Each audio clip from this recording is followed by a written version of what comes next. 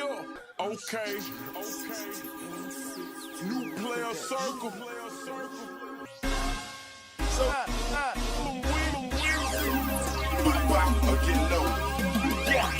living the real American Black experience to see whether they shared the viewpoints of a lot of the public representatives, the now net.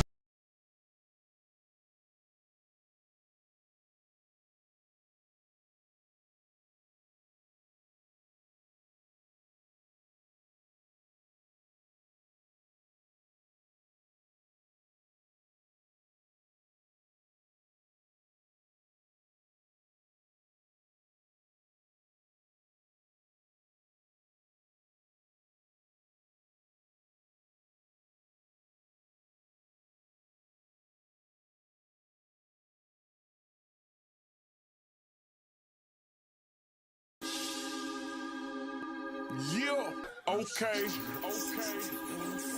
New player circle. So,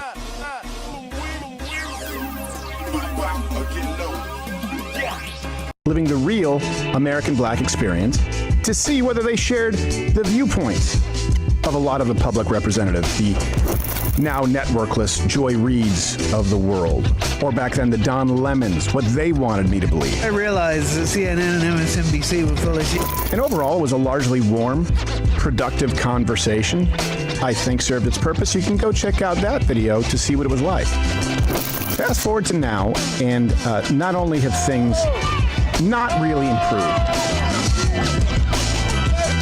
and according to many Americans, they're markedly worse. And if listening is important, I noticed that a lot of white Americans felt pushed to a point that they weren't even fully comfortable expressing. But for the most part, when they did, their communication was pretty restrained. Then it was dialed up to near boiling point with the recent cold-blooded murder of Irina Zarutska. The unthinkable happens. You see Brown pull out what officials say was a pocket knife. He unfolds it, then stands up behind Zarutska. What we aren't showing you is the moment where Brown then stabs Zarutska several times and walks away. And that murder taking place at the hands of a black man who was arrested at least 14 times. Okay, before we get to anywhere, right? Before we go any further, I just want to point out, give me 1 second. Just give me 1 second before we get any further. Before we get any further, like, can we just...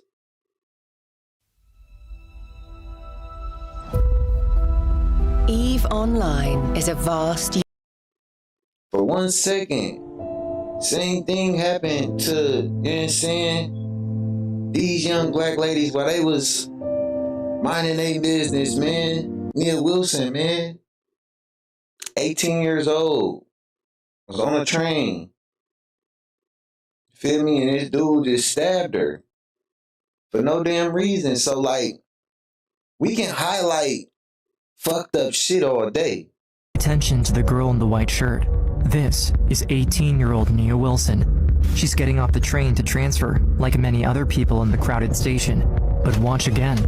This time, don't look at the girl. Instead, watch the man behind her in the white and gray hoodie. He follows her off the train, pulling his hood down and taking off his sunglasses. He looks around, as if to plan an escape route. Then, he reaches down, pulling something out of his pant leg. Look closer. The item he pulled out is a knife. He quickly covers it up with his sweatshirt, but he has it at the ready, and no one else in the busy train station has noticed. The girl he's following, Nia, is on her way home with two of her older sisters, Tashaya and Latifa. They just called their dad to let him know they should be back soon, and they wait for the train doors to open. But moments later, the man attacks. Taking advantage of the panic that follows, he blends in with the crowd. He runs down the stairs and exits the station, running through the gate before seeing police outside.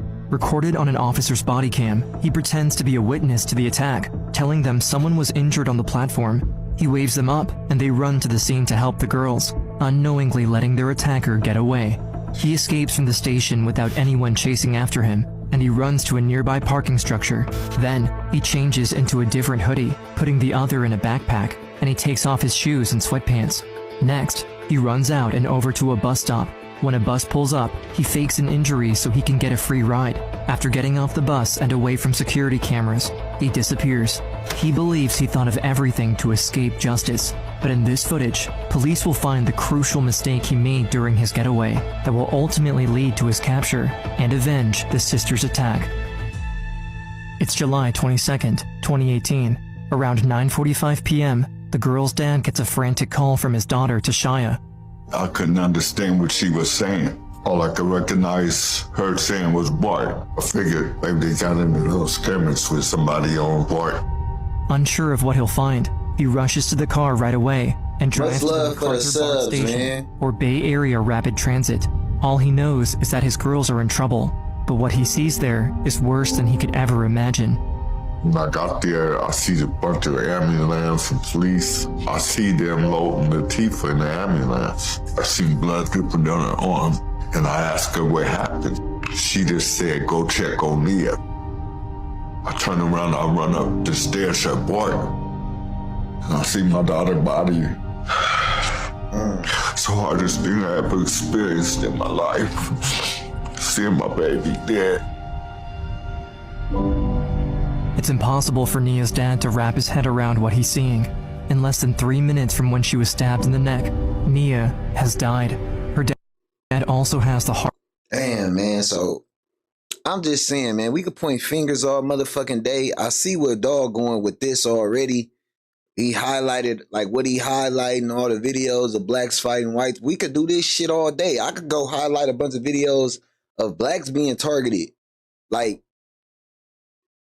I see what kind of shit dog on already. I see what kind of bullshit he finna be on already. We gonna let him cook though. But I just had to play that though. Shout out to the families of Nia Wilson, man. Prayers out to them. Condolences for the loss of that young lady, and condolences for the loss of the other young lady, Ayana. You feel me? It's all fucked up.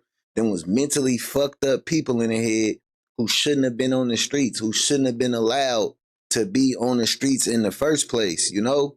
So that's a problem for the justice system, though. That's not the point at an entire fucking race. But we gonna let dog cook. We only 3 minutes in. And released largely in the name of racial justice, spurred a reaction from white Americans that, frankly, is unsurprising. And truth be told, for young white Americans, is understandable. And it would be doing America no favors to completely ignore the discontent of young white Americans who, if you listen to them, definitely will make the case that they have been vilified and asked to foot the bill for original sin or crimes that they've never committed. They owe each of us $300K. So I don't care how they get the money. That's not my problem. I just want my money. A debt is owed. You owe a debt. You have to pay it. And if you marginalize that entire segment, that voice of the country, that will lead to quote-unquote radicalization. And if this country wants to avoid that, or at the very least, as we've done in the past, understand that there needs to be a major course correction in the approach to communication. That needs to go both ways. And that's why this time, I didn't visit the barbershop merely to listen, but to communicate a very real set of grievances that could bubble into massive consequences. This one goes a little bit of a different direction compared to last time. This is Black and White on The Gray Issue.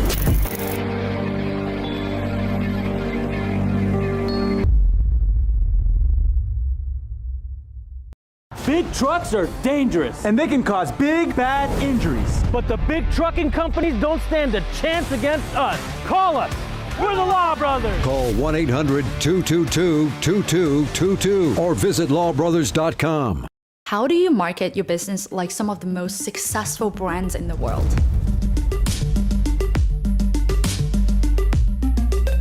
It's actually not as hard as you think if you know the right strategies. So in today's video, I'm gonna review the exact strategies that these top 1% brands use and how you can pull them off with this one tool. Whether it's sportswear, furniture, or jewelry, so often we make a conscious decision to buy from a specific brand over others, even when there are dozens of other similar options. Yet we go out of our ways to buy from these brands over others. Why? Because people don't just buy products, they buy brands. And strong brands are built on showing up consistently across every single post, every single platform, and every single campaign. So how are they able to stay so consistent? Well, they plan it strategically using tools like Hootsuite. By the way, I've linked it down below if you want to check it out. By the way, this video is sponsored by Hootsuite. This is a tool that a lot of big brands use to power their marketing. But just a heads up, the brands that I mentioned here aren't necessarily Hootsuite's customers. They're just examples to help illustrate how top-tier marketing works. So back to Hootsuite. Think of it like a marketing command center. And inside, there's a planner, which they use to map out every single content in a simple calendar view, sometimes weeks or even months ahead of time, across all of their channels like Instagram, LinkedIn, TikTok, and etc. And then there's the approval workflow, where every single post will be reviewed by the right people in your team before they're live, whether that's your manager, compliance, or legal. That way, it reduces the chance of off-brand content slipping through. And once everyone's happy and approves it, Hootsuite will then automatically publish everything. Even though this is an automated process, but with full control at every step of the way, which is why these big brands are able to stay so consistent and so on brand every time they show up. Let me show you something really interesting. Just the past 30 days, one of the most well-known sportswear brand got mentioned over 1.2 million times online. What's even more interesting is that on June 15, the internet exploded. Mentions jumped over 240% overnight. What is going on and how do I know all of this? No, I didn't waste hours doom scrolling through comments. They use something called social listening. So what is social listening? Well, it's a very powerful tool that all the biggest brands use to monitor precisely who's talking about them, what are they saying, and even how people feel. And all of that happens in real time. And there's one right inside of Hootsuite that you can use for your brand. Now, before I explained what caused that spike that I mentioned earlier, let me quickly show you how this social listening tool works. You can track every single mention of your brand here, not just on social media, but on blogs, forums, news articles. Basically, if people are talking about you online, you would know. You can also instantly do vibe check. Are people loving it, hating it, complaining, or they're neutral? That's called sentiment analysis. It helps you know when to lean in and when to pause. You can also keep an eye on what your competitors are up to, what's working for them, what's not. So you're not just playing the game, but you're playing it smarter. You can spot troubles instantly before it turns into chaos. Like if there's a spike in negative comments, you can just jump in and handles it before it turns into a PR nightmare. Now, speaking of that, let's get back to the spike, shall we? So it turns out that the spike was caused by a controversial collab between the brand and this high-profile public figure, one that unfortunately didn't sit well with part of their global audience. The movement triggered a massive wave of criticism, but because the brand was already listening and monitoring the conversation in real time, they were able to catch it early and understand why it was happening. As a result of that, they could immediately alert the PR and social team, pause any social content that could potentially add fuel to the fire, and prepare responses that can directly address the concern. So that's an example of crisis management, but besides that, there's a lot more that you can do with Hootsuite's social listening tool. You can see exactly which influencers are driving the conversation. You can pinpoint exactly which demographics are most engaged. You can even find out exactly where in the world those conversations are happening. Bottom line is, successful brands don't guess, they listen. You've probably seen these insanely creative marketing campaigns and think to yourself, wow, whoever came up with these ideas deserves a raise. Yeah, they aren't just genius and memorable, they work. We're talking millions of shares, headlines everywhere. Big brands don't randomly come up with content ideas. They use data to guide their creative decisions. They test, they track, and they analyze until they found something that works. And you know which tool makes that possible? Well, one like Hootsuite Analytics. Here's how it works. Inside the Hootsuite Hootsuite Analytic dashboard, you can instantly see things like which posts are driving the most engagement, which content performs better on different platforms, even the exact time when the audience is most active so they know when to post precisely for maximum reach. Wait, it gets better. You can also spy on your competitions. Using the competitor benchmarking inside Hootsuite, you can peek into exactly what your rivals are doing, what's working, what's flopping, and with that information, you can adjust your strategy accordingly and stay ahead. Then there's industry benchmarking. This shows you exactly how your social performance stacks up against other giants in the industry. You can instantly spot if you're ahead, behind, or right on track. Plus, you can whip up professional reports using one of these beautifully designed templates, making it super easy to share wins and insights within your team. The top 1% brands don't succeed because they guess better. They win because they analyze better.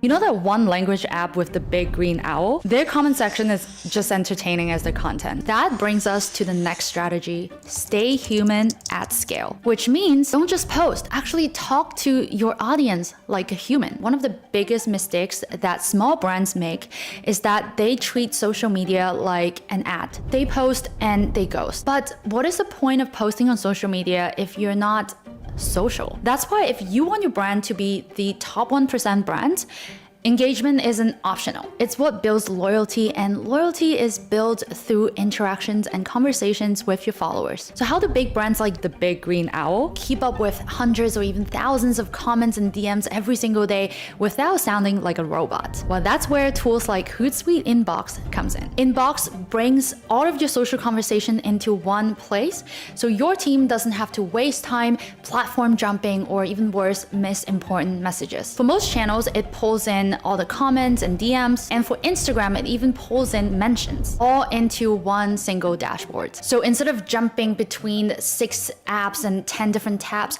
your team can just work from one dashboard. And the best part, you can filter messages. Like, let's say if you want to only see unanswered DM or priority comments, you can assign messages to specific team members so nobody's stepping on each other's toes. You can see exactly what's been handled and what still needs response. It's super clear. And when it comes time to reply, you don't have to copy paste the same thing for like 50 times. You can create reply templates that still feels personal and tweak it before you hit send. And that way you can still respond super fast but without sounding like a bot. So if big brands with thousands of comments and messages can still show up and respond like a human, there's really no excuse for small brands not to do the same or even better. Because when someone takes their time to comment, message, and mention you, and if you don't respond, honestly, that's one of the most expensive mistakes that a brand can make.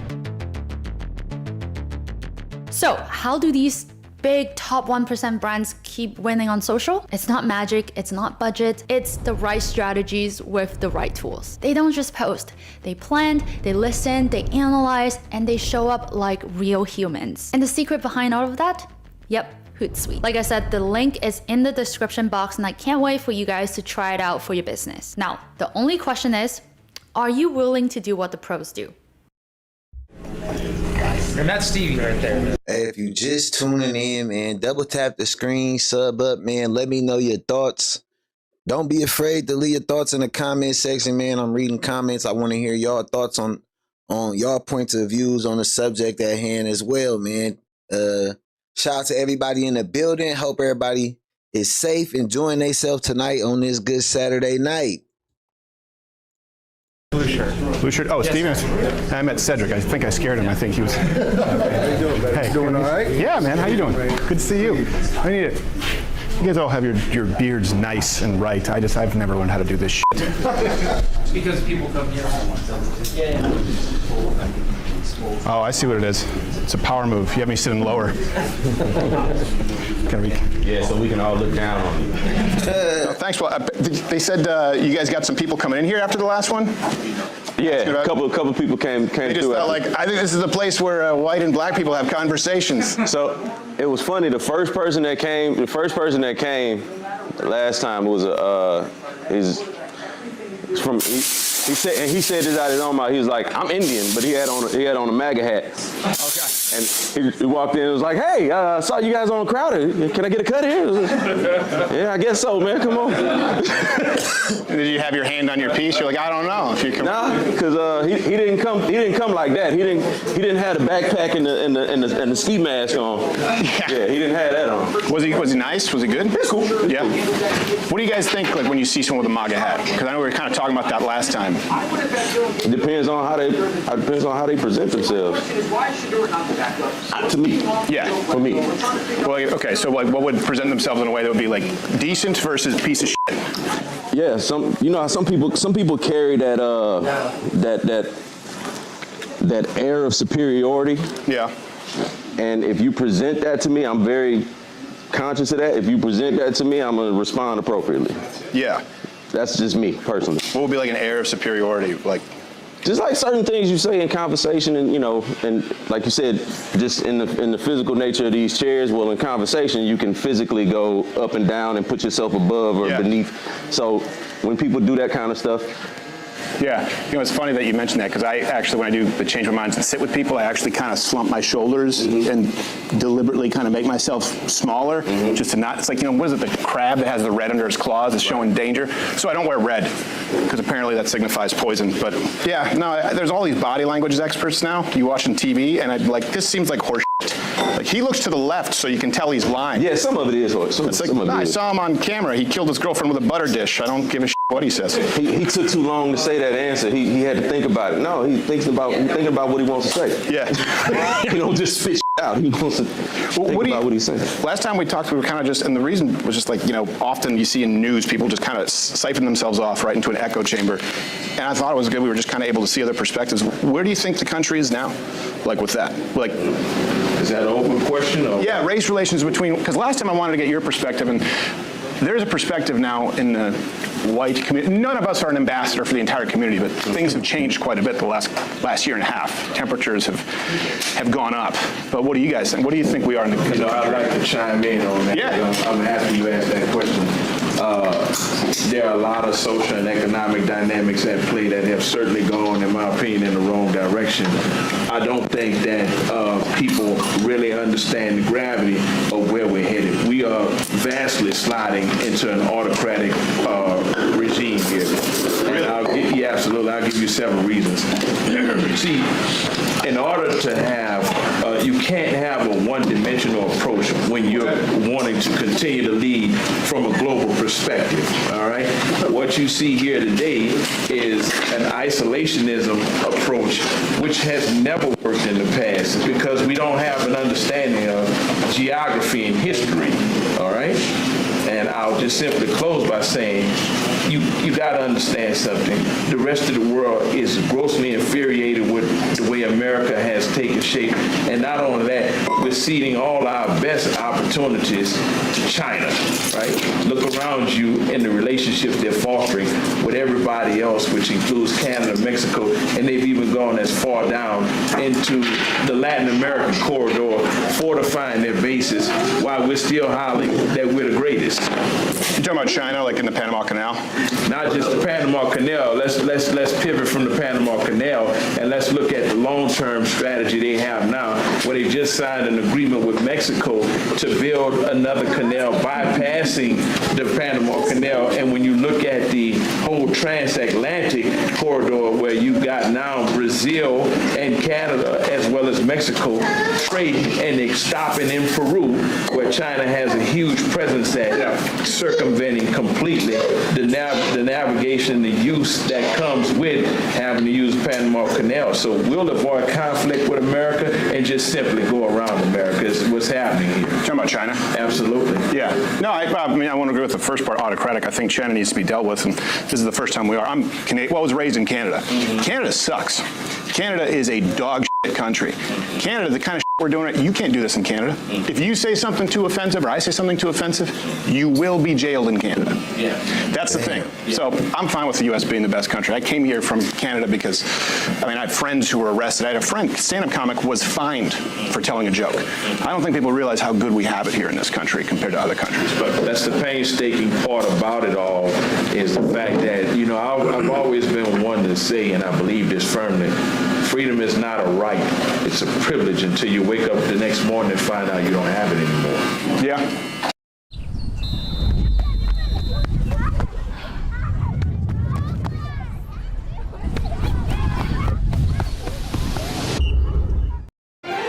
What's the secret to peak health? Going micro with Noom. Micro habits, micro wins, even microdose GLP-1s. Micro? I can do micro. With Noom, we all can! I'm doing it. I'm going micro. I can do micro. It's micro season, baby! Micro changes, big results. Get started at Noom.com. Do not micro poop on my shoulder. It also comes with duties. That's what I was about to say. It also comes with responsibilities because while we free to speak and say what we want, and I went to Montreal a few months ago, so I know exactly what you're talking about. Bet you saw a lot of tits on signs. That's all it is. No, I didn't. It's just strip clubs. Our Times Square is a giant strip club. It was a couple of them. Yeah. But no, like there is responsibility and like everybody's from different places, different backgrounds. Some of us from certain backgrounds know like running your mouth too much in a certain space can get your ass whooped. Yeah. Like, you free to say what you want, you're just not free from the consequences. Like, the consequences that come with you saying the wrong thing at the wrong time to the wrong person. Yeah. That's a facts. And that's where we all have responsibility mouth. what we say and when we say it. Do. The problem, and that's, I was kind of talking more domestically, the problem with that idea is a lot of people are offended by different things. And so people get their ass whooped for something they didn't say, right? That's the real thing. I don't know if you guys were following the stabbing there on that train in Charlotte, Irina Zarutska. Last time I was asking where you guys thought we were, you know, as far as in the country relation. Like, have you guys heard of the term black fatigue? Mm-hmm. Yeah. You guys know what that means? Since the last time you came, that's become a thing. Yeah, I was about to say, that's just become a recent thing. And do you know what it means? I'm not sure. I'm going to ask that. It's a term that's being used by people in the white community, by and large, again, saying they feel like they've been victimized and they're tired of taking that shit. I'm tired of you niggas. Say what you really want to say, bruh. I ain't gonna be mad at you, bruh. It's good. Say what you really want to say, man. Much love on the sub, man. They say beauty just sub, much love, appreciate you. Hey, say what you really want to say. Look, we sick of you niggas. We had a meeting about this shit before we start seeing it online. I'm sick of these niggas too. I'm sick of these niggas. We suffer from black fatigue too, brother Steven. Sometimes we sick of each other. We suffer from fatigue. Everybody, people ain't shit. Don't just try to put us off like, oh, niggas is we victimized by these niggas. These niggas is victimizing us because we white. Reverse racism? Is that what's going on in this country? Is black people using reverse racism to get back at white people who did nothing to them? Who I ain't did shit to your black ass. I ain't did shit to your black ass. No, I ain't giving you no damn respirations. Nah, my taxes ain't paying no respirations. Fuck that. I don't give a fuck. I don't even like my grandpa. I don't give a fuck. I don't like my great-great-great-great-grandpa. Fuck that nigga. I ain't never met him. Fuck I'm supposed to pay you, you niggas for? You feel me? I like how Crowder grabbed a lot of ignorant shit, though, to put us on a platform and say we some ignorant motherfuckers. That was crazy. I see what you did there. Yeah, you went and grabbed the ignorant lady to say, what she say? I don't care where they get the money. Just give us the money. You feel me? That shit crazy. I see what the fuck you did there. We got 353 people in the building. Double tap the screen, hit the sub button. Let us know your thoughts on the subject. Black fatigue. Do you suffer from black fatigue? That's a good question. Do you suffer from black fatigue? If so, drop a comment, man. If you suffer from black fatigue, if you tired of reading niggas too, let me know something. Let me know. Hashtag black fatigue in the comment section. If you suffer from black fatigue. Tired of these niggas, man.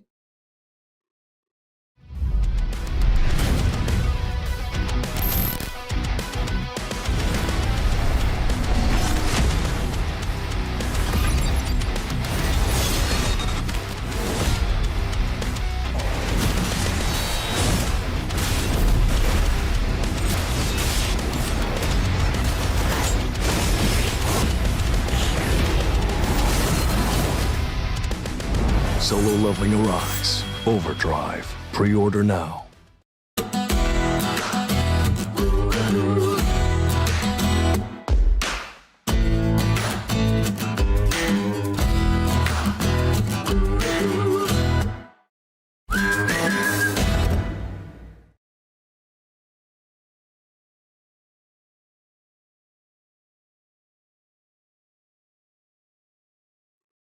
and what we say and when we say it.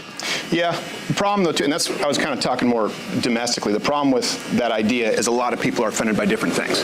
And so people get their ass whooped for something they didn't say, right? That's the real thing. I don't know if you guys were following the stabbing there on that train in Charlotte, Irina Zarutska.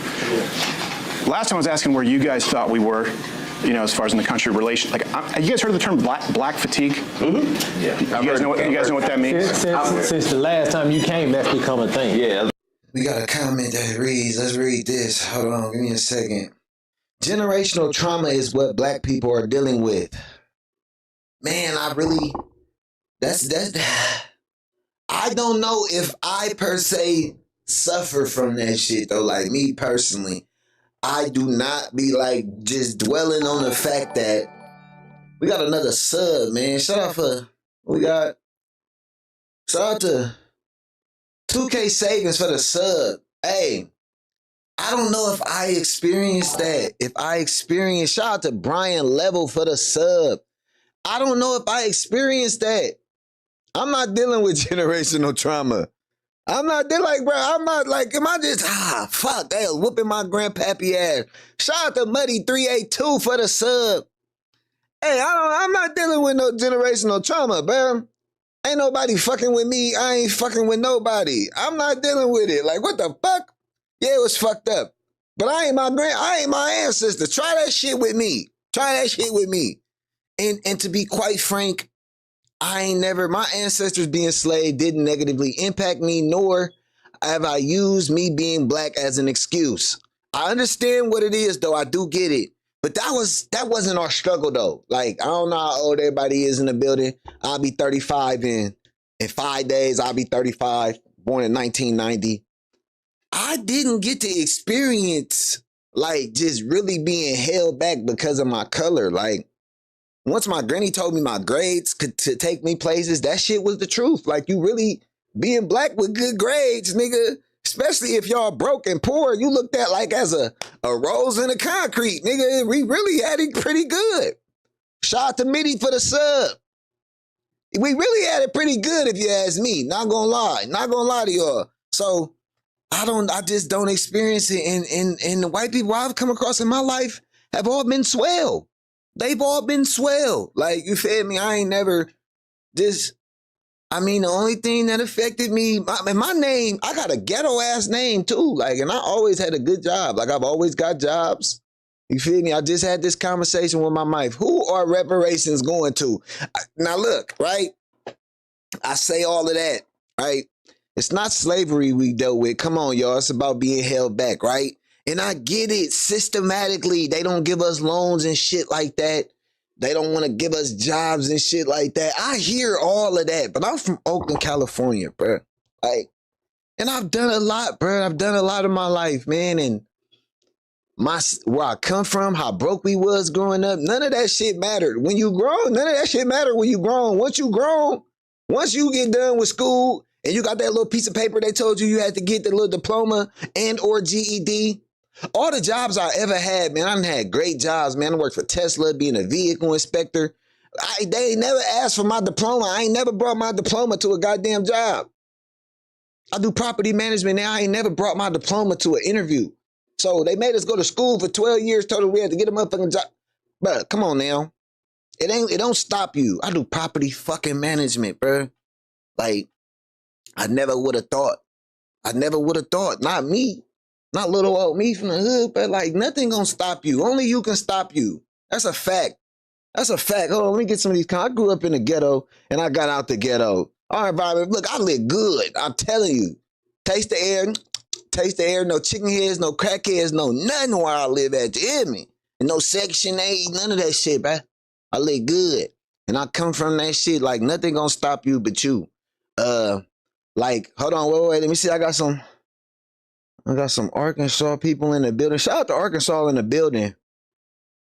My moderate to severe Crohn's symptoms kept me out of the picture. With Skyrizi, feel symptom relief at 4 weeks. Many people were in remission at 12 weeks, at 1 year, and even at 3 years. Don't use if allergic. Serious allergic reactions, increased infections, or lower ability to fight them may occur. Before treatment, get checked for infections and TB. Tell your doctor about any flu-like symptoms or vaccines. Liver problems leading to hospitalization may occur when treated for Crohn's.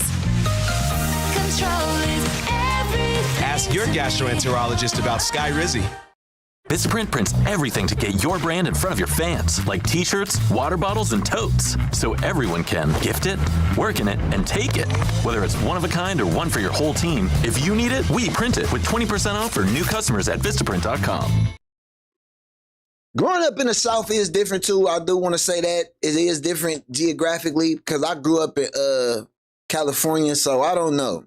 It is racism down south is a lot different than California. I do want to say that. Because when I went to North Carolina with my people, the police was different. People do act different around the police. What I do in Cali, I couldn't do in North Carolina. The mindset shift, honestly, I look back what I came from and said I ain't going back. It's a mindset shift, bro. You got to change your mind. I got Illuminati tatted on my stomach when I was 19. I was 19 years old because I just was... Kill Illuminati, kill the thought of Illuminati, kill the thought that it's some great organization designed to stop you from being great. It's some great mass of rich niggas that's gonna stop you from getting what the fuck you want in life. Get the fuck out of here.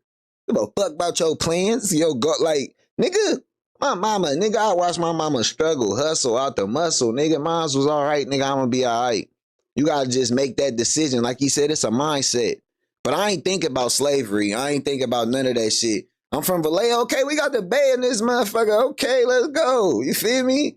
Mac Dre is the best rapper ever. I don't give a fuck. Let's argue. Don't nobody want like Mac Dre, nigga. My mama. It's Tupac, then it's Mac Dre. Tupac above the list, and then it's Mac Dre. I ain't gonna. That's another story though. Let's get back to this Steven Crowder guy with the black fatigue. It's just become a recent thing. And do you know what it means? What do you say? Last time I was asking where you guys thought we were, you know, as far as in the country relation. Like, you guys heard of the term black fatigue? Mm-hmm. Yeah. You guys know what that means? Since the last time you came, that's become a thing. Yeah, I was about to say that's just become a recent thing. And do you know what it means? No, I'm not sure. I'm going to ask that. It's a term that's being used by people in the white community, by and large, again, saying they feel like they've been victimized and they're tired of taking that. Victimized? You know, that was a girl who was dying alone in public. And that was a guy who was let out 14 times. 14 times, including violent crimes, in the name of racial justice, right? He didn't have to post bail. He didn't have to appear back in court. This is not the first time he's assaulted someone. How do we know that was in the interest of racial justice as opposed to just being because the judge said it. A fucked up attempt at justice, period. Yeah. Like, the legal system has its flaws. Yeah. And people have been making complaints about that for decades, right? But that's just, to me, that's a mental health thing more than it's a black and white thing. Well, I'll tell you why, because white people are saying it now. Right. Not just, white people are saying, hey, we're in makes it a bigger thing. Well, because, you know, white people are 12 times as likely to be killed by a black person the other way around. I'm just going to shoot you straight. It's not even close. Where? Across the country. Where? So with that statement right there, right, they like white people are 12 times be killed by a black person than the other way around. Solo Leveling Arise. Overdrive. Pre-order now.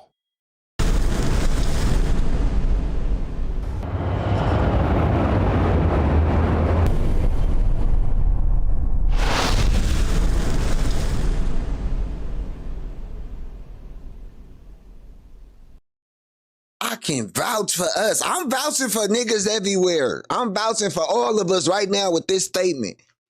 I swear for God, white people.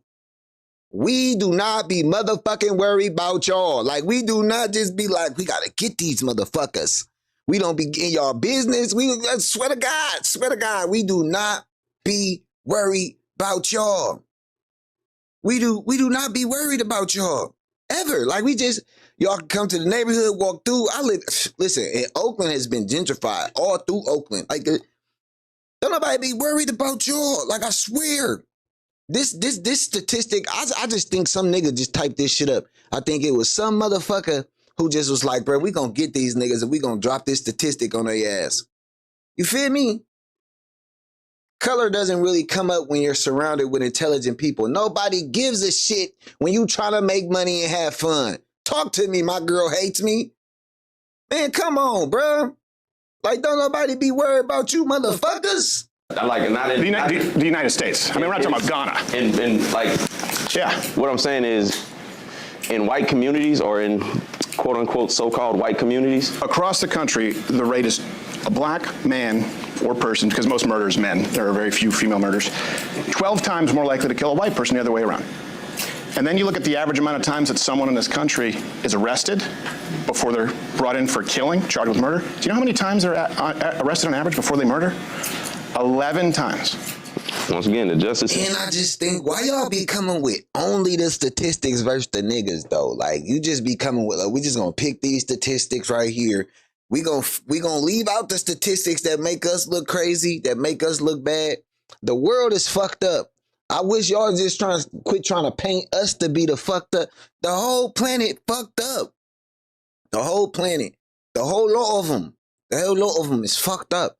It's fucked up individuals out here. Godless motherfuckers that don't fear God. Motherfuckers that just don't believe in karma. None of that. They run around this motherfucker. You feel me? Like I said, you ain't gonna go to hell, nigga. You living here. You gonna have to live here forever. This is hell right here. And yeah, this crazy. The motherfucker be trying to demonize us like we the only ones out here doing fucked up shit. Like, this is what they call the raised baiting shit. Like, you come in with this shit because it's their system and they do what the fuck they want with us. That's why I don't give a fuck about their statistics. Nigga, I'm supposed to take a statistic coming up from you when you type. Bauer tools give you the confidence to take on challenging home projects. With hundreds of corded and cordless tools and accessories, Bauer enables you to complete tough vehicle maintenance and repairs, manage difficult landscaping projects, tackle demanding home renovations, and even turn your garage into a workshop. For all your current and future projects, Bauer is ready to deliver. Bauer, heavy duty guaranteed.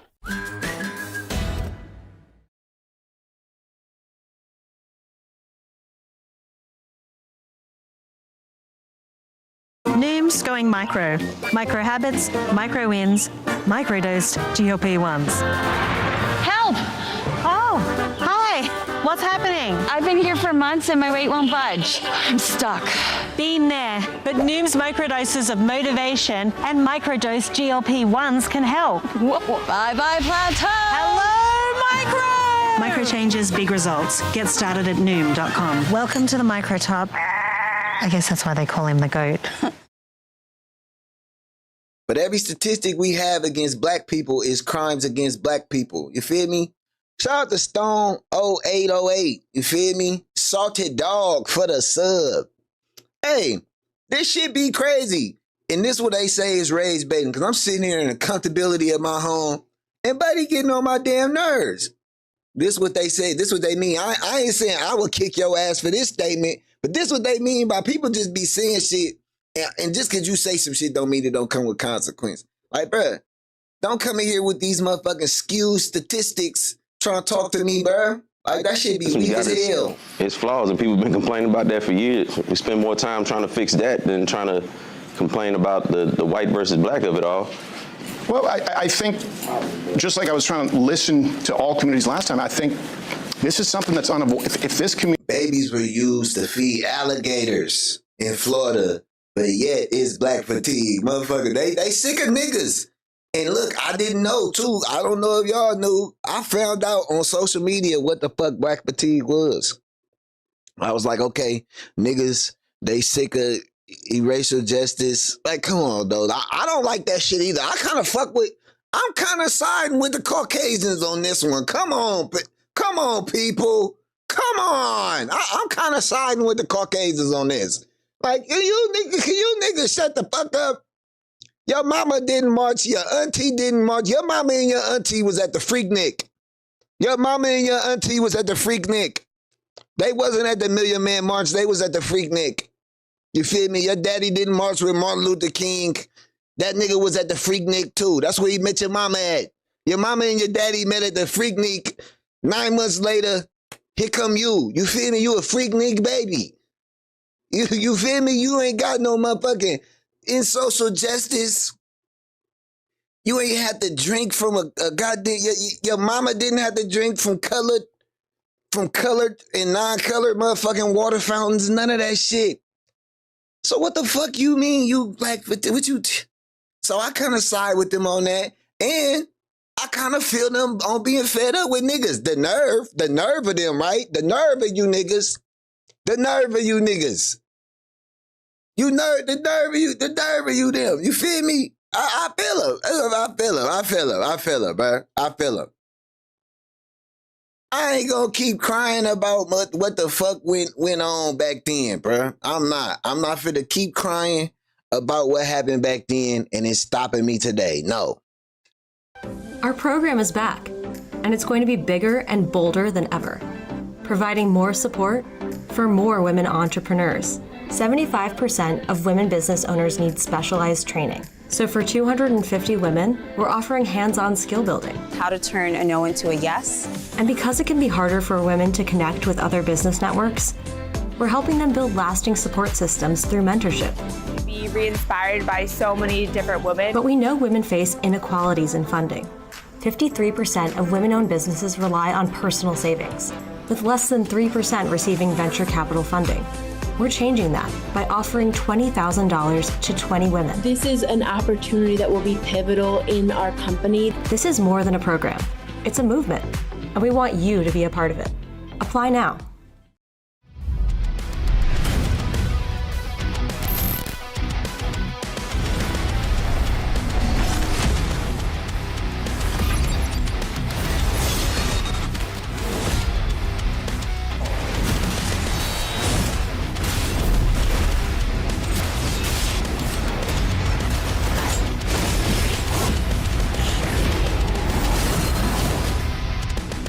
Solo Leveling Arise. Overdrive. Pre-order now.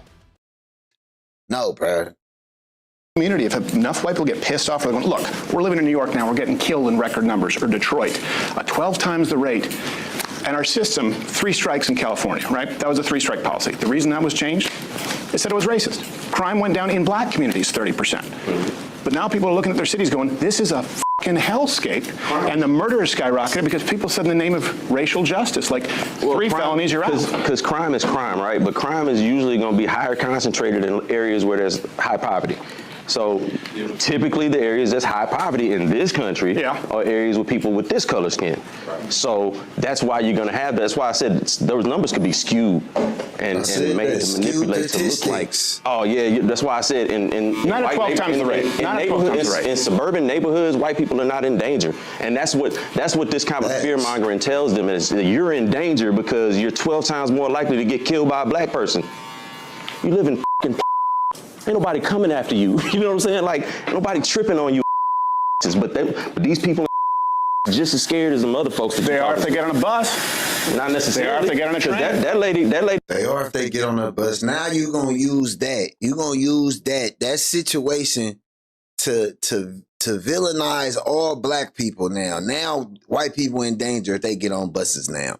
Ain't that about a bitch? Ain't that about a bitch? That's crazy.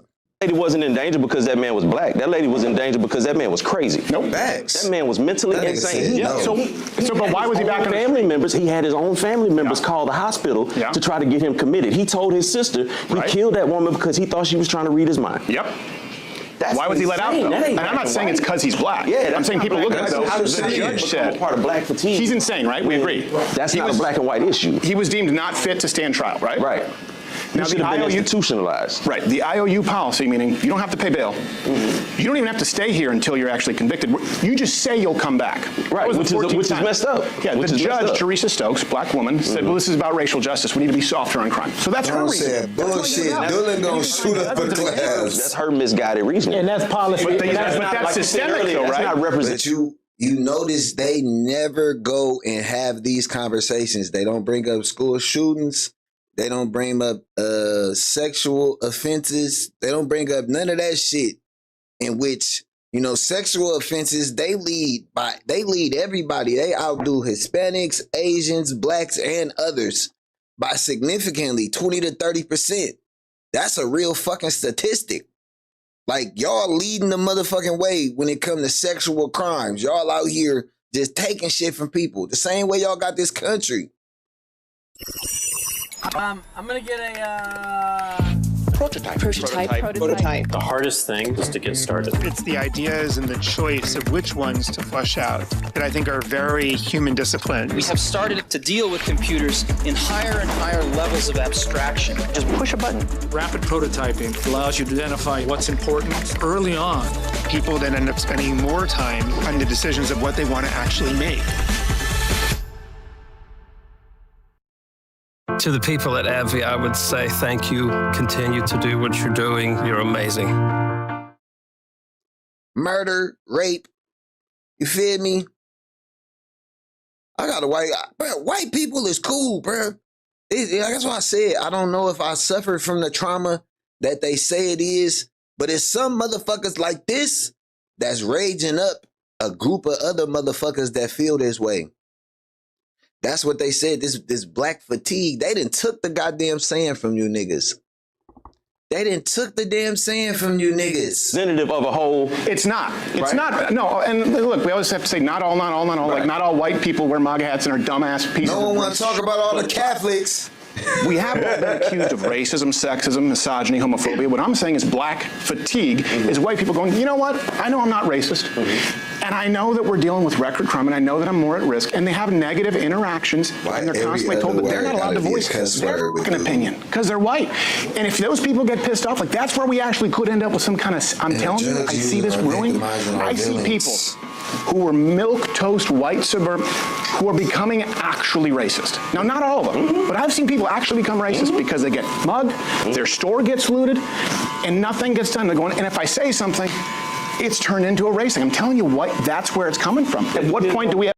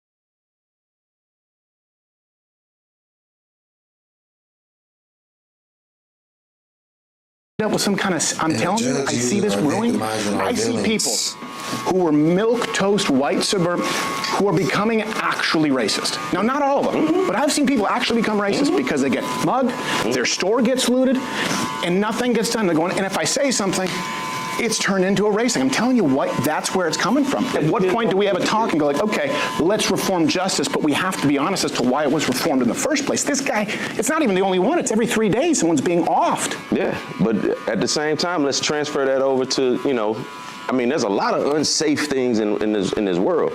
Like getting mugged by a black person is not the paramount unsafe thing. There's school shootings, there's road rage, there's all of that shit. Yep. And the primary people that commit a lot of those are people who don't have this skin. No.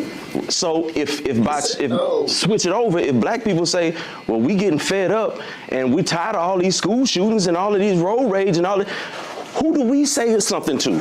Who hears our voice? And when does the white fatigue kick in? When does the white fatigue kick in? Well, we've been hearing about white, that's the point, right? We've been hearing about it all our lives, about white fatigue, about systemic discrimination. But nothing's ever been done. That's the problem. It has been done. That's why we've done systemic justice reform that has led to more crime, right? That's the reason for no three-strike policy. That's the reason for cashless. So his argument is that because... When does knowledge become powerful? When it guides you with a purpose, making dreams a reality. At TCU, we are by your side, empowering you throughout your life, helping you plan, save, spend, and borrow. Travis Credit Union. Knowledge is power. Big trucks are dangerous, and they can cause big, bad injuries. But the big trucking companies don't stand a chance against us. Call us. We're the Law Brothers. Call 1-800-222-2222 or visit lawbrothers.com. Racial reform, because of black people, social injustice cries, has now led to more crime. That's this man's argument. Reverse racism has led to more crime. So basically, the cries of black America have bullied the justice system into softening up, which has led to more crimes. That is insane.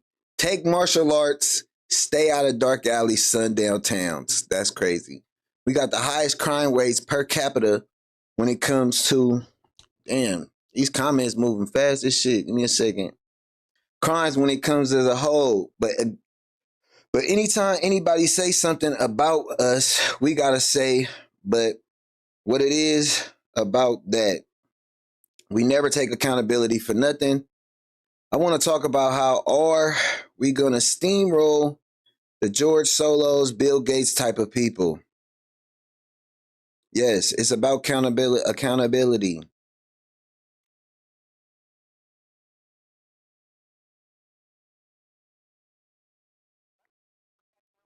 The reason for it, in the wake of Black Lives Matter, George Floyd riots, Summer of Love, was we're going to reform crime, we're going to reform the justice system, and it's gotten worse everywhere it's been. And then when white people leave those neighborhoods, well, now it's white flight. If they come in, it's gentrification. And I'm telling you, there are a lot of people who are pissed off, and they're not going to sit down and have this conversation and be real about it. And they're going, well, what happens when someone has to keep their mouth shut about everything? It's not even a race thing. Stop being soft on crime, for sure. If a motherfucker do some shit, lock their ass up.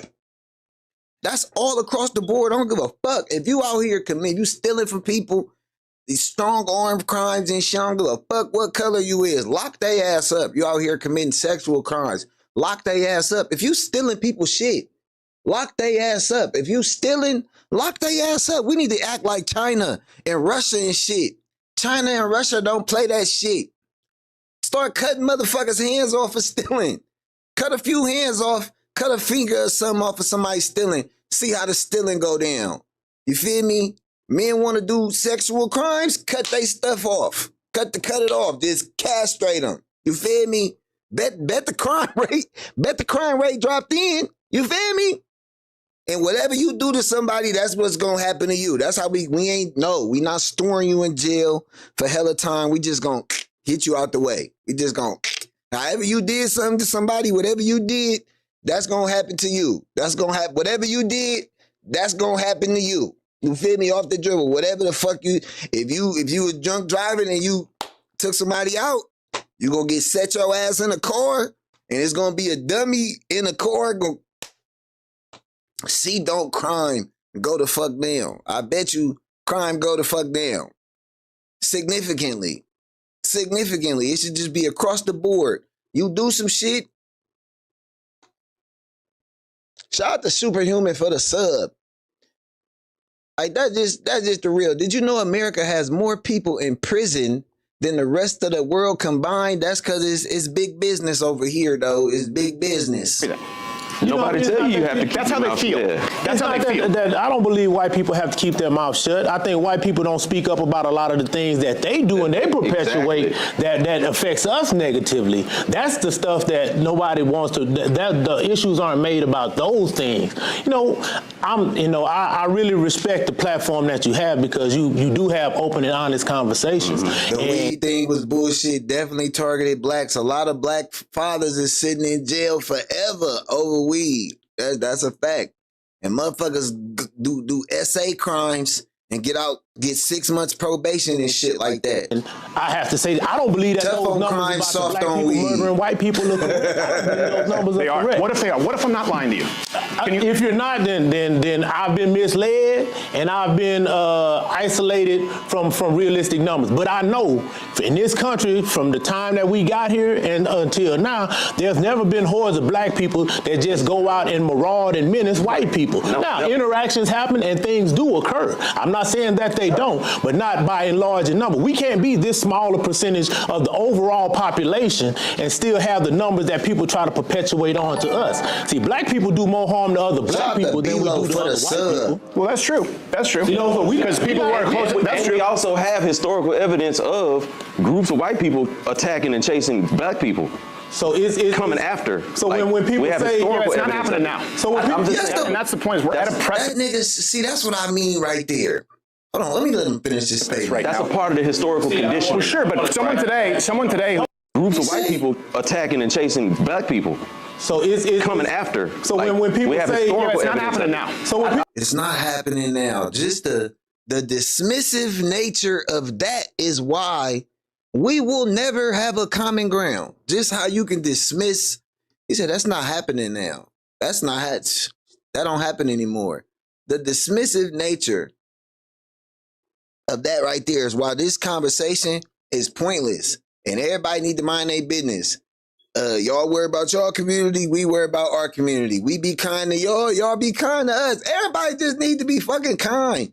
And really wake up to the fact that they tricked us with this divide and conquer shit. Black, white, all that shit, bro. On the real, bro, we all the fucking same. We all going through shit. We all stuck on this fucking hamster wheel. And we all just trying to get the fuck by. We all just love our families, taking care of our kids and shit. We all won. You feel me? We all won. William Jones just subbed. Shout out to the William Jones for the sub. We all won, goddammit. And the sooner everybody motherfucking realize that, we'll all be all right. But it's going to be hard. Now that this Charlie Kirk shit didn't happen, it's a bunch of little mini Charlie Kirks. It's a bunch of niggas that want to take the torch to stir the pot in America, to rage bait us into believing that we are against each other. That's what's going on right now. They're rage baiting us to be against each other when it really ain't no problem. Ossip is a small farm-to-table restaurant in the English countryside. We are a Michelin star. People travel even countries to come eat dinner here. As a head chef, I've moved to the countryside just to work at this restaurant. We have our own farm in which we grow a lot of our own produce. You kind of really have to plan your menus according to how farmers grow their crops or how they raise their animals. It really lets nature tell you what you need to put on your menu.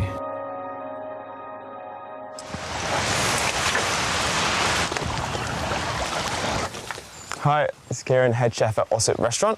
We're going to start our day today by foraging some wild garlic. We're here in Bruton in the English countryside. We're about 10 minutes from the restaurant, so let's get to work. This is Guinness, by the way.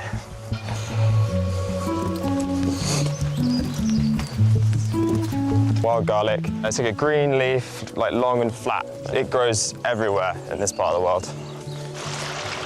In London, we'd have to buy the wild garlic from local suppliers. Obviously, this is a lot cheaper and you get it a lot fresher. These ones you can make oil out of and they're really delicious. You make oils and soups. But if you're going to eat them raw, you want to use the fresh, new, young shoots. This wild garlic is going on the chicken pitifie dish. We dress it in its own oil and it just goes nicely on the plate. And with these shoots, the best way to kind of get them out of the ground is just to use a pair of scissors. If you're pulling at them all the time, you can damage the plant. So that looks like it's enough for a couple of days. It's almost 8 o'clock, time to go back to the restaurant and do some real work.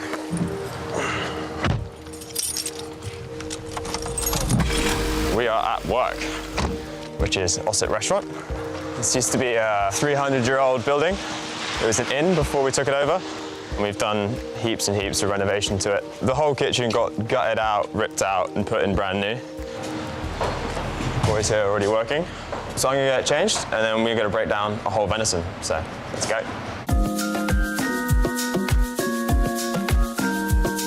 So this is the prep kitchen where all the real work gets done. I'm gonna go grab the venison and we'll get started. So this came in last night, actually. So yeah, super fresh. It's a big old boy. So we'll get this whole animal every week. For me, I think it's really important to take whole animals as much as you can. There's way more that you can do with them. You can be very creative with using kind of waste cuts. The less things we can kill, the better, in my opinion. So it's from the Thornbury estate. It's a 30-kilo fallow, grade A headshot. So we have a guy called Matt.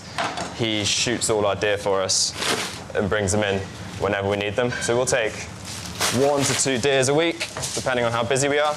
Making the most of it should last us. So I'm going to take the back end off first. I'm just going to get the knife at the lower base of the back, cut through until I get to bone. So you want to use the knife for soft tissue and then only using the sword just to cut through bone, because you want to keep the cuts and the flesh nice and clean. Otherwise it's going to turn into shredded tuna, essentially. So this is pretty much the back end of game season. We use venison pretty much from November through to late February. So this is for our main venison dish. It's a 2-step dish. We use the heart on top of a little taco, and you kind of eat that, and then it's like a secondary course. The rest of the meat comes, and we serve it very simply. We have each kind of component on the plate, which would be the belly, the sausage, the loin, but really it's kind of focusing on the venison and not messing around with it too much. So it's obviously got its own very gamey taste. It's very lean, even though this one here, I'd say, is especially fatty, which is really good. This is why we get the best venisons in. It doesn't have the same marbling as beef, but it's very tender. It's got a kind of stronger flavor profile. This is a female, so it's a doe. The does, in my opinion, are a bit better. They're a bit more mild. You can get the stags in the wrong season when they're kind of full of adrenaline, fighting each other. You get this really strong flavor that I don't really like. So this is a tenderloin. If this was beef, this would be the fillet, or the filet. Obviously, it's a venison, so it's a lot smaller. The bottom side will have this kind of layer of silver skin. Silver skin is just a layer of sinew that's connected to the loin.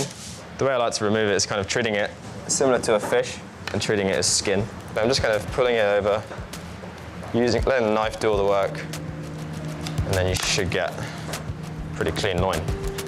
The way kitchens work, or a lot of kitchens work, is that you start on like maybe a cold starter section or a larder section, and then you'll move around the kitchen, and usually the most experienced kind of chef de partes, you call them line cooks. Black people ain't got no problem with y'all, and I swear for God, white people ain't got no problem. Everywhere I go, when I travel, white people love me. Only one NY, just much love, man. Everywhere I go, they love me. I have a good damn time. I done went to school. You on the West Coast. Oregon is one place that no nigga should be. Bro, 9 times out of 10, something happens to a black person. It's perpetuated by a black person. I lost too many people and seen too much. The KKK ain't in the hood hitting cribs. That's a fact. And that's why I said I can understand black fatigue, because I be sick of niggas too. That's just a fact. I get them. So I ain't mad at you. That's why I don't be mad at Trump. Let me know how you feel. Let me know how you feel. Why they always have these debates with average people that won't have actual stats to do it, to make their point seem right when they're wrong? Because It's rage baiting. That's why I put in the title. They know what the fuck they doing. It's business to them. It's business. What we doing right now, how I'm here viewing this, talking, and we having this conversation. That's what it's meant to do. It's meant to have people in the comments, you know, expressing themselves. The comments and things he says is meant to make you feel a way. Yeah, go ahead. Go ahead. The only thing I ain't said yet is the N-word with a hard ER. That's the only thing I ain't said yet. Like, you go to the Myrons, if you go on Twitter, bro, they on Twitter talking crazy about us colored folks. It's a group of people who their genre is just disrespecting the black community, and they stirring the pot. They got they people that feel the way they feel, that share their ideologies, and they sharing that shit, they commenting, they expressing themselves. So there really is a social divide going on in America as we speak right now. And this kind of shit right here, them going to speak with average people. And I don't want to call these brothers average, no disrespect to these brothers, but I understand what you're saying. Why you ain't going to go talk to somebody who study this shit like you do? Somebody who let me do my homework real quick. Let me get the numbers and shit. Because you come in here with your homework and whatever, you feel me? And go sit down with somebody who do what you do. The thing is, we as blacks have black fatigue, but we discuss it with others, other races, down their races, but will not discuss it with us. They discuss it internally, fix their issues, and point at ours. That's a fact. Let me see. Hold on, we gotta get some of these comments. Let me read some of these comments. Shout out to everybody in the building, man.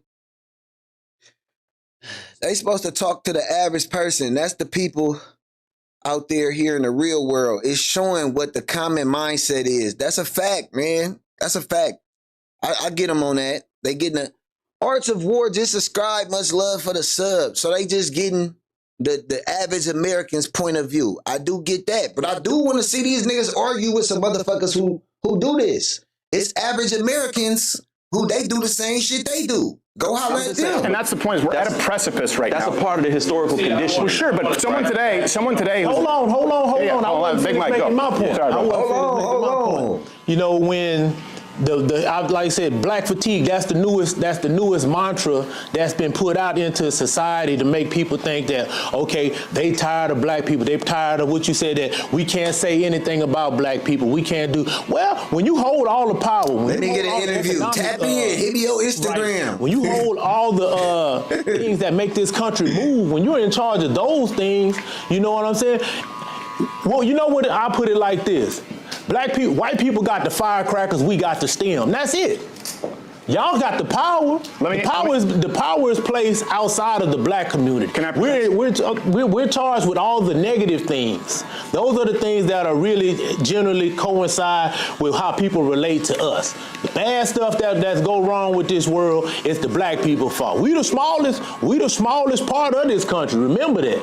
You know what I'm saying? Beside the immigrants that come here, we have been tasked with the negative, the criminal, the immoral. That's us, and that's what we consider. That's white fatigue. But you know what we do? We just say that's just how it's always been. So we don't make up words for it or terms for it. So now you have a frustrated group of white constituents that feel like, oh, we can't say anything. We have to do this. We have to do that. So you don't be deemed as that. Well, if you wasn't that in the beginning to start with, there would be no need for the reform or the feelings that you have. You can't say anything about, because you done treated us like shit for so long, and people finally stood up and said, hey, you got to stop treating us like shit. Now that you want to feel like, you know, things aren't going in the manner politicians all across the country, in the majority of the places they are in charge of, look at the states. What I mean by that is, if we're trying to understand it, you said you have power in all those institutions. Yes. What if, for example, you have an entire generation of people, young white men. I'm 35 white dude, grew up in the hood, so I have a pretty good perspective on things that go on. We'd make a good podcast. I said I was going to start having people come on, man. I'm going to drop the link so people can come on and kick their shit, man. You feel me? People can come on, man, and kick their shit. Blacks too envious of other blacks. We can't get our shit together.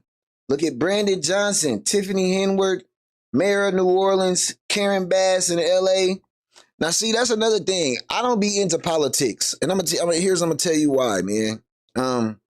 Noom's going micro. Micro habits, micro wins, microdosed GLP-1s. Help! Oh, hi. What's happening? I've been here for months and my weight won't budge. I'm stuck.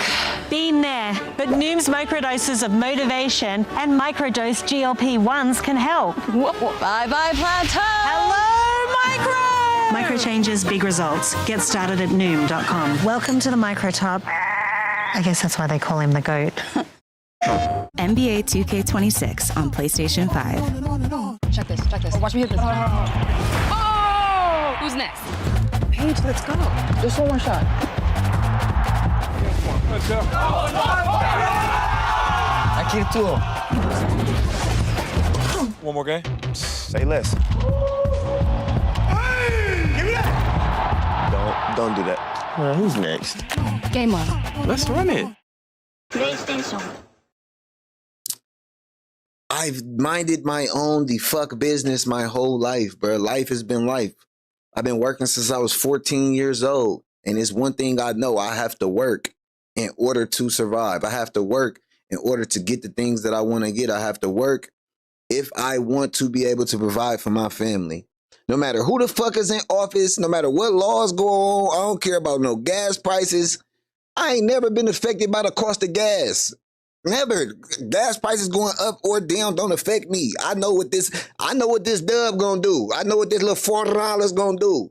I know how to fill my shit up to fill and then treat my halfway like empty. I don't give a fuck what the gas prices is. I don't give a fuck who in office. Because guess what? I gotta get my black ass up and go to work. It don't matter. It don't matter. I don't do crime, so I don't give a fuck what laws y'all make on crime. I don't give a fuck. I don't give a fuck. I don't give a fuck. I don't give a fuck. I don't give a fuck about DEI, DIE. I don't give a fuck. Not gonna lie to you. Obama was black. That was the last time I voted. I voted for a black president, and all I got was a fucking free phone. Give a fuck. I ain't even get no laws out of that. We ain't even get no laws out of that. We ain't even get no damn laws out of that. Cut a tank on glass, hey, in my new E-Class, on my mama. You feel me? On my mama. No, it's the light on, but I know I can get home though. The light on, but I can get home. I go get some gas in the morning. I'm not stopping. I've been in bumper to bumper traffic since I got off work. The light on, I'd put gas in the morning. I'm going home. I know my shit ain't gonna put out. I'm good. In my new E-Class, on my mama. No, for real though. Like, so politics really ain't something I ever been into. Cause I don't believe it matters. When I was a little kid, I remember Bush and Al Gore was going for presidents. Al Gore really won, and then the votes just the fuck appeared. The votes just the fuck appeared. They made I remember that vividly. I probably was 9 or 10 years old. Al Gore versus the first Bush, the other Bush, I think. And that nigga, and the votes just disappeared. The votes, nigga, what? Them niggas made the vote disappear. Imagine what they could do today in 2025, nigga. You think your vote matter? You really think your vote matters? Your vote matters, huh? Your vote matters. No, nigga. I really just think they just be fucking with y'all minds and want to see where y'all minds at. They want to know what you niggas think. Like, let's see how they feeling this year. They taking bets. They got bets on this shit. They got parlays. They got a FanDuel on who you niggas. There was betting this year. That's when I knew we was going to hell. It's they shit, nigga. They picking who they want to pick.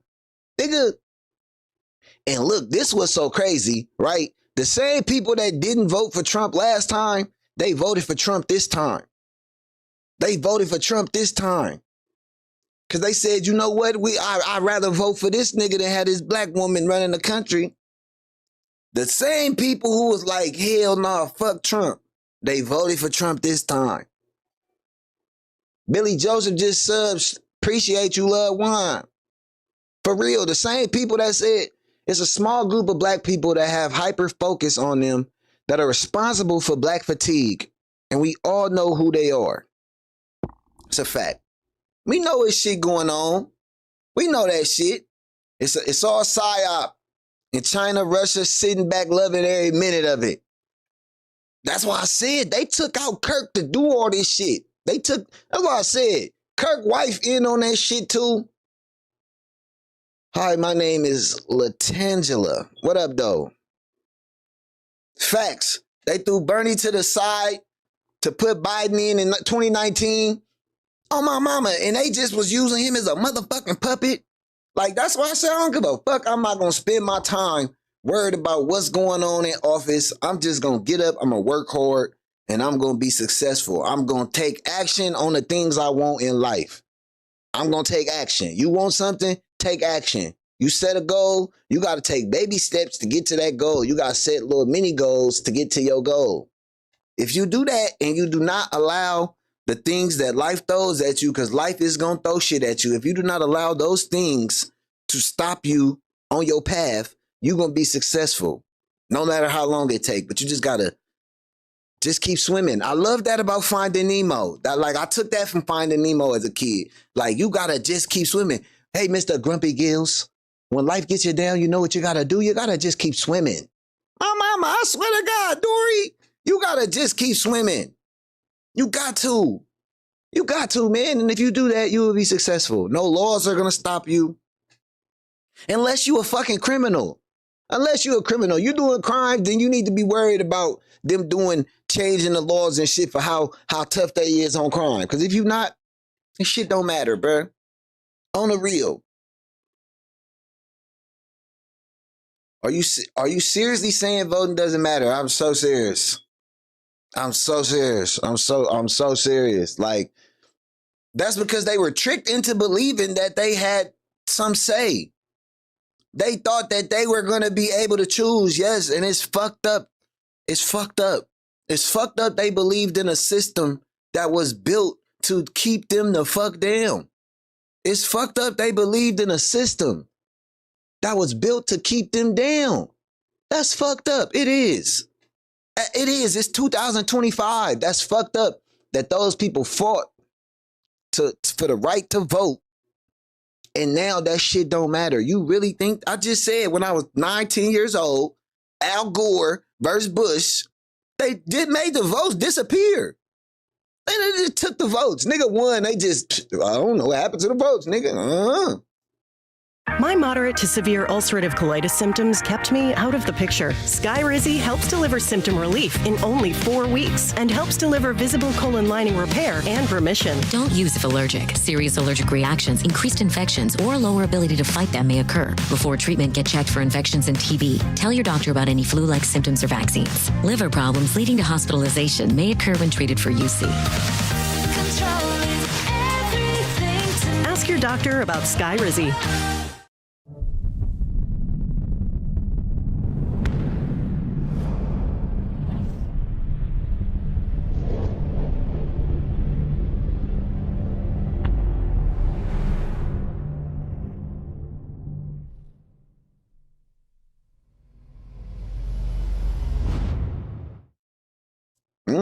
Nigga, if they could do that shit, come on now.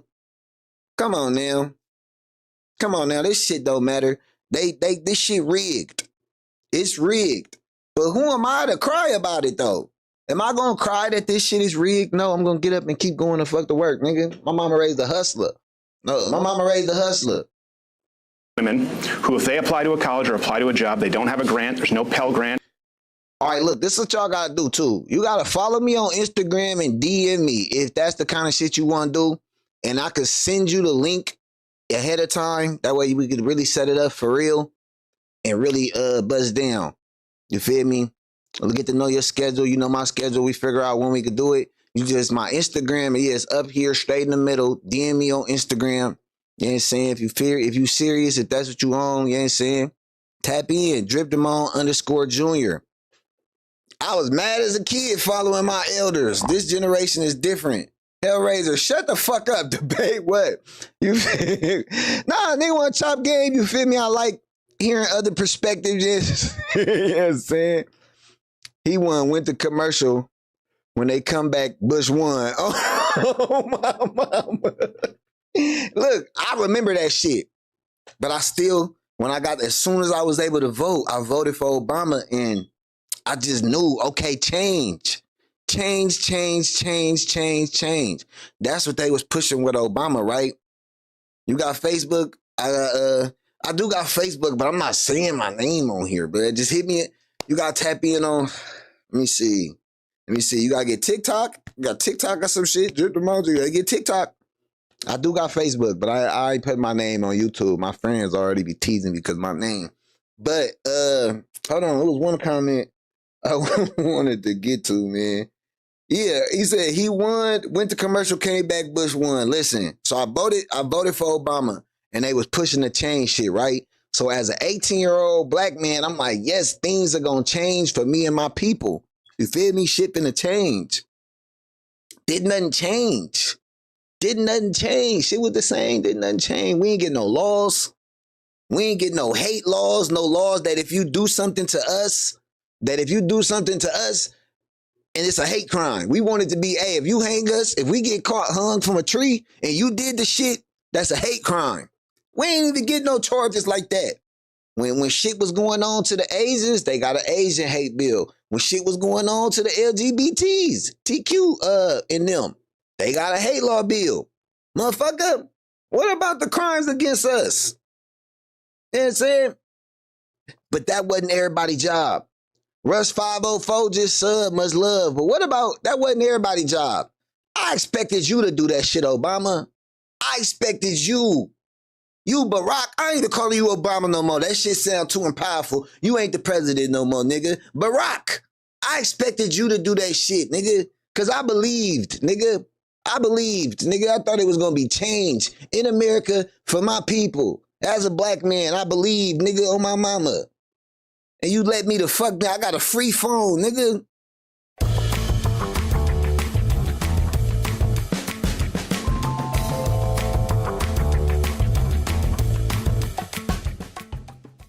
Our seat covers aren't just engineered for comfort. Ford had to build a whole damn truck around them. The F-350 was basically built as their accessory. A free phone, nigga, that's what the hood got. Free phones.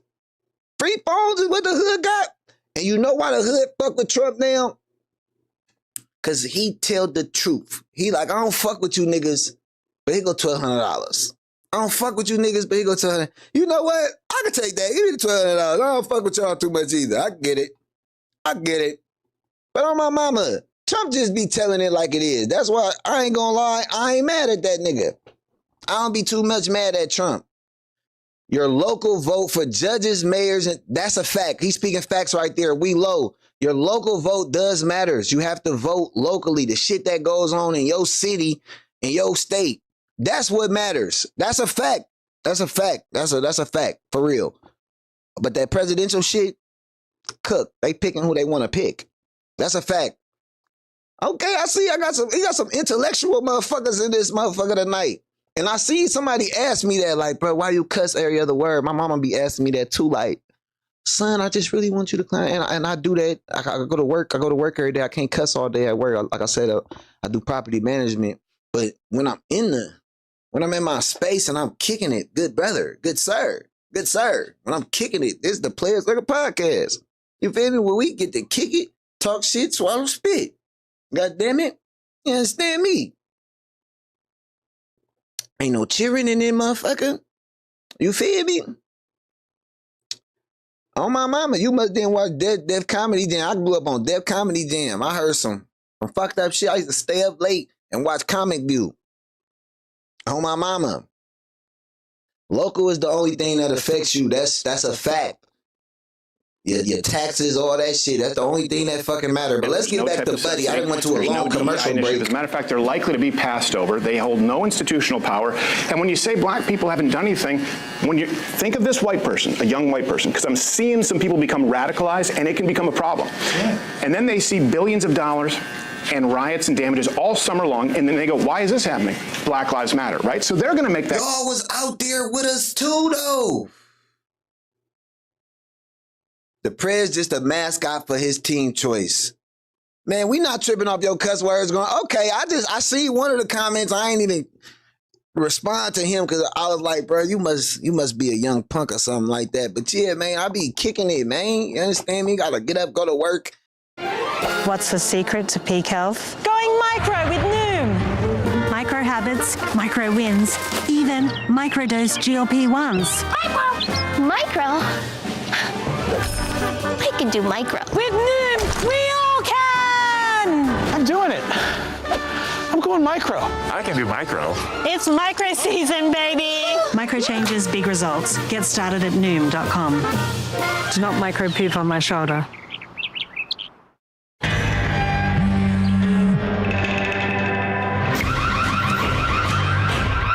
And do fake smiles all goddamn day. Laugh at jokes that ain't funny with coworkers. All motherfucking day. That wasn't funny. I got black fatigue. I'm in here smiling all motherfucking day. Acting like I did just drive bumper to bumper to get here. And then got to drive bumper to bumper to get home. And then take a shower, eat, and then go to sleep and do this shit over again. And I'm in this motherfucker tired. Y'all got black for fucking fatigue too. Oh my mama. Have no institutional power, but if they go into a neighborhood that's largely black, they're gonna get the shit kicked out of them. And they're... What the fuck? That's such a crazy statement. If a white person goes into a neighborhood, this is rage baiting. And that's a racist ass thing to say. Just, hey, white people, if you go into a black neighborhood, something gonna happen to you. What the fuck? Billions of dollars and riots and damages all summer long, and then they go, why is this happening? Black Lives Matter, right? So they're going to make that connection. Now, they have no institutional power, but if they go into a neighborhood, I hate doing they're that going to get the shit kicked out of them. And they're being blamed for something that supposedly their racist forefather did that they have nothing to do with. You think we're ever going to have unity? This is the problem. Unity. So this man just got on White Jesus World Wide Web and said that if white people go into black neighborhoods, they're going to get their ass kicked because of what their ancestors did. How many motherfucking subscribers this nigga got? How many subscribers this nigga got? This nigga got 5.78 million subscribers, and he told every little white boy watching, if you go into a black neighborhood, you're going to get your ass kicked because of what your ancestors did. I swear for God, I'm talking for all of us. White people, look at me. What camera are we? We in this camera right here? White people. I promise y'all, we is not worried about y'all. Not even a little bit. Like, it's all good. Y'all been invited to the cookout for so long now. Like, I don't know what this gentleman talking about, but he's stirring up all the little Charlie Kirks. He forget that FBI agents was in the BLM out there rioting, hyping people up, throwing bricks and shit. Dropping off pallets and shit. Dropping off pallets and shit. They was out there stealing shit too. It wasn't just blacks. They seen niggas out there doing some shit and they was like, oh, we gonna go get some shit too. We gonna go get some shit too. Now that's fake news what he said. But he said it though. He said it. Same shit Whack 100 do. How that nigga just say shit. It don't matter if it's the truth, even if it's a lie.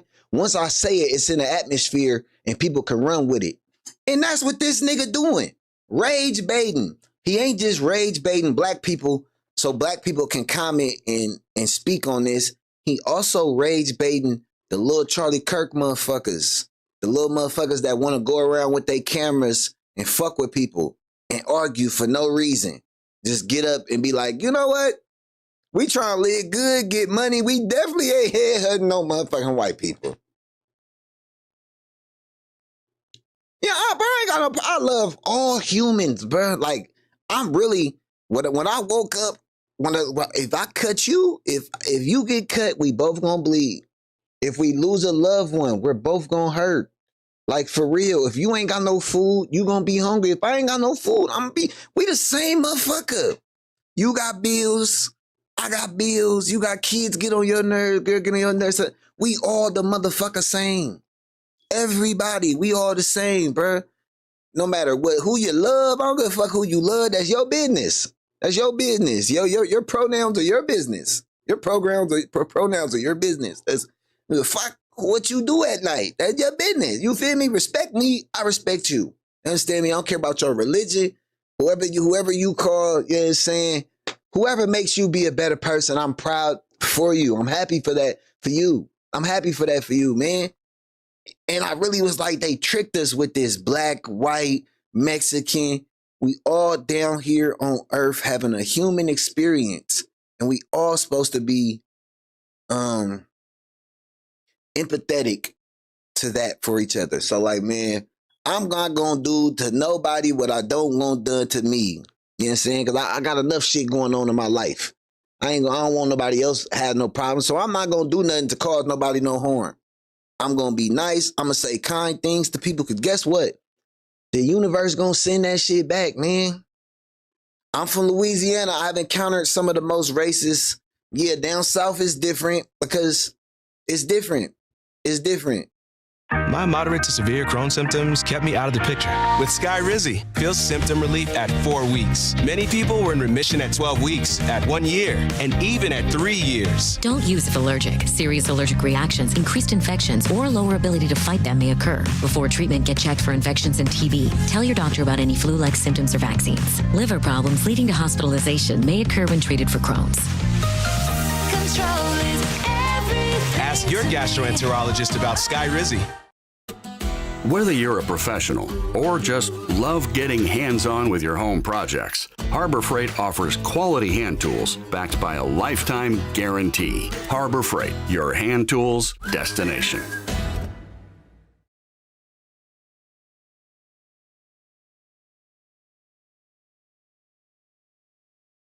You feel me? It's different. And my fiance was telling me that, man. She was like, you always saying that America ain't that racist is because you grew up in the Bay Area. And that is true. I grew up in a very diverse place. Like, you feel me? Blacks and Hispanics get along really well where I'm from. As to down in Southern Cali, it ain't like that. So it's kind of different all over the world. But I love all individuals, man. You know what I'm saying? I think once people realize that, we'll all be straight, but they fucking tricked us. They tricked us, man. They tricked us into believing that we supposed to be against each other. We supposed to be different because he loves somebody else. He supposed to be different because he pray to somebody else. Oh, he black, he white, he brown. Nigga, we all got bills. Bills get on your nerves, bills get on my nerves. We the same. We the same. We the same. That's real. We the same, bruh. We got kids. We all love our kids dearly and would die for them. We all the same people. What? We the same, bro. And they tricked us into believing we wasn't. So this shit right here, LA is very racist out here, especially Mexicans.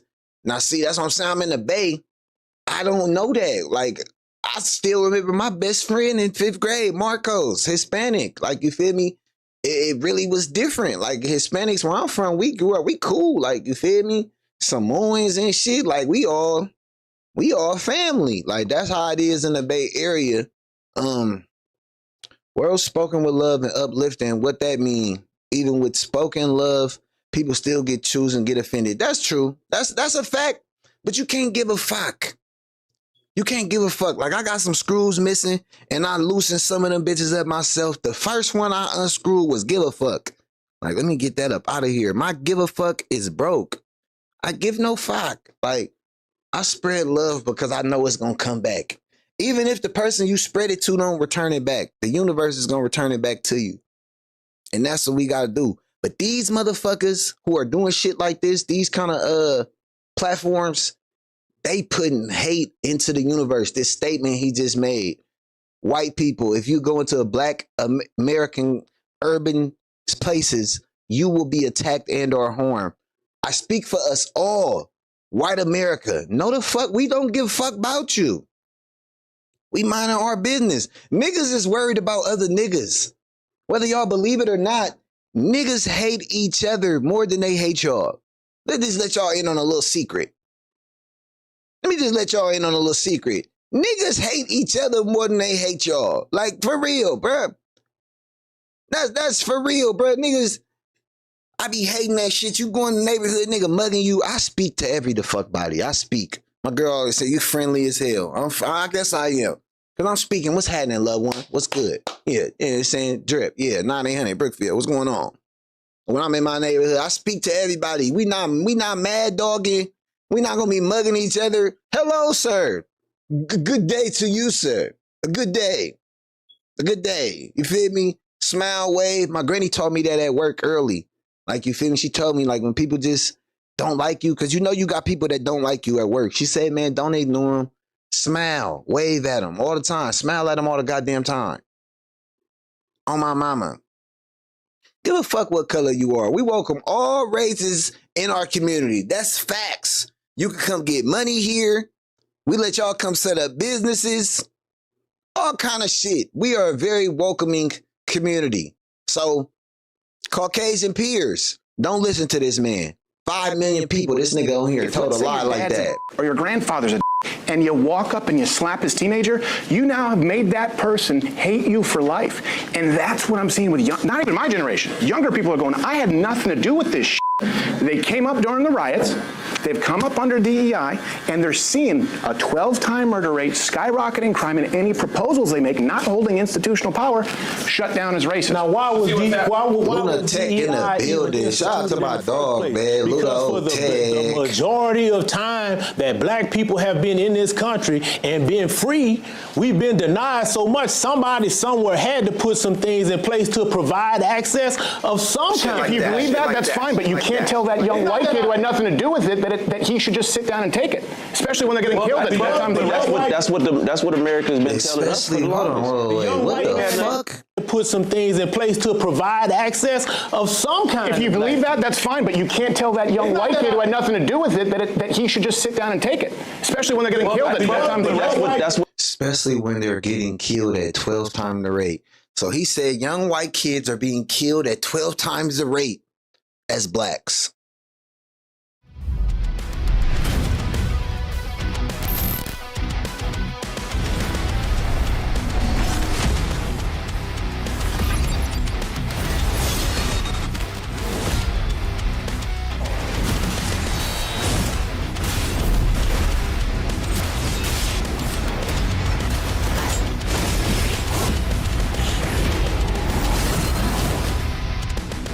Solo Leveling Arise. Overdrive. Pre-order now.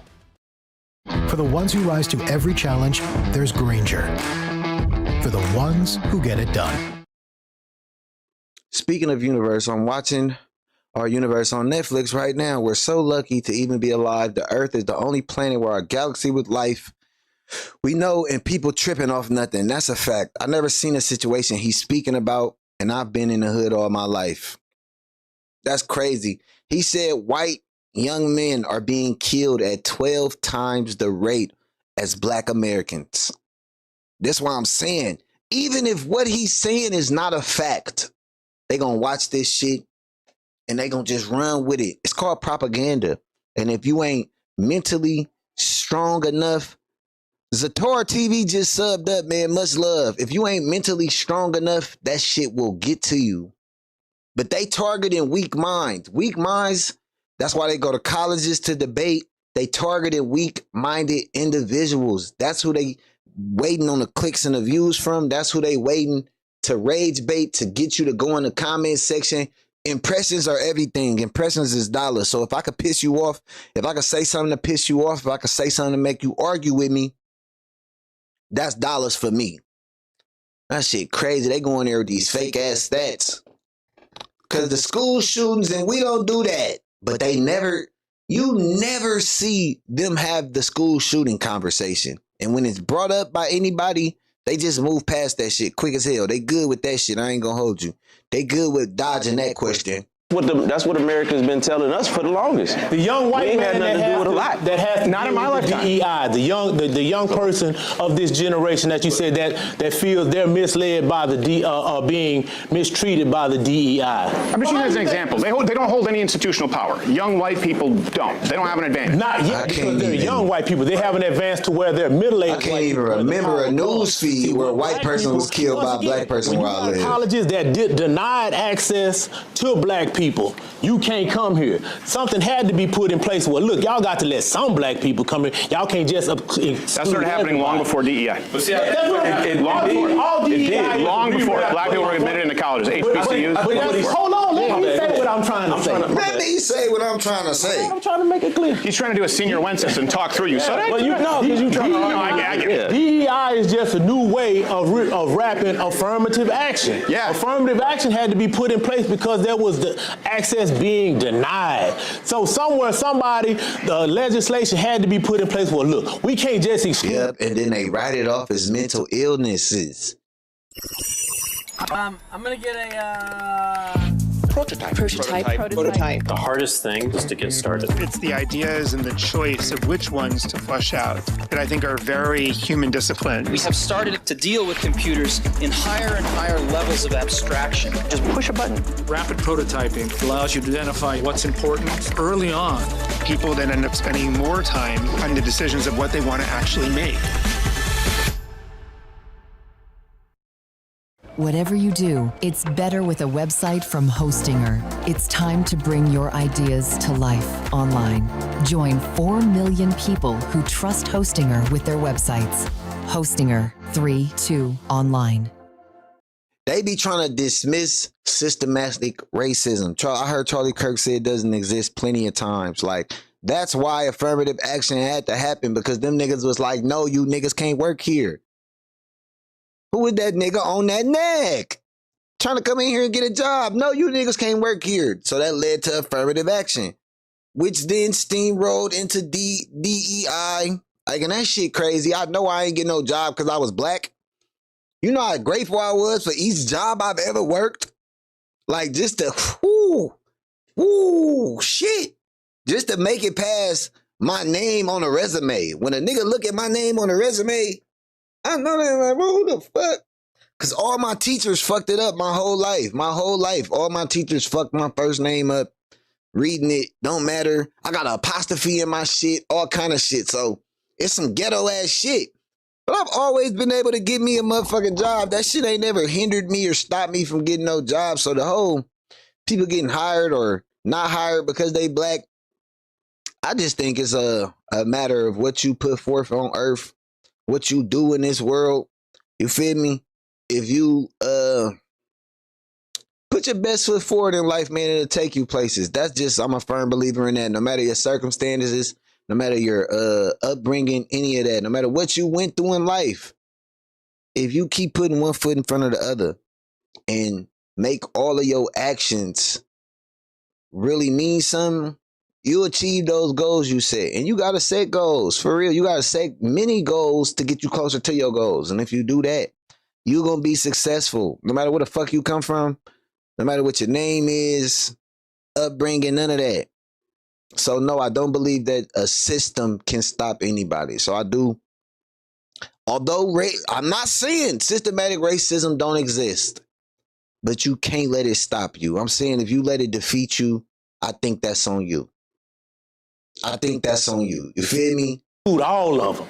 So somewhere along the line, they have to be allowed some access. Okay, that was put in place. Now, fast forward till now, those same things that were put in place for those people back in those generations that are still in place, they're not excluding people from getting to places they're just still trying to keep those doors open so that those black people that were coming through that door can still get in. Because if you remove those, over time, we will be denied the access. If a black person has a lower SAT. Let's get to some of these comments. I see y'all going crazy. Shout out to the chat. Y'all going crazy tonight. Damn, where all my comments go? Let me see.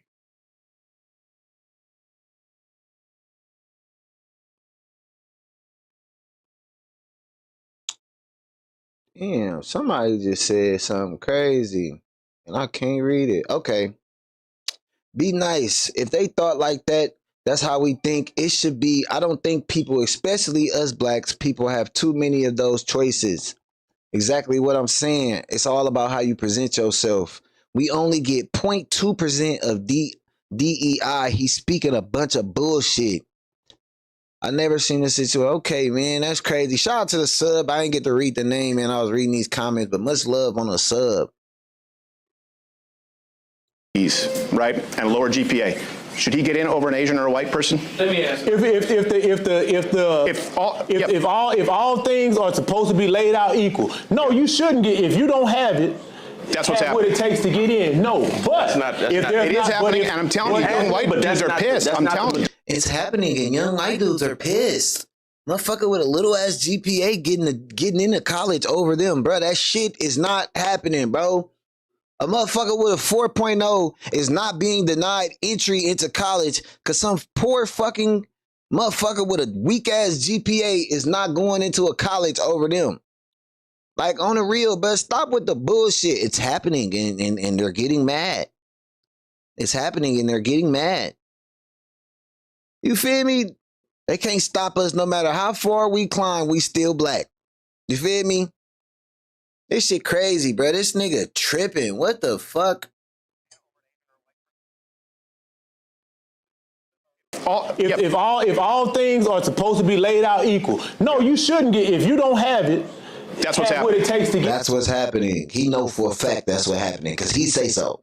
It is no, but it is happening, and I'm telling you, young white dudes are pissed. I'm telling you.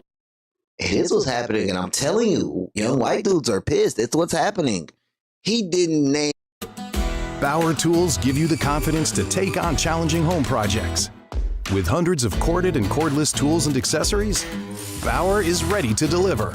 Whatever you do, do it for less. Only at Harbor Freight.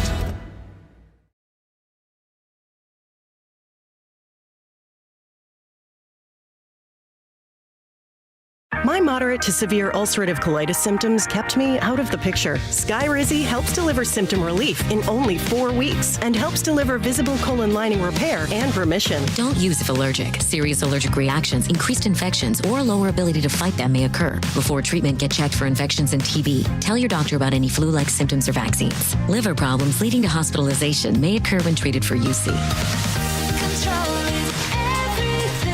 Ask your doctor about Skyrizi. Name one statistic to support that statement, but yet it's a fact because he says so. He over the talking to brother every time he hit him with a fact. If us black people were more united, we wouldn't have to worry about what a lot of what they talking about. That's facts. That's facts. But the thing is, we hate each other more than they hate us. What he said about college deaf ain't true. But they trying to do some weird shit with Delta Airlines. I'm watching an episode of Our Universe. I don't know what he talking about. Our Universe. I fuck with your content. White dudes sound diabolical. He not even listening to OG. Much love. Appreciate that, man. We are the chosen people. That's a fact. That's a fact. This shit crazy. But this is what's going on post Charlie Kirk. He ain't the only nigga. He ain't the only nigga that's doing this. We gonna get to the Viral Way podcast after this shit go off. And they saying exactly what's going on. They rage baiting. Hold on, we take a quick commercial break. Show y'all how the fuck they really feel about us, man. Show y'all how the fuck they really feel about us, bro. It's gonna get blocked too. Because this how they talk about us when we ain't in the room, bro.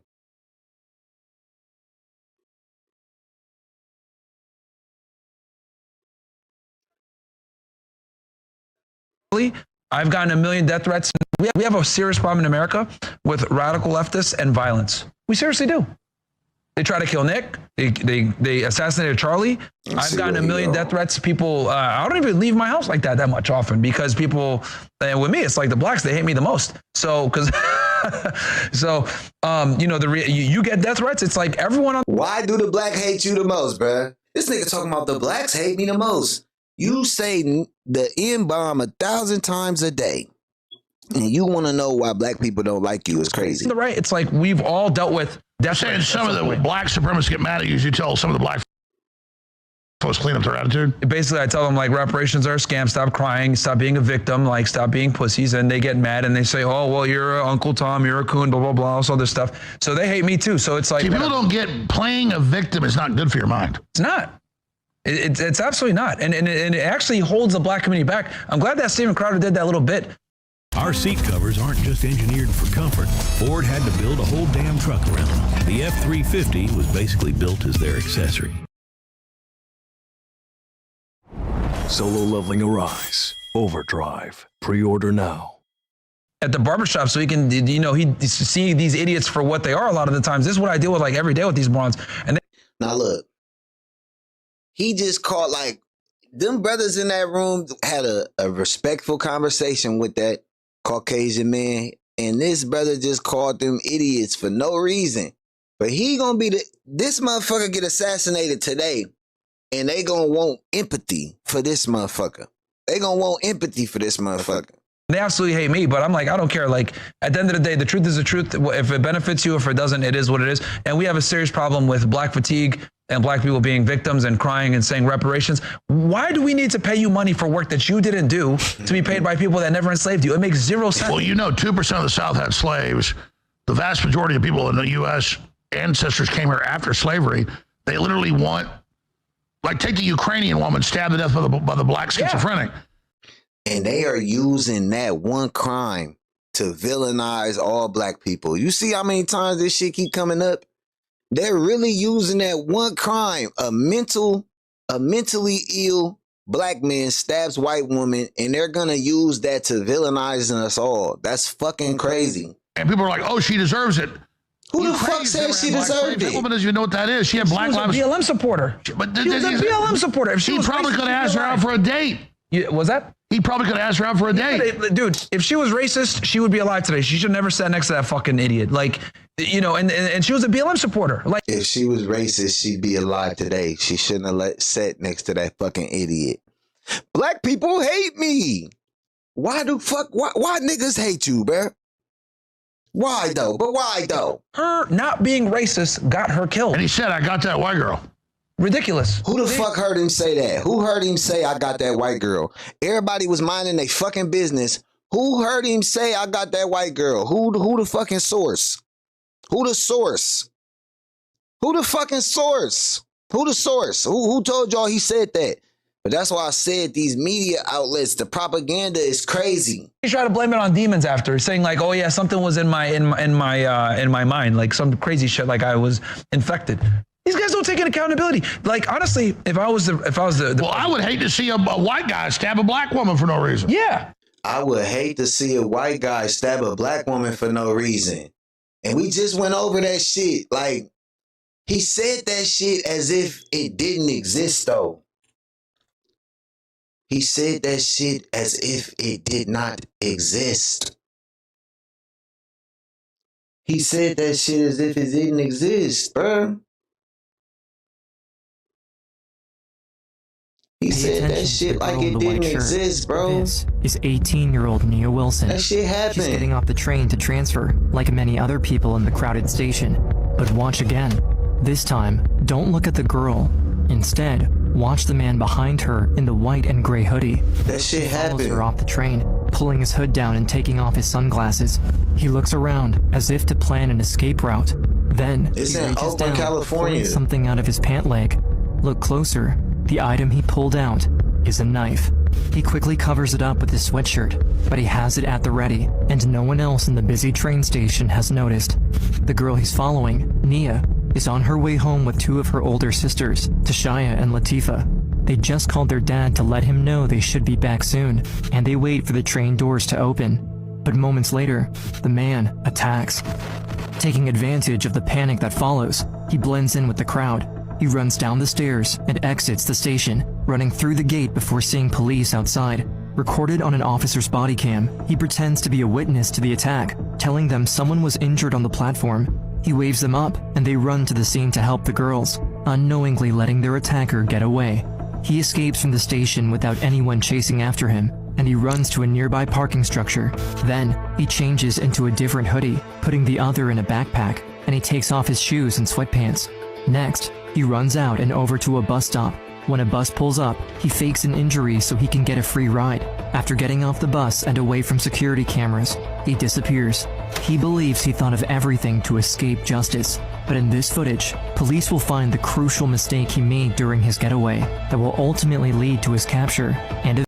So look, bro. Miss me with the bullshit. Miss me with the bullshit, bro.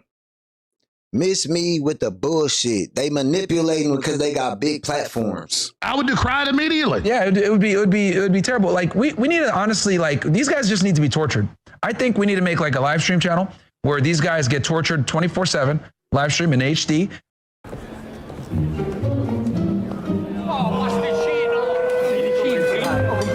Pasta makes you pasta. Barilla tastes like family since forever. To the people at AbbVie, I would say thank you. Continue to do what you're doing. You're amazing. And I think that curbed the crime. Stop putting them in prison. All I know is the powder. So these freaky motherfuckers, you niggas be having freaky fetishes. You freaky ass frog. These motherfuckers be having freaky fucking fetishes. Like, we get to how these motherfuckers really talk. I be saving some of these niggas' videos. I had to stop following the Myron nigga because, hold on, wait a minute. 29% of the population, 69.8% of the rape arrests were white, 65.8% of the rest of offenses against family and children were white, 59.1% of the violent crime and arrests were white, prostitution and vice, over 50% of the arrests were white. Everybody can do this, bruh. But this is, even this, if you just picking one motherfucking race to target, they gonna look like some violent motherfuckers. They look violent as hell, of course. I'm looking for this Myron nigga. Because he be talking crazy as fuck. And somehow, us blacks, yo, yeah, this motherfucker here.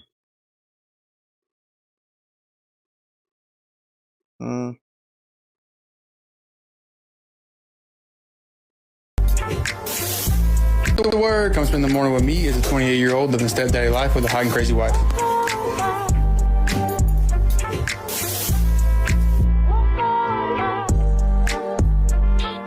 Puts his watch on. Big event today. 8 squirts of cologne. Biggest thug on earth. Bruh. Biggest thugs on earth. And it's a black kid too.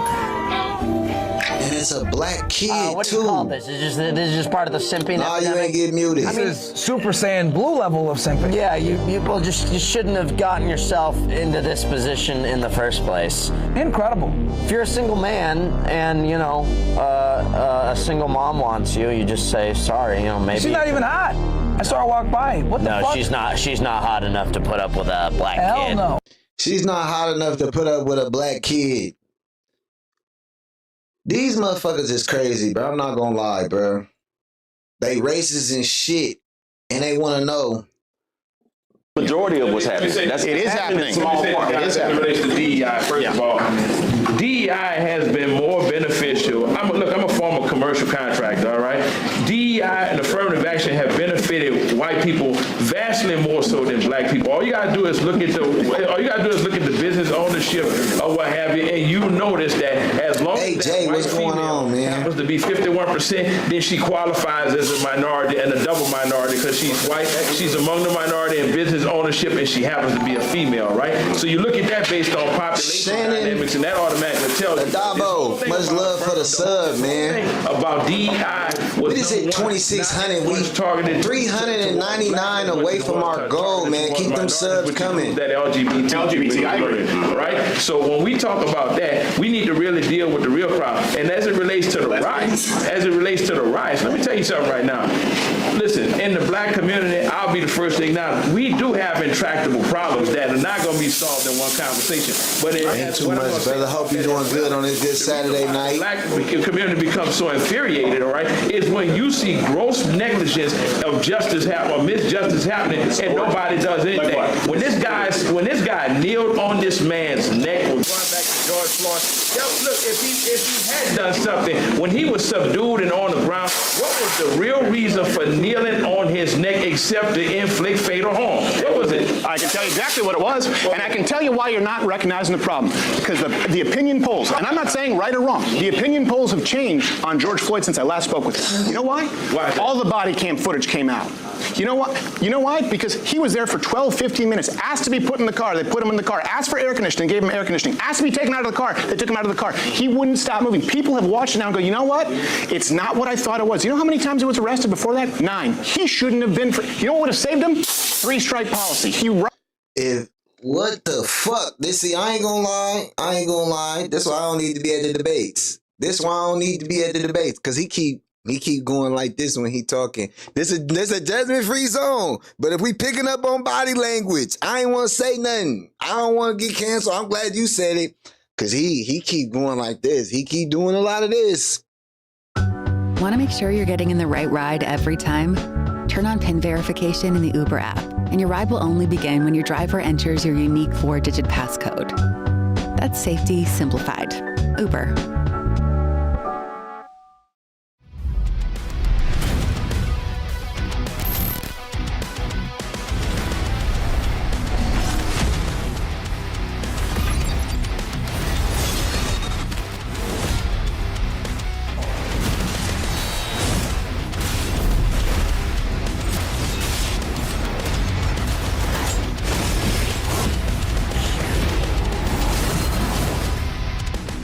Solo Leveling Arise. Overdrive. Pre-order now. He doing a lot of this. I ain't gonna hold you. That nigga ain't gonna lie. That nigga ain't gonna lie to you. Okay, I'm glad you said it and not me. I'm just glad somebody else said it. I ain't want to have to be the one to say it. I'm sitting here thinking it. I ain't said it. Opinion polls have changed on George Floyd since I last spoke with you. You know why? All the body cam footage came out. You know what? You know why? Because he was there for 12, 15 minutes, asked to be put in the car, they put him in the car, asked for air conditioning, gave him air conditioning, asked to be taken out of the car, they took him out of the car. He wouldn't stop moving. People have watched it now and go, you know what? It's not what I thought it was. You know how many... You know what? It's not what I thought it was. He's not listening. Kneel him on his fucking neck and kill him. You know what? It's not what I thought it was. He had air conditioning.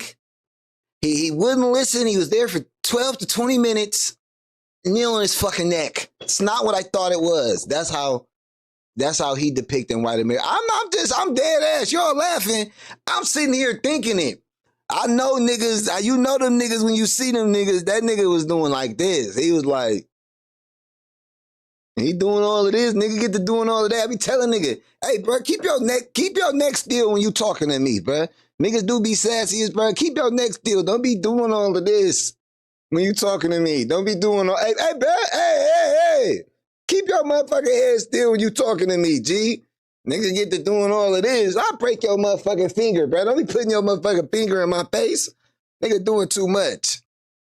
Nigga doing too much. Oh, my mama, cuz, calm down. Calm down, bro. Keep your neck still when you talking to me, G. This is a judgment-free zone. I'm not judging nobody. You feel me? You love who you love. Love who you love. This is a judgment-free zone. I'm not judging nobody. But I'm just saying, pick up on body language, too. He was arrested before that? 9. He shouldn't have been. You know what would have saved him? 3-strike policy. He robbed a woman at gunpoint with a child in the house. And so white people look at it, young white people, right? Who, you have to understand, during COVID, this is a whole generation of people.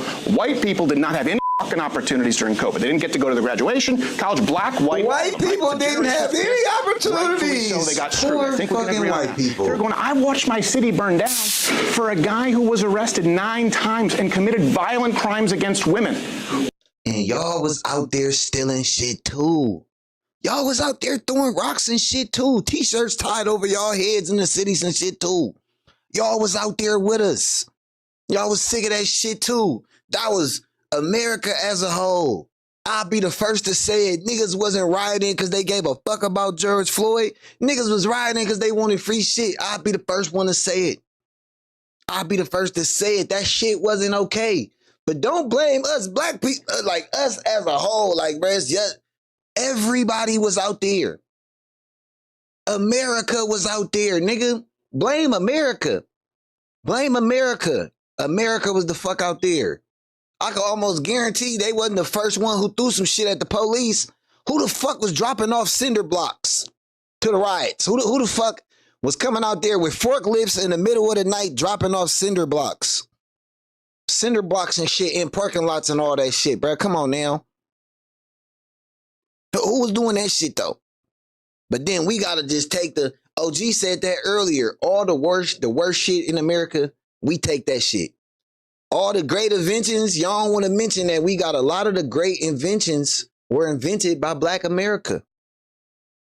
A lot of shit wouldn't be what it is if it wasn't for Black America. If we had been somewhere the fuck else, if segregation never happened and we were somewhere the fuck else, America wouldn't be America. That's fact. America wouldn't be America. America wouldn't be America if we was somewhere the fuck else doing our own thing. We'd have Wakanda out this bitch probably. It'd probably really be Wakanda out this bitch. Oh my mama, if we got to go be somewhere just to the, all right, we get out, all right, fine. Nah, matter of fact, y'all go back to where the fuck, like, look, hey, we either gonna have to divide this bitch in half and break it down, because we built this motherfucker. We ain't just, now go back to Africa. After we built this motherfucker, now we gotta get out. After we built this bitch, now we gotta get out. Go back to Africa. Drop us, y'all ain't even trying to give us a ride. Y'all just like, go back. Y'all, bitch, you picked us up. Bitch, bring us back. Y'all don't even want to give us a ride back, but telling us to go back. Just figure it out. Figure it out. After we done built this bitch up. Now, just figure it out. We could bust this bitch down in half, and bruh, we gonna elevate. we gonna elevate. That's the thing. If we was on our side, y'all was on our side, we gonna motherfucking flourish, bruh. You ain't saying, not gonna lie. Whether you're a professional or just love getting hands-on with your home projects, Harbor Freight offers quality hand tools built to last, backed by a lifetime guarantee. And the best part? Prices that simply can't be beat. From wrenches to pliers to ratchets and sockets. Whatever you need, we've got it. Whatever you do it for less. Harbor Freight, your hand tools destination.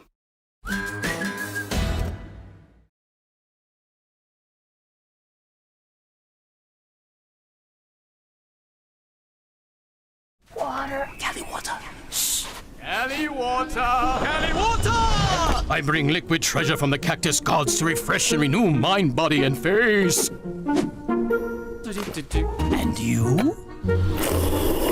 Drink!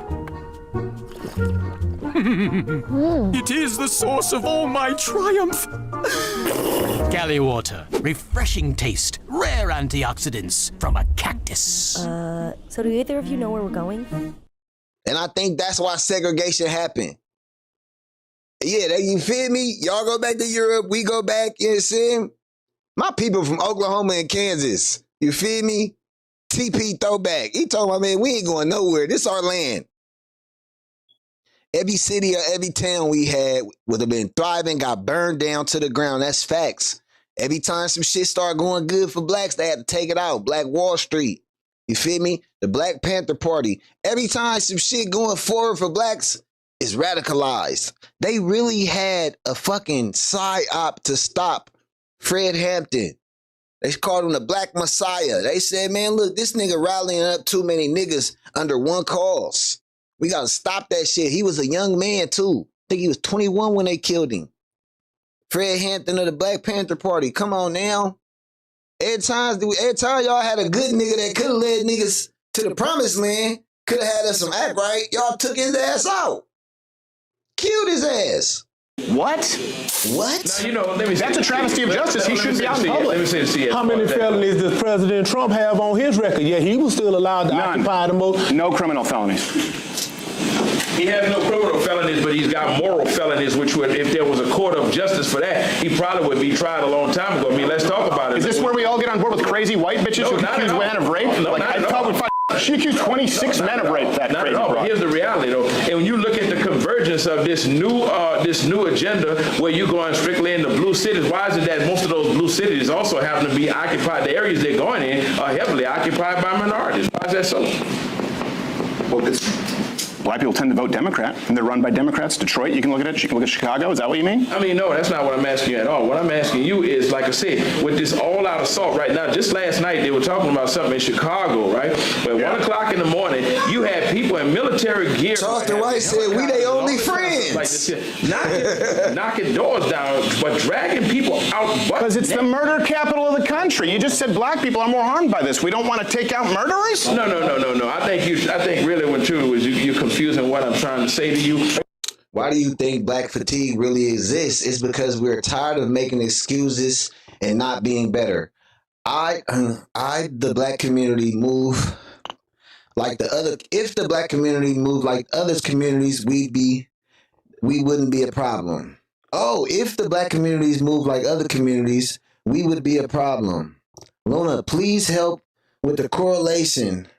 I know about Jamestown, but it didn't negate what she said.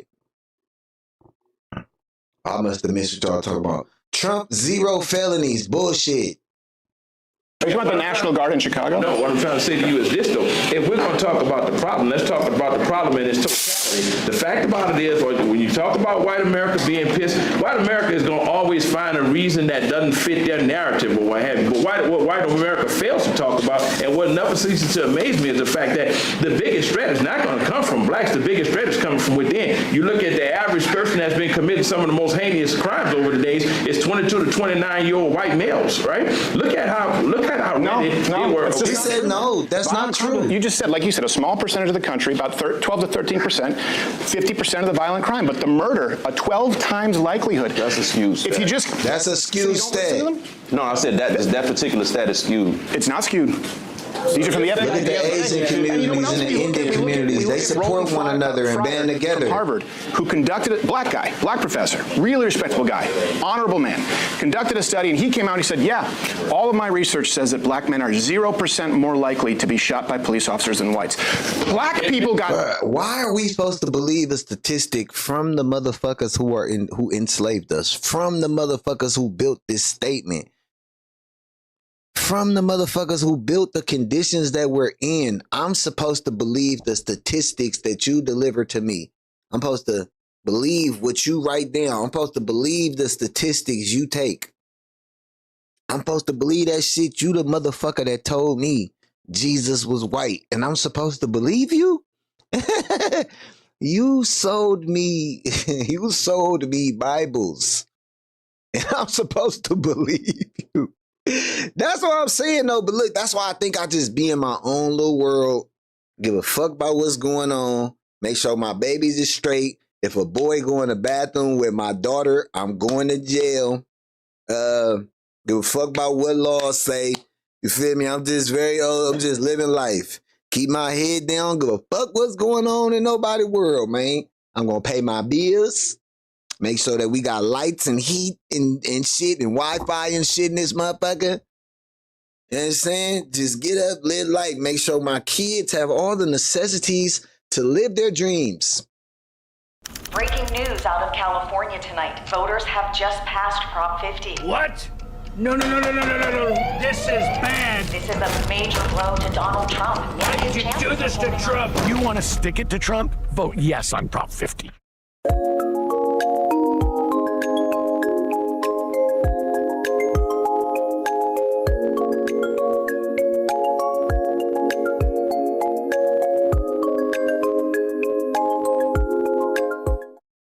That's on me. It's not up to the government. It's on me. It's not up to the government to provide. It's on me for me to make sure my kids is straight. I'm not worried about the government. Whatever laws they make, guess what? We just got to abide by them anyway. So, bro, just handle your candle. Handle your business. Handle your business. Handle your business, individual. Handle your business. Keep your head up like your nose bleeding no matter what the fuck go on. You feel me? Handle your business. We don't got it as bad as the motherfuckers had it back in the day. You feel me? I coincidentally came across this channel, Much Love, man. We kick it like this all the goddamn time here at the Players Circle Podcast. Sometimes it's not always topics like this. Sometimes it's just current events that's going on. But I seen this right here, bro, and I just had to comment on it. Like, man, this black fatigue thing, how dare they? No, they ain't sick of niggas when y'all been putting y'all foot to our backs. Y'all sick of us? Y'all sick of, like, the nerve. The nerve. Y'all tired of us? I'm sick of us too. I feel y'all, but y'all got y'all motherfucking nerves. I can say I'm sick of these niggas. I can say that shit. I lived with them my whole life. I lived with them my whole life, bro. I never mislead you. Go deeper than slavery. That's a narrative. Oh, you talking to the good brother? Yeah, man, this shit deep. It's really a fucked up world that people who were money hungry just did whatever they had to do. Not just money, power to remain that way. That BML shit did it. That BML shit, bruh, that was also propaganda. They gave niggas BML. They made that shit happen. They like, look, get a ass BML. Give them that. Give them the BML. Because we doing all this shit for the LGBTQs, so we gonna get them the little BML shit, let them do that. But then we also gonna make they ass be like hateful. We also gonna make them niggas seem bad. So we gonna use the BML shit against they ass. We gonna use that shit against them. You feel me? That shit divided America, bro. Oh, like, come on, bro. That shit divided America. As soon as niggas get Black Lives Matter, all lives matter. We know that, motherfucker. We get it. We get all lives matter, but we talk about this killing that's going on in America. It needs to fucking stop. Stop acting like black lives don't matter right now. Because when shit was happening to the Asians' lives mattered. Y'all gave them a law. When shit was happening to the LGBTQs, they lives matter. Y'all gave them a fucking law. Oh, we died. We just got some fucking t-shirts. We got some fucking t-shirts. And they put that shit on 2K and Madden and shit. That's what the fuck we got. We got some fucking t-shirts. And we got a fucking company ran by a lady who cross-playing, who identify as black. She identify as black. And she running this shit. She just identify as black. You feel me? Kind of find out they buying houses and shit. You feel me? As I said, that shit was pretty good scam. Pretty good scam. America never ceases to amaze me. America never ceases to amaze me.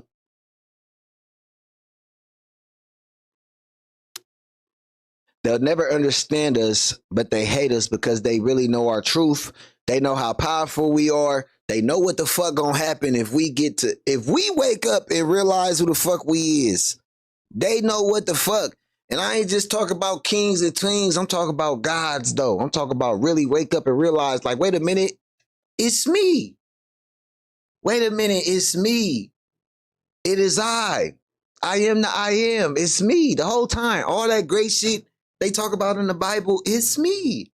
I can do all things. It is me. God lives within me. Like, wait a minute, what?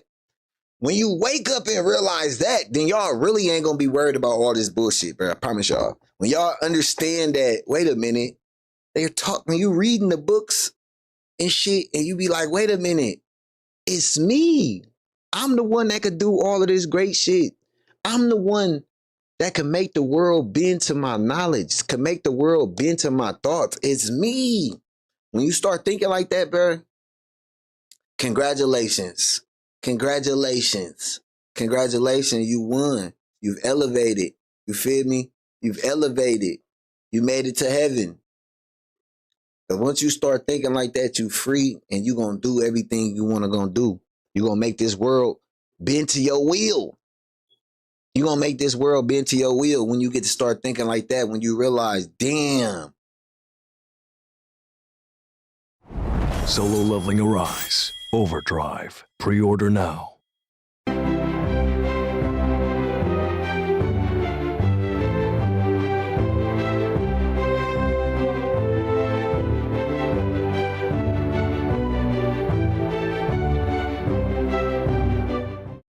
That's why they kept us entertained. That's why they kept us entertained. They didn't want us to realize, wait a minute, we supposed to be doing some other shit. We supposed to be doing some other shit. We supposed to be enlightening. Hold on, wait a minute. We are. That's a topic for another day, though. That's a topic for another day, though. You feel me? We get too that get deep. Got so mad at him, he reconducted the study, a black man from Harvard, and he came to the same conclusion, and now he's not black enough. Wait, so let me see if I understand you clearly. Yeah. You're saying, according to this guy's statistics, right, that black people are 0% less likely to be shot by a white police officer. A liberal professor at Harvard, yes, and he conducted it twice. Because black people said what you're saying. He goes, look, I was as surprised as you. I was trying to find how much worse it is. My data showed me it's not. He reconducted the study an entire time. Now, why you ain't the conclusion that an officer is 18? Why you ain't got the statistic to show me that shit, though? I'm supposed to just believe that because you said, what's the nigga name? What's the nigga name? What's the nigga name? What's the nigga name? Say his name. Show me the statistic. Bring a piece of paper. Pass it around. Because I don't trust the... Supposed to trust that shit? 18 times more likely to be shot than a black man by an officer. This is a black liberal who studies statistics. At what point do you listen to him? And I don't believe him. And I don't believe him. Straight up, to say something of the sort. There's no telling the backlash that he may not get. Listen, there are token blacks in every society. I mean, all you have to do is look back throughout. And there we go. Right? And there we go. This guy, come on. No, but here's my thing, Steve. Right? I'm not alleging that the guy wasn't Uncle Tom, but let's be frankly honest. How many shootings have happened in most recent history that have involved black men that have been unarmed, and you sit here and use that analogy that black men are 0 times. Listen, as a totally blind individual, listen, I'm even apprehensive. There was an incident where the police stopped us, and it was my cousin and I. My cousin is a retired military vet or what have you, right? And immediately when we got out of the car, out of fear of possibly being shot, the first thing I did was raise my cane and say, officer, I said, listen, I am totally blind before we get out of hand with this, right? Now, I shouldn't have to react like that. But when you start looking at what's really happening in this country, many times because see, here's the deal. I don't care if you put on a uniform. You can't legislate the heart of a man and his intent, all right? And many times these officers do allow that badge to give them impunity to operate and exercise. Hey, talk that shit, OG. OG talking that shit. On my mama. OG talking that shit. OG talking that shit, bro. I remember being pulled over by Officer Dude, was young as shit. And I was like, you know, what you do before you was a cop? What did you do? And that nigga said I worked at GameStop. Blew my fucking mind, bro. I'm sitting there like, damn, how long you been a cop? 6 fucking months. I'm like, 6 months ago, this nigga worked at GameStop. And now this nigga's a fucking cop. Now this nigga's a fucking cop. That shit crazy, bro. How do you trust a motherfucker like that? My nigga, intuitive 215 in a motherfucking building. My nigga innovative in a building 215. What's going on? I'm trying to understand, especially since I made, oh no, that's y'all talking. I'm like, they're racism. Let's be honest here, Steve. Some of them do. What's up, my guy, man? Funny that when I came up and shook your hand, you didn't tell me you were blind this whole time. I was like, I must have woke you up. You could have said, dude, I'm f***ing blind. I was like, oh, my bad. I'm sorry. This whole thing. You just throw that out there like a f***ing cluster bomb. I'm like, say you should have waved his cane when you came in. I feel like an asshole in the middle of the room. That's what I told you when you said, does he sleep behind the glasses? I was like, no, he just can't see you. Hey, look, I thought you was making a shit joke. I said, oh my God, here's this condescending asshole here. I thought you was making a shit joke. I had no idea. No, man, but you know, being I agree. You can't legislate what's in a man's heart. Yeah.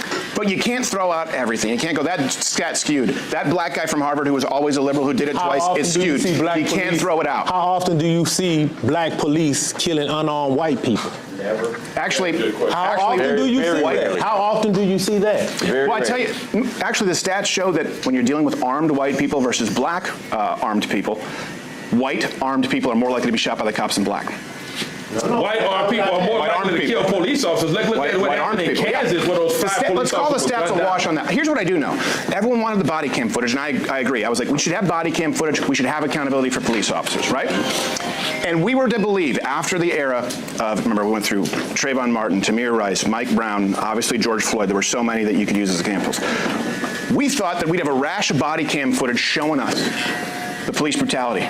You haven't seen body cam footage of note in the last year. Once that footage came out, it's about a 20-to-1 ratio where you see someone getting violent with an officer. We have not seen what we thought we would see. And now people are going, okay, so maybe not the body cam footage, right? We thought we'd see all the abuse. Wait a minute. Before you jump off of that point, what about the body cam footage where we see white people and white police and the white citizen is being belligerent with the police, but the police showing extreme restraint in dealing with that person? Whereas black people, his body language, we gonna get to the body language.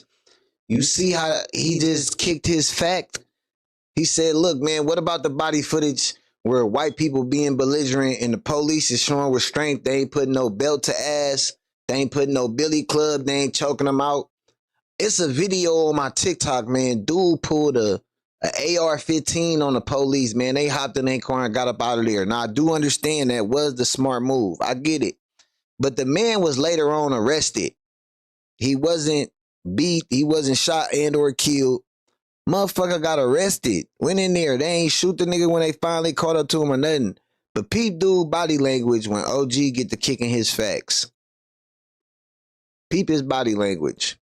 Cam footage, right? We thought we'd see all the abuse. Wait a minute. Before you jump off of that point, what about the body cam footage where we see white people right here at the bottom of the screen, and the white citizen is being belligerent with the police, but the police showing extreme restraint in dealing with that person? Whereas black people would reach for your wallet, bow, you get shot. OG Mac, shout out you for the sub, brother. And that's not doing anything. And bow, you get shot. The stats don't reflect it. But white people are being killed in record numbers right now, and they're pissed. And if you keep just not listening to them, look, like you said, white people in the majority of this country, you have young white people who are getting more and more mad. I'm just telling you the truth. What they mad and they have the guns. What they mad at black people for? Here's why.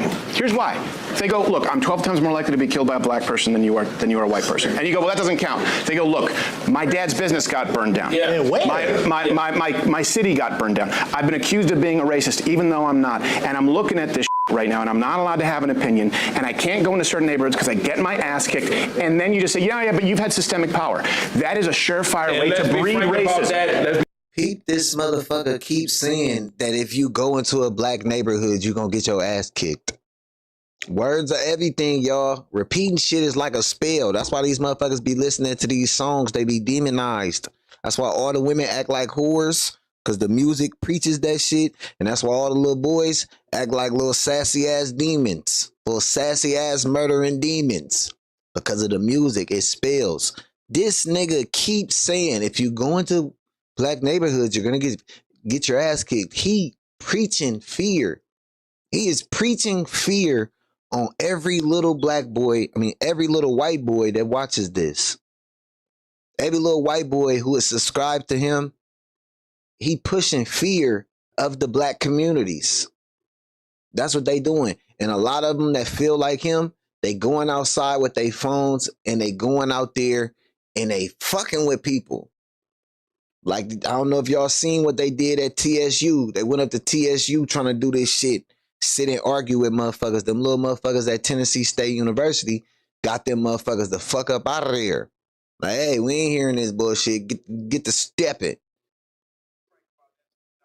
Oh, here's why I disagree with you emphatically, right? Number one, when it is historically proven when there are riots, and this is the crazy part, most times we as blacks, we tend to riot in our own neighborhood for the same reason why we're not 12 times likely to kill a white person, because of that fact that the penalty is going to be much harsh, okay? If black people really were the kind of threat and menace to white people as we're going to sit here and say that they are, never mind the stats, there's no way in the world that most of us would still be here, because guess what? You guys will find a way to deal with the problem if it is from a multiplicity of angles, all right? So, like I said, what I'm saying is right now, when they and OG saying it nice. If we was doing shit to y'all would get us the fuck up out of here. If y'all was getting killed at 12 times a faster rate, if y'all were watching y'all kids be killed, in the streets by black officers, y'all would have did way more shit than just tear up y'all own communities. Cause that's, niggas don't go to white communities and tear shit up when they riding. They tear shit up in their own fucking cities. They tear up mom and pop stores and shit like that. Ignorant motherfuckers.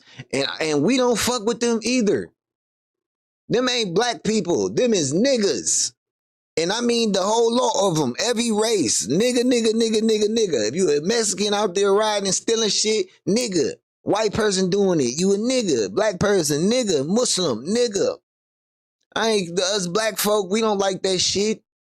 Cause it don't mean nothing. They clean that shit up. They get insurance on all that shit. They lock a few of you niggas up, clean the streets up. Everybody going about their way. Next victim. That shit don't mean nothing. That shit don't accomplish nothing. It don't accomplish nothing. It don't mean nothing. So most black Americans that work, that get up and upstanding citizens of the law, we don't agree with that shit either. So to villainize us all, when y'all be out there with us, when they say go into a black neighborhood and get their ass cooked, he doesn't mean literally, but if it did happen, it would add a pause. But this is what I'm saying. If they got their ass kicked, it would not be because, hey, look at that white person, I'm going to kick their ass. It would more than likely be because of poverty. It'd be some poor ass motherfucker like, hey, I'm going to assume that they got money. It don't matter what race they is. Probably I'm robbing you because I'm finna rob you. That's a poverty issue. Hispanics do that shit. Blacks do that shit. Whites do that shit. Anybody who is committing a fucking robbery is because of poverty, no matter what color they is. And it ain't because, oh, you white, so I'm going to do something to you. Like, that shit just ain't going on. And like the OG said, if black people were targeting white America because they were white, that shit would get handled post-haste. It would have been handled. Legally, illegally, it would have got nipped in the bud. It would have got nipped in the butt if at a 12-time rate, y'all getting killed at a 12-time rate. Man, I'm telling you, white America wouldn't stand for that shit. Who controls that narrative, Steve? We did deal with it. You know, we dealt with it in liberals in blue cities. Cashless bail, catch and release. We did everything that was demanded. Defunded the police in certain neighborhoods. Guess what? what? No blacks ever asked for defunding the police. Oh yeah. Well, here's the deal. Now I will say it's mostly. That's what I'm saying. Yeah, it's mostly black women. It's mostly black activist women. And they're not representative of black men. I get that. Just like the guy who killed the lady on the bus that you were talking about earlier, right? He doesn't represent black America and what he did. I mean, listen. Here's where he does. Just listen to me here. Here's where he does. Here's where he does. This is what I'm just trying to, because last time I sat and listened, but I want you to hear something really important. Here's where he does. Young bitch ass nigga. Look. No, we ain't having a good debate. And this is where I don't got good debate skills, because I'm not good with sitting and listening to bullshit. This nigga just told, OG said, listen, that dude that did that to that young lady on BART on the train, he don't represent us. This brother, my brother in Christ, because you still my brother in Christ, white man. You still my brother in Christ. Here's where he does. But he does. What?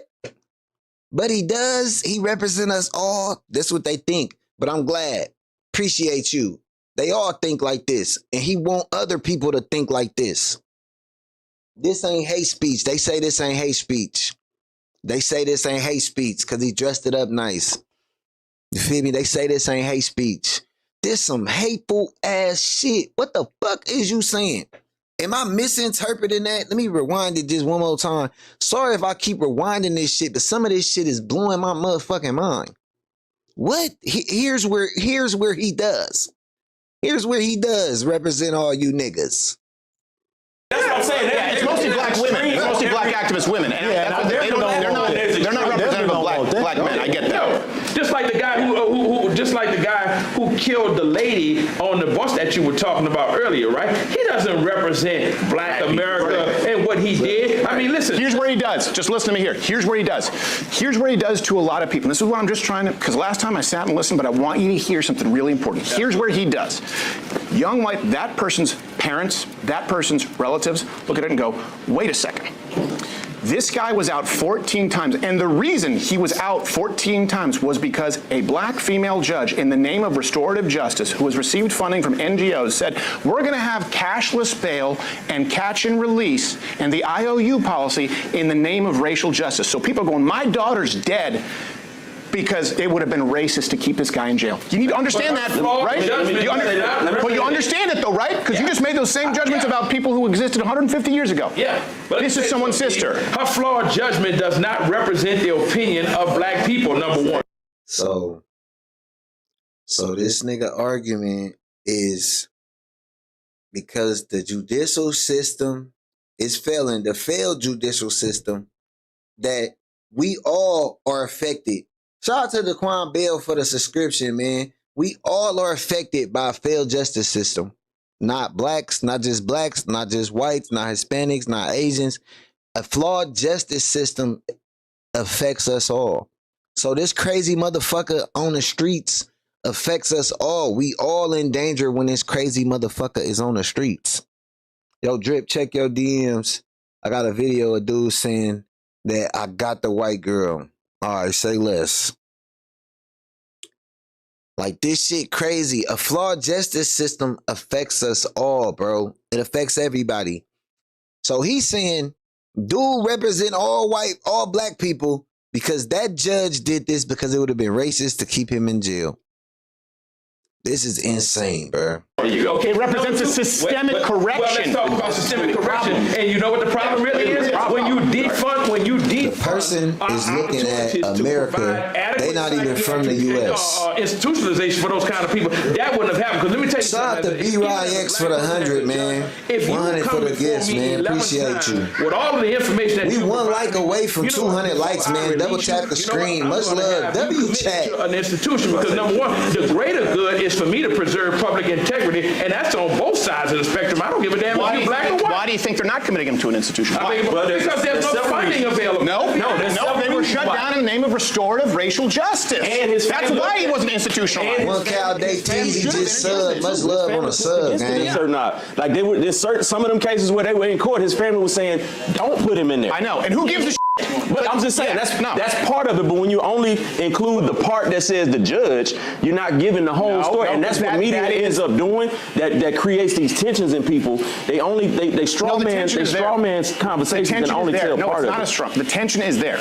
That's what I'm trying to tell you. The tension is already there. White people are afraid to go in black neighborhoods. Oh, that's my baby. Thank you for the gifts, baby. Because a white person gonna come shoot the school up. Right. Every time we say that, appreciate you, baby. It's not even But now you're going to ignore it. Now you're going to ignore it. I'm scared to go to church. You're scared to go to church, but you sit in the barber shop with almost 12 black men. Come on, Steve. Now let's be realistic. Who do you think's more at risk sitting down right here? Exactly. He know he's not in danger around us. I'm much more risk. We don't do that. I'm at much more risk. You know what? Just watch my. Wait a minute. See, look, man. See, look. This be the same motherfucker be like, I'm not racist. I go to the black barber shop. I'm not racist. I'm more at risk here. I'm at risk. I'm more at risk here. Who's more at risk? Who's more at risk? Barry, baby. Who's more at risk here? What? Tell me you're a racist without saying you're a racist. Nigga be the first nigga say, yeah, I go to the black barbershop. Jay Harris just sub, much love on the sub, man. I'm black. I go to a black barbershop. I talk to the black people. I'm not racist. But then you sit in a room full of black people and say, you're in danger. Who's in more danger here? What? Not even close. Church. But now you're going to ignore it. Now you're going to ignore it. I'm scared to go to church. You're scared to go to church, but you sit in the barber shop with almost 12 black men. Come on, Steve. Now let's come on, Steve. Who do you think's more at risk sitting down right here? Exactly. He know he's not in danger around us. I'm much more risk. We don't do that. I'm at much more risk. You know what? As soon as he said he was at much more risk, you gotta get up and get the fuck out. Hey, on my mama. Hey, bruh. Your camera, leave the footage too. Leave the footage too.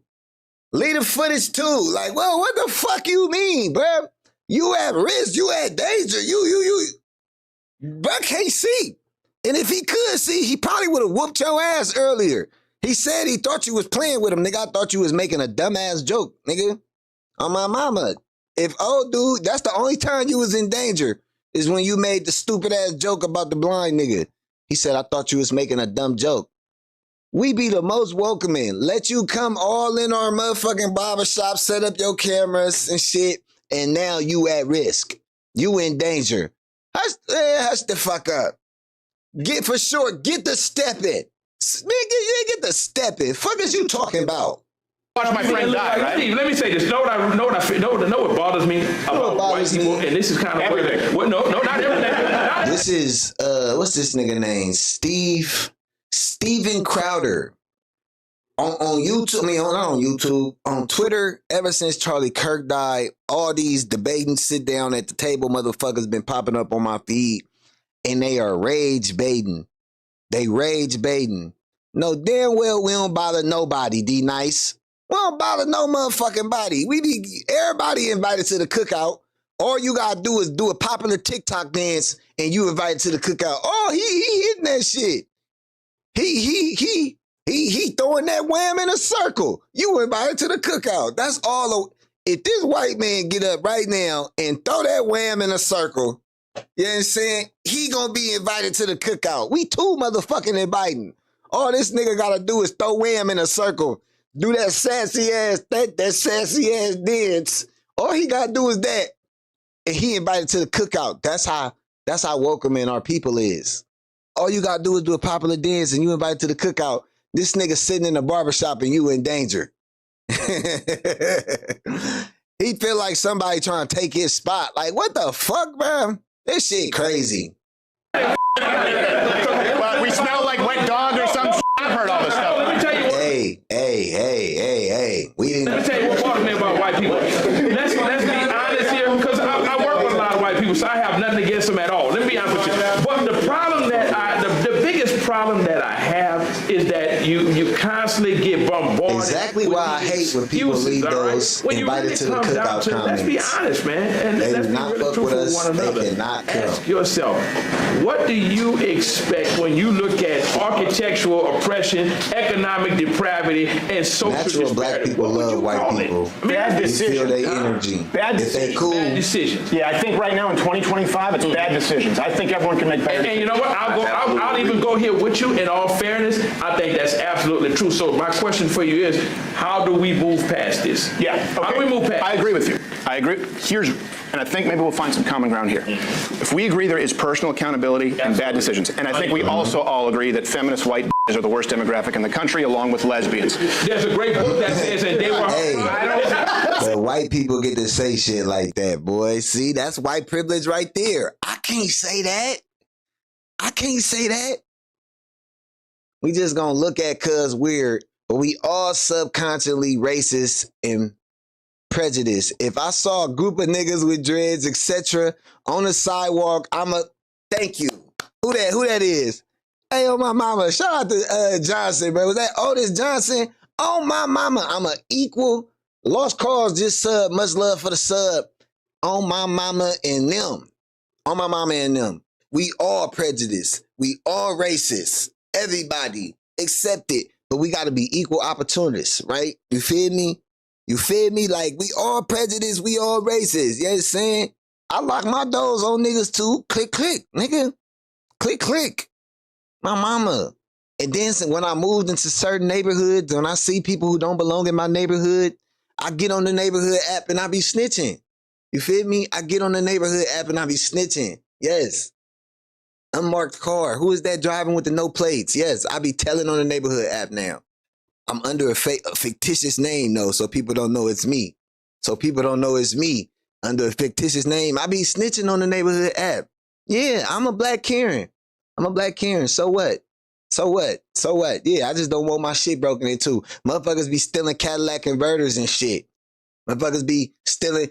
You can't even park outside. You gotta park in the garage. You park outside if you want to. Go outside. Your shit start sound like a bunch of change in a motherfucking dryer. Motherfucker that took your Cadillac converter, park outside in the parking lot, your driveway if you want to. Motherfucker be breaking in the mailboxes and shit. Shout out to the People's Workshop for the sub, you feel me? Oh my mama, hold on, Luna. I see that. I see that video. I see it. Let me see. I see that. Oh my mama, man. On me. I'm motherfucking racially profiling too. Q Johnson, I'm racially profiling. Just a little bit. But you got to. You got to. See, that's what I'm saying. Snitching, that's free community service. Like, believe me, I don't have a. Hold on. Let me just clarify, and I mean that. Angry white feminist bitches and lesbians, because if they didn't vote, we wouldn't have half of the shit. But, and this is one thing I appreciate about black men, that white men are so, black men can talk about these things, and black men are okay being masculine. White men are told it's sexist. There's a lot there. Personal accountability decisions. Now, just take that and apply it. What you kind of just did here is you blamed white people, without realizing it, for systemic discrimination, and that removes autonomy from a white person to be accountable and also rewarded for their good decisions. So if we agree it's bad decisions, personal accountability, we'd all be against reparations, and we'd all be against the criminal justice reform. I'm definitely for reparations. See, that to me, you said excuse. Yeah. That sounds like an excuse to me. You ain't paid me back. You ain't paid me for what you owe me. What did I take from you? You can't start another bill What did I take from you? until you pay this old bill. Just seen a suspicious white gentleman walking in my suburban neighborhood. He looked very comfortable to me.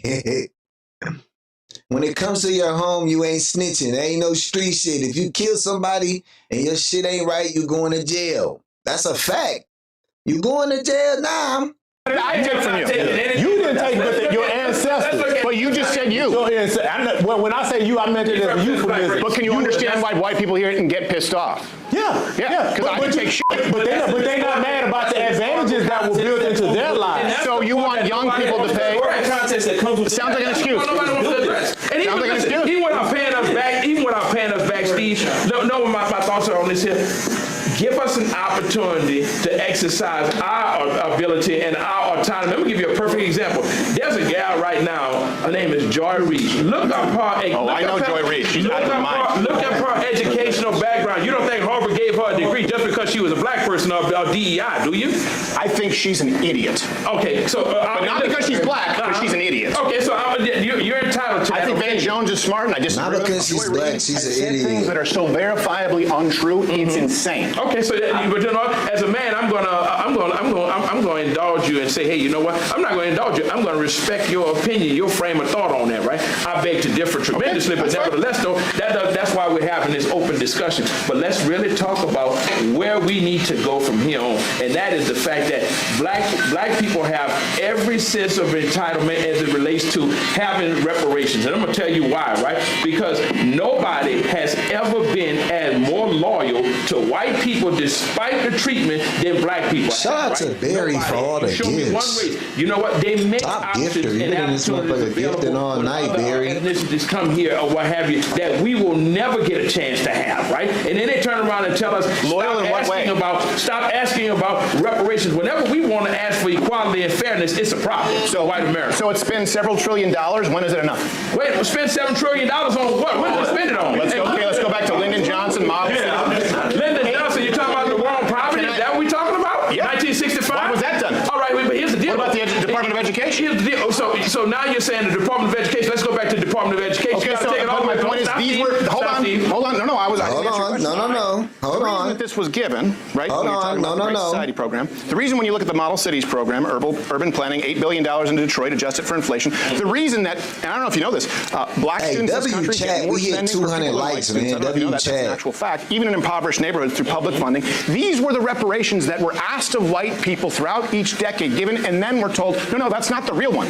They were given, whether you like them or not, whether you think they work or not. And by the way, I think they're dog shit. I think we should completely suspend the federal Department of Education. I think the Texas state could do a much better job. But those were done in the name of racial reparations because they were demanded. Steve, and now it's not enough. Steve, listen. What was that? Say we should suspend the Department of I agree with you because it's so. Why would they do it correctly? It's not just because it was done in the name of racial justice that it was done incorrectly. That's the reason for it. I'm saying that's the reason for it. But along the way of trying to achieve racial justice, you just did it wrong. But let me ask you, that's my point. You said people did it the way we were asked. It was right. Your approach was wrong. So now you make some 20-year-old kid pay? No, but you came out and said something that was You said that you're against the Department of Education, right? Let me tell you Federal something. Department. Yeah, Federal Department of Education. Let me tell you something that has come up in a lot of circles that I'm always talking about as a person with a disability. The Department of Education does a lot more in terms of, even with the enforcement of Section 504, right? 504 says that you must have accommodations for individuals with disabilities, right? Perfect example of it, when you walked in or someone just walked in, did you hear what that thing said? Right, left. Go down to Austin. Let me tell you something. When you suspend the Department of Education, you're also telling the remaining 36 million people in this country who have disabilities, you know what? Screw you. Figure it out. We don't have to do anything, okay? And this is another reason, going back to what we said with the Black America. I don't get that correlation. Certain mechanisms in place to ensure that there is a fair and level playing field, right? Guess what? The controlling party. That's why my ass in the house, because I know what I'm gonna do. Let's look at this. I don't know what they gonna do. You feel me? And see, hey, listen, and I think a lot of us do that, and that's what it is, man. We kick back. I mind my own fucking business. I don't give a fuck what's going on in the world. I mind my fucking business.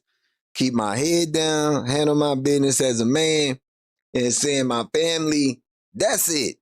Cause the world, everything that's going on in the world is fucking crazy. It's crazy individuals out there. It's hateful motherfuckers out there. It's a lot of people who fuel is hate. And they out to motherfucking conquer and take this shit down.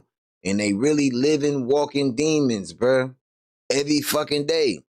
So you gotta handle your business, stay prayed up, love on your peoples, say kind things, spread love, and you and all yours gonna be straight. Some shit gonna go down, but y'all gonna be straight though. Just gotta keep your head up, you feel me? And if you do that, everything gonna be all right. The world around you though, when you wake up and you look and you realize for what it the fuck is, a cesspool of fucking negativity, and you gotta figure a way of just how to stay the fuck from out that shit, y'all. On my mama. I'm a professional sucker ducker. Sucker, stay the fuck away from me. Bro, I ain't got time, bro, for no hating ass nigga. No nigga who can't look at nobody else with something and be proud. I don't need to know you to be proud of you. I could see you with some shit and be like, damn, that's awesome. A business or something that you're doing, that's awesome. I'm proud of that, man. That's dope as hell. You know? I would like to know what the white dude would say about the Jews that got bread from America instead of Germany. Do the rage baiter. He would probably say some shit to piss you off. I'm 100% sure of that. I'll disabuse you of that notion. Okay, let me disabuse you of that notion. Go ahead. Over $3 trillion adjusted for inflation, right? The Department of Education, early 70s. Okay, before that they were run by states. Over $3 trillion. What are math scores? What are literacy scores now? In both depends on what part of the country you're asking that about. Across the board. Across the board. You can't go there because I'm gonna tell you why you can't go there. Hold on. I'll answer the question. Because then I'll show you an example of something that actually works. Because we need solutions.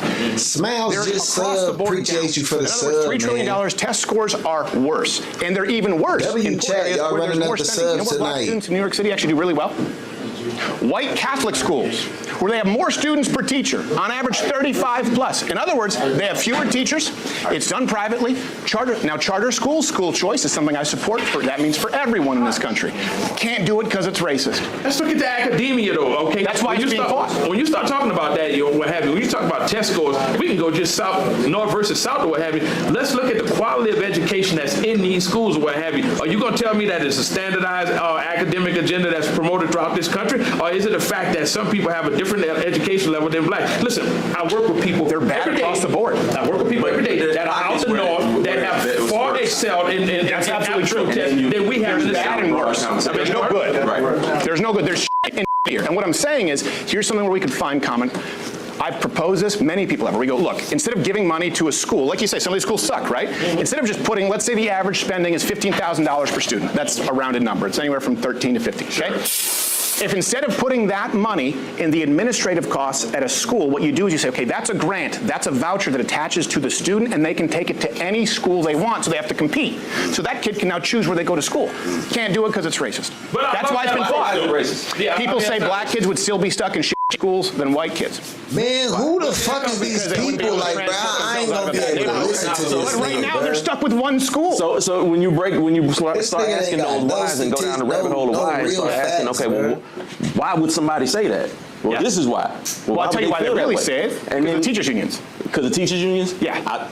It doesn't make. In other words, if a black kid right now has to go to because in certain communities where they don't have certain resources, it's a lot of kids. Once again, I've raised my kids, graduated 3 kids from. I've been afforded some things in this community that some people down south don't have. Yeah, right. That's a fact. And some of these school events, I'm questioning them, like, how the hell y'all expect us to have jobs and still transport these kids to and from these events all throughout the day? But if them people down there had to do it. So you think what we're doing now is better? Because they ain't got transport. Half of them ain't got transport. I think we need to go back to the real truth and the real truth. Because that's what I'm saying. Because they're in impoverished areas, and we already know based on. Man, I can't even deal with this nigga no more. I gotta get some nigga on my mama. We gotta go to the hood for a minute. I gotta hear some niggas that talk like me just for a minute. And they argument is that red pill to right wing content creators are using black fatigue to raise bait for views. And that's a fact. That's a fact. If you in the building right now, man, double tap the screen, sub up, man. Appreciate everybody that's in the building. I seen you guys talking about this topic on live. I think it was a good topic, right? So there's a new wave of political content creators. And mainly people who was in the red pill space. Shout out to the Viral Way podcast, man. You feel me? Just some regular degglers. This shit possible for anybody and saying I ain't gonna lie to you.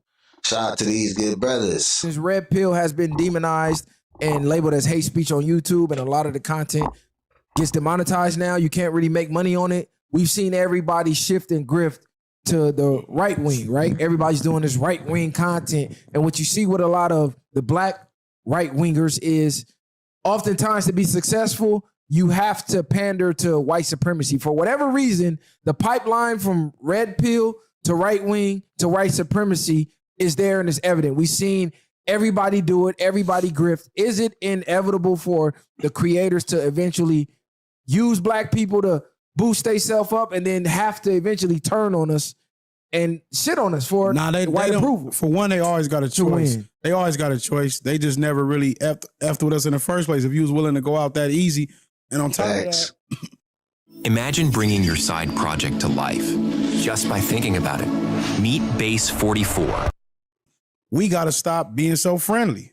We got to stop being so friendly. Everybody being cool and allowing them to be with us without even understanding them or letting them prove themselves over time. Like we jump on, we support people, and then they turn on us. It happens over and over again. So wait, are we saying that the guys that are right? Hey man, we got 230 people in the building and 231 likes, man. Much love to the chat. Is that right?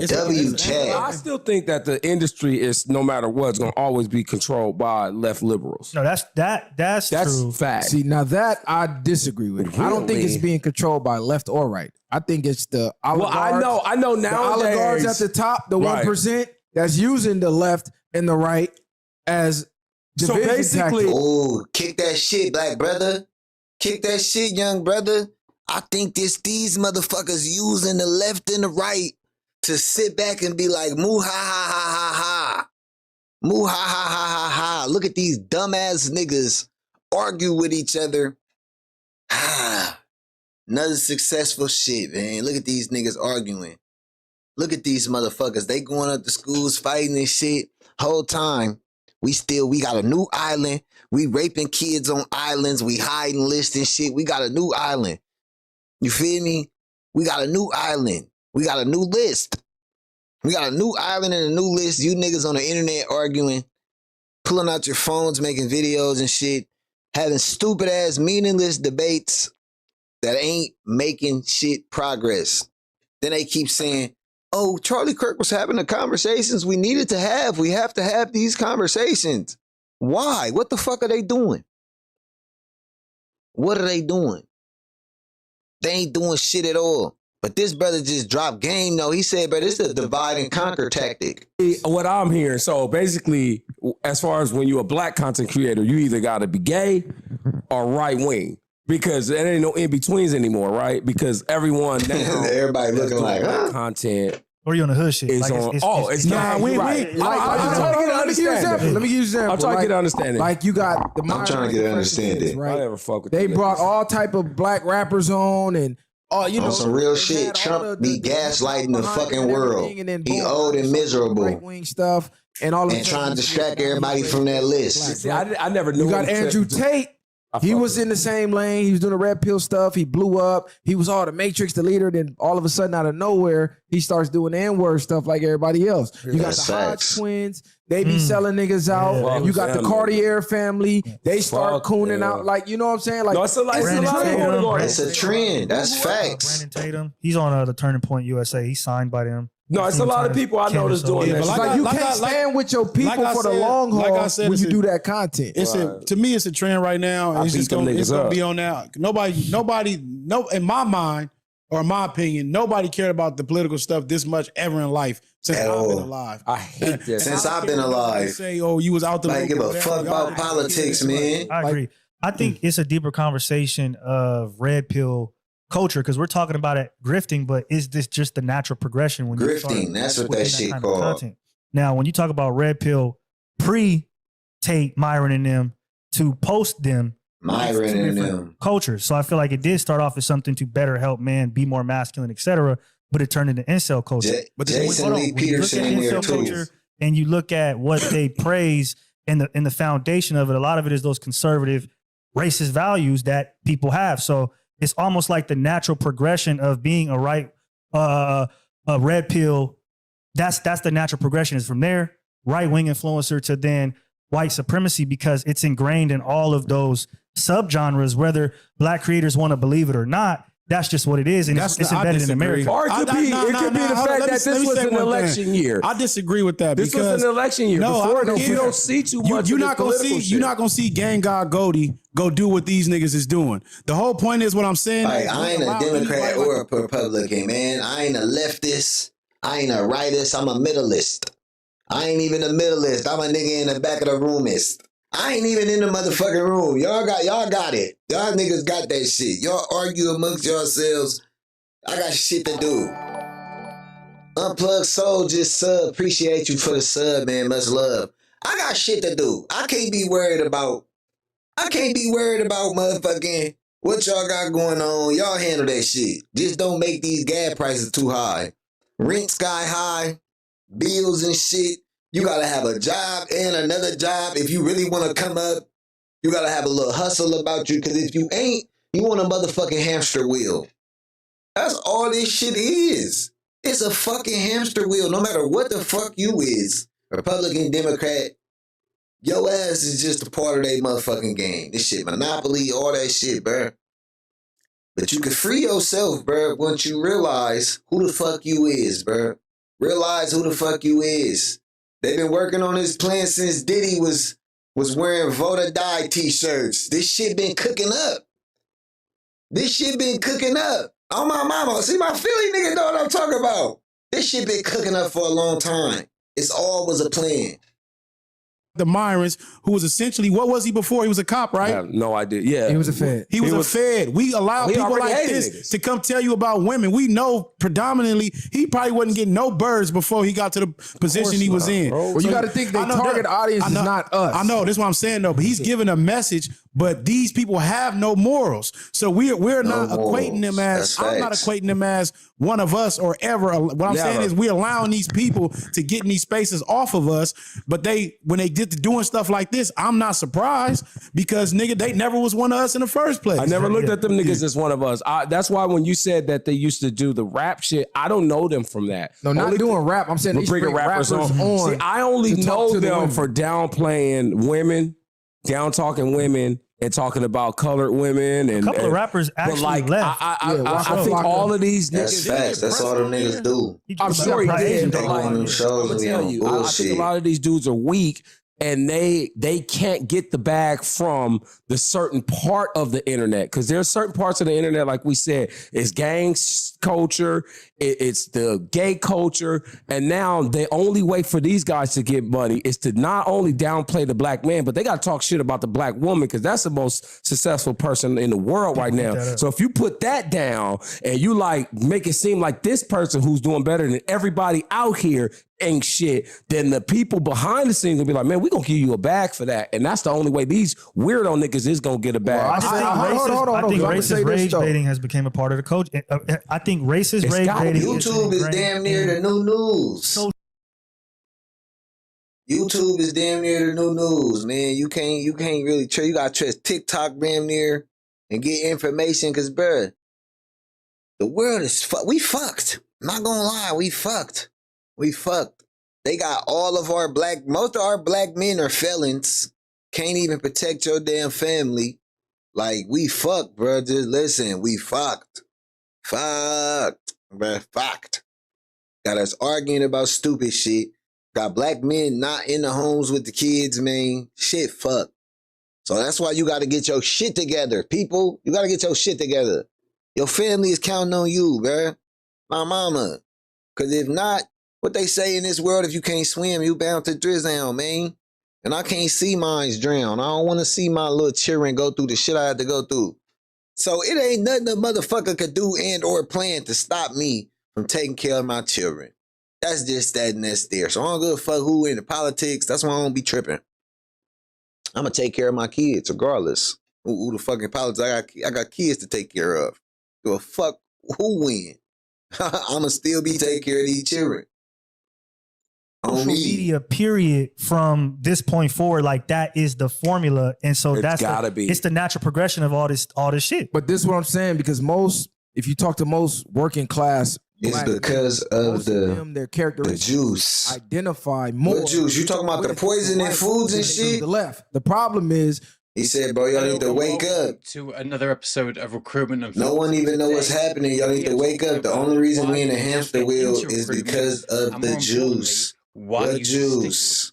When you look online, you're seeing representatives of the extremes of both sides. This is not the average person you're seeing. When you see the Destinies on this side, and then you got the Super Myrons on this. These guys are extremes. So that's what's wrong with the political content. You don't get real people having real conversations. You got guys going on debate tours, but then they get paid for this. So now the only thing they're here to do is to rage bait the people they're debating. They're not here to find a medium and come to some type of resolution. No, kick that shit. Show you why you're wrong and I'm right. Even if I'm going to argue in bad faith, that shit is so even if I'm going to, they're to sell their brand even more. You know what I'm saying? I'm selling. Shout out to Devani for the sub. Much love. That's what's going on right now. I look at these people like they have no identity. Like you said, you have to be this or be that. I get on here, I'm gonna be me. I don't need to be nothing else. I don't want to be nothing else. I'm gonna be what you go. What you see is what you're gonna get. But what I'm getting at is that people like them are just following what's in and what's hot. It was trendy to do the red pill stuff. That's what was in. You making a bag off of it. Now the political thing right now is what's in for people. Everybody want to see people debating about and what left or right wing you on, and that's what's going on. He want to get to them points like a Charlie Kirk or something, and all these people. That's why they're called grifters. I understand that, but what I'm saying is, as far as us and our people that we deal with these type of people when we know we so friendly to allow them to be in certain spaces that we in.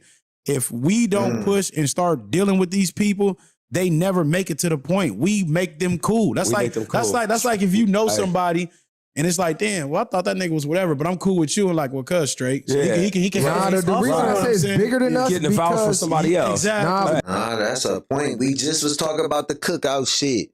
Motherfucker just do a little dance. We just watched that nigga reach out to these good color folks, ask to have a sit down, have a conversation, and then tell them all he in danger in that motherfucker. Why the fuck you in danger? Jews be having constructed chaos to distract all the normal people from what is really going on. Why you think Charlie Kirk got killed like a couple days or a week after he talked bad on Israel? I don't trust a motherfucker. Everybody in cahoots. I don't think it ain't just them though. It ain't just them. It's all power hungry, money hungry motherfuckers. It's all of them. It's a whole boatload of them bitches. They evil and demonic people. They all motherfuckers. Jew, motherfucker, I don't give a fuck what they is. It's evil black people, it's evil white people, evil Hispanics. It's evil on earth. We living in hell. It's evil down here. But everybody want to point the finger and say, oh, y'all more evil than us, or they more evil. There's evil going on, man. It's evil going on. Everybody is motherfucking guilty. Everybody guilty. Everybody who don't look at us is all like, everybody guilty, bro. Everybody fucking guilty. Everybody who ain't living justly.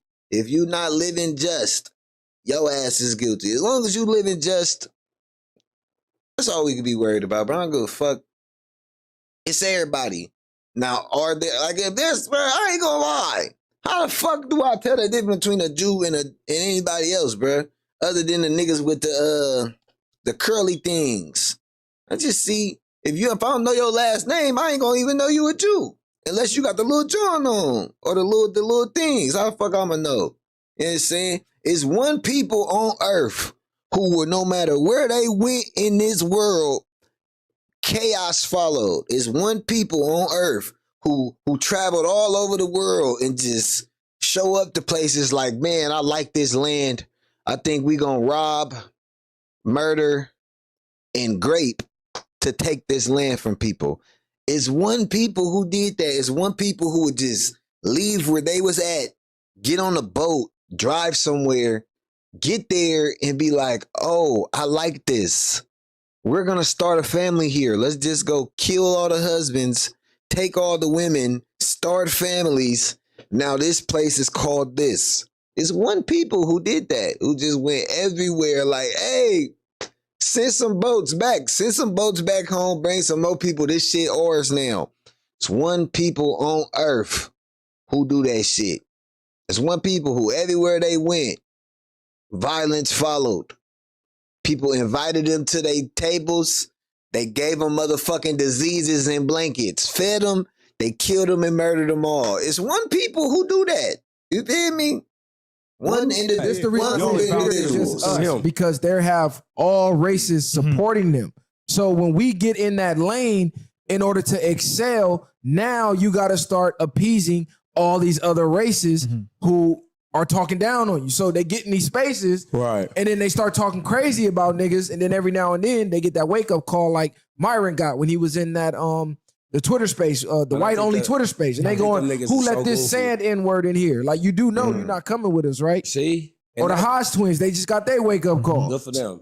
So like, niggas be goofy, it's bro. ingratiating Good for them. into it. Like at this point, to me, And just like Messiah said earlier, bro, like the fact that how everyone all of a sudden is into politics, it hurts my chest because I know it hurts my chest. We all know they don't give a fuck about us. Why do we give a fuck about them? I'm never, ever on my show. Ever. Here, I love doing this show, but like, what if you can create your own website? I never, ever worried about the next motherfucker.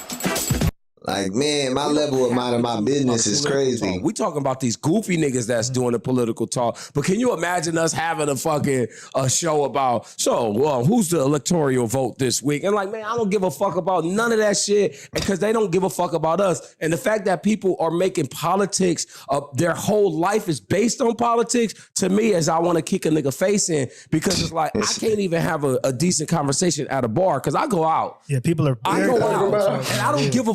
I'm going out to release from being at work all week or to being stressed off these bills all week. I'm going to have a good time, hear some music. The last fucking thing I want to hear when I'm out is, hear Donald Trump's speech last night? Or did you hear? Nigga, I don't give a fuck. Of course I didn't hear it, nigga. See, this is my thing. Because I ain't paying attention to that shit. I like to talk about politics. It's a time and place for everything. I like to talk about politics because I like raising awareness. No, it's not. What's going on around us. What I don't like are the people who get caught up in brainwashed. Those are the people I'm talking about, not you guys. Into thinking that, oh, I'm a part of the left, and then their whole identity as if you make a is difference. This, and they're not as if you make a difference. My whole identity is this, proving the left wrong. Meanwhile, all these policies are fucking the left and the right.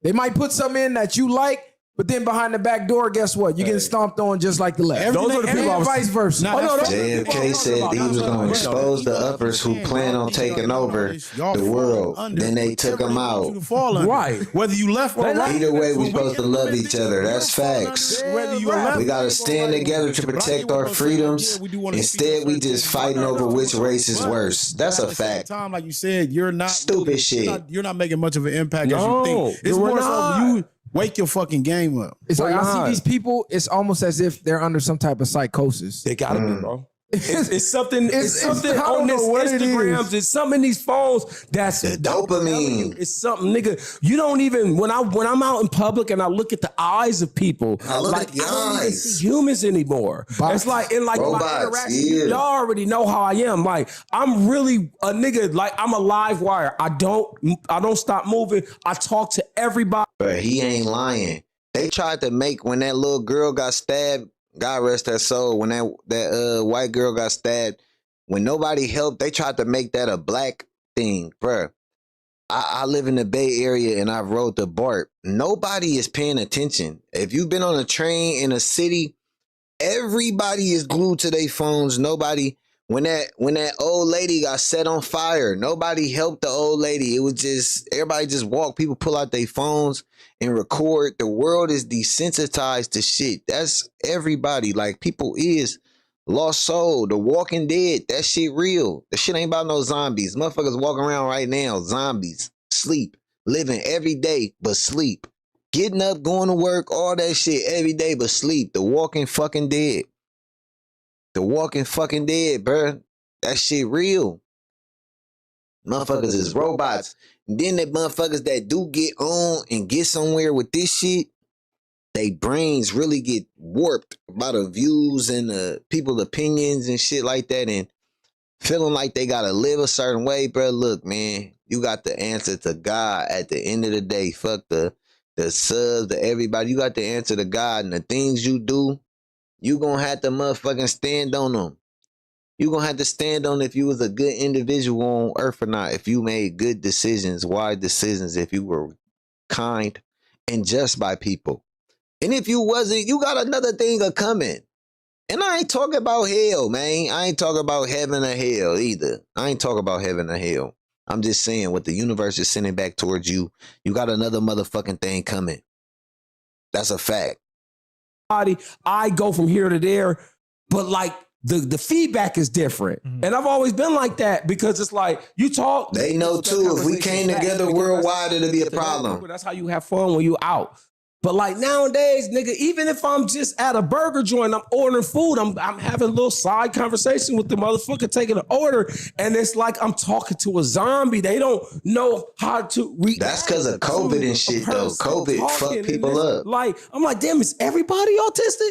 Damn it. Like, and I don't mean that in a bad way. I mean that in a really hell no, really serious said, way. damn, is everybody autistic? Going on with the world? Why is everybody seem like I've recently come to learn that a lot of founders everybody and autistic? don't quite know how to look up the competitors' marketing strategies. Damn, is everybody autistic? I work with to look up what channel they're in slow motion.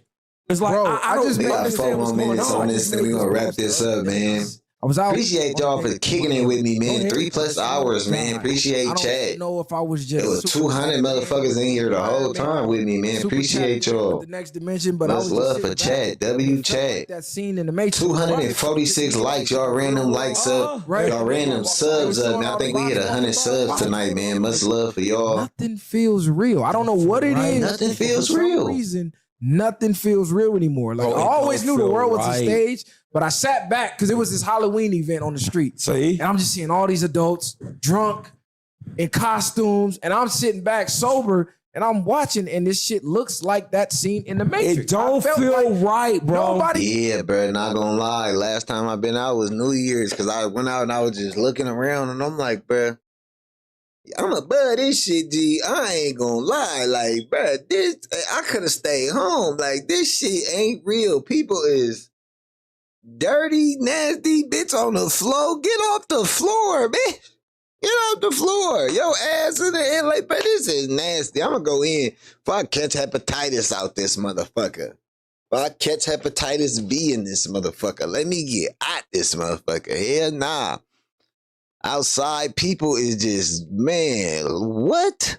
You did what? They doing anything on camera for some views and shit. Look, y'all probably came across this live because y'all was scrolling through the lives. Look, when you scroll through the lives, it's people doing crazy shit for subs, y'all. It's people saying, like, acting like robots and acting like ducks and chickens and birds and alligators and shit for a sub, doing anything, trying to gain a like or like for money. I don't know. For monetary reasons, I will never get on here and behave as a buffoon for some money, for a like, for support, for none of that, bro. Like, it's people just, the world is fucked.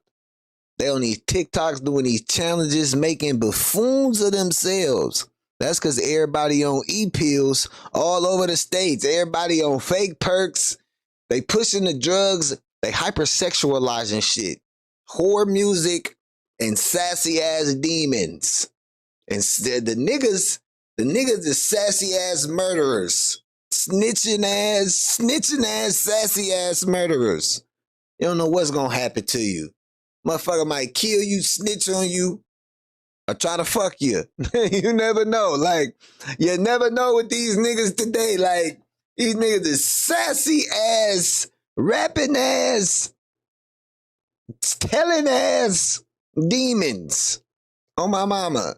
They're demon, rapping ass, murdering ass demon until they get in the courtroom. Then they crying and telling and shit. And then they got the whore music. Everybody fucking nigga. I took your nigga outside, me and my bitches. Shake ass, wop, all that shit. They pushing that music. They pushing, throw that ass in a circle music. They pushing for women to be whores, bruh. They like, yeah, man, whore music. That's all they make. We got a lot of Omars off the wire out there. That's a fact. A lot of these niggas is throwing wham in a circle. What are you doing, sir? Keep your motherfucking neck still. And stop doing your hips like that. You making me uncomfortable. Saf Slugger, this is my first time on. I like the show, fam. Keep up the good work. Much love. Appreciate it, loved one, for real. We just be kicking it, man, in the Player Circle podcast, man. Local neighborhood player, man, just giving my views on these things we see on this here YouTube shit, man. These YouTube streets, these Twitter streets, everything that's going on around the world. This black fatigue conversation was a crazy one. I can't believe white people is standing up to us and telling us, we sick of your shit, man. Black fatigue is another word for, hey, we sick of you niggas, man. And some shit finna kick off. They rallying the troops on us, niggas. They sick of niggas. Oh, my mama. They're angry. You could see me because they always just walking by. They's always walking by drunk. Mason Morris just sub. Much love for the sub, man. Appreciate it. Lifted, right? The trinkets you buy, the little snacks niggas buy Monday through Friday, the lunch they go get, the 9-to-5 jobs and the parties and all of these things that we're accustomed to doing that really pulls the wool over our eyes. What's actually going on is just starting to be, shit is so bad, it's starting to be no way to avoid it. And I think that's why it's like so noticeable for some people where it's like, damn, we really are controlled. It is a stage because you have AI operating at an all-time high. You have these right and left-wing creators being paid to push propaganda. Talk that shit, King. At this point, they're not trying to conceal it. They're not trying to hide it. They're not trying to excuse it. I think for a lot of people, we've woken up and it's like, this is what the world's always been. We just had more distractions where now we don't have as much that we used to. Oh, I think we have more distractions actually, because I think people are more distracted by this fucking computer in our pocket. Facts. And I think they live their lives so much online. When it's time to not be online, they're still online. So it's like, I might scroll through Instagram, TikTok, YouTube for 9 hours, but now it's time for me to go to my nephew's party. And it's like, nigga, I'm still scrolling, but I'm not. That's facts, bro. So it's like, you so right, niggas because just walking like zombies. That's how I feel niggas like. Walking dead. Great Oh, point. God. People don't realize. Money making records just sub. Much love for the sub, man. And more so, We people at not gonna pay attention to that type of 2650. stuff Let's because you can't go. see it. You know what I'm saying? So you don't understand what's releasing and how much. You're not supposed to get 350 away from our goal. Let's go. Man. Doing things, doing either manly things or playing football, learning new tricks, learning new stuff. So the dopamine you getting from literally nothing is essentially making you worse. And I think that plays a major part in the political thing that you're talking about. It's like social media gives you the illusion of having a community you don't really have, where it's like you might be on there preaching to 20,000 motherfuckers about that all agree with you, but then you go in the real world and it's like, we not really trying to talk about that. So now you're still, see, that's only fuck you up if you didn't grow up in the real world. Nigga, I start catching the bus by myself at 7 years old. I was on the public transportation, nigga, as a little boy, having to communicate with adults. So I guess if you didn't grow up in the real world, that shit would fuck with you. But man, hell no, I grew up at a time where we couldn't communicate. Much love for the share. Appreciate you. Gifted Hands been out here rocking with us the whole night. I've been seeing a lot of y'all names the entire night. And I'm telling you, I'm so appreciative of that shit. Like, that shit keep me going. That shit helps. Y'all part of the goddamn production team. You don't even know it. Y'all part of the goddamn production team. You don't even know it. You know what I'm saying? Player Circle Productions. Y'all part of the production team. Because y'all keep this shit going. A lot of y'all see, these the niggas we should have been in the motherfucking barbershop with these niggas. You feel me? If we was in the barbershop with that nigga, he probably would have packed this shit up and cut. If we was in this motherfucker, everybody who kicked it all night, that nigga would have packed this shit up and cut. He'd have got the fuck up out of there. Yeah, you get the fuck up out of here, man. Fuck is wrong with you? No, I'm not gonna stop cussing. No, I'm not. Bleep it out. Bleep it out. Bleep it out. On my mama, bleep it out. Yes, I'm gonna keep putting it on my mama. Yes, everything. Yes. On my own, yes. He'd have got the fuck up out of there. Appreciate y'all. Y'all been rocking out all night. It's like, this is the real world where people got to pay bills and take care of kids, etc., where we don't have 8 hours a day to put time into that shit. And I also think it's like people just want to be or appear to be on the right side of history. So I always say that, like, what you post on social media political wise doesn't mean you're a good person in the real world. Like, it's bitches who BLM and literally a nigga walk by and they clutching their purse still. Type shit. 2025. But you would assume that she's on the right side of history because of what she posts. And all of us are using what we post as a calling card to say, okay, this person is up here and this person is down here social wise. That's because motherfuckers is lost. Credit score. Judging somebody based on social media is insane. That was a great episode. I can be whoever the fuck I want to be on the internet, nigga. That's all the urban little niggas do. Look, I can be if I wanted to be Lil Pistol Starter today, nigga. I could turn into Lil Pistol Starter. I could buy a gun, never use it. Nigga, I'm Lil Pistol Starter. Nigga, on my mama, and with this AI shit, motherfucker could be whoever the fuck. My 20-year high school reunion coming up, and I swear for God, I'm an astronaut when I get in that motherfucker. On me. Nigga, don't mind your business. We been your friend on Facebook since we graduated. You ain't no astronaut. Mind your motherfucking business. I say, what you been up to? Shit, I'm an astronaut. Nigga, I work for NASA. This me when I went to Mars with Elon Musk.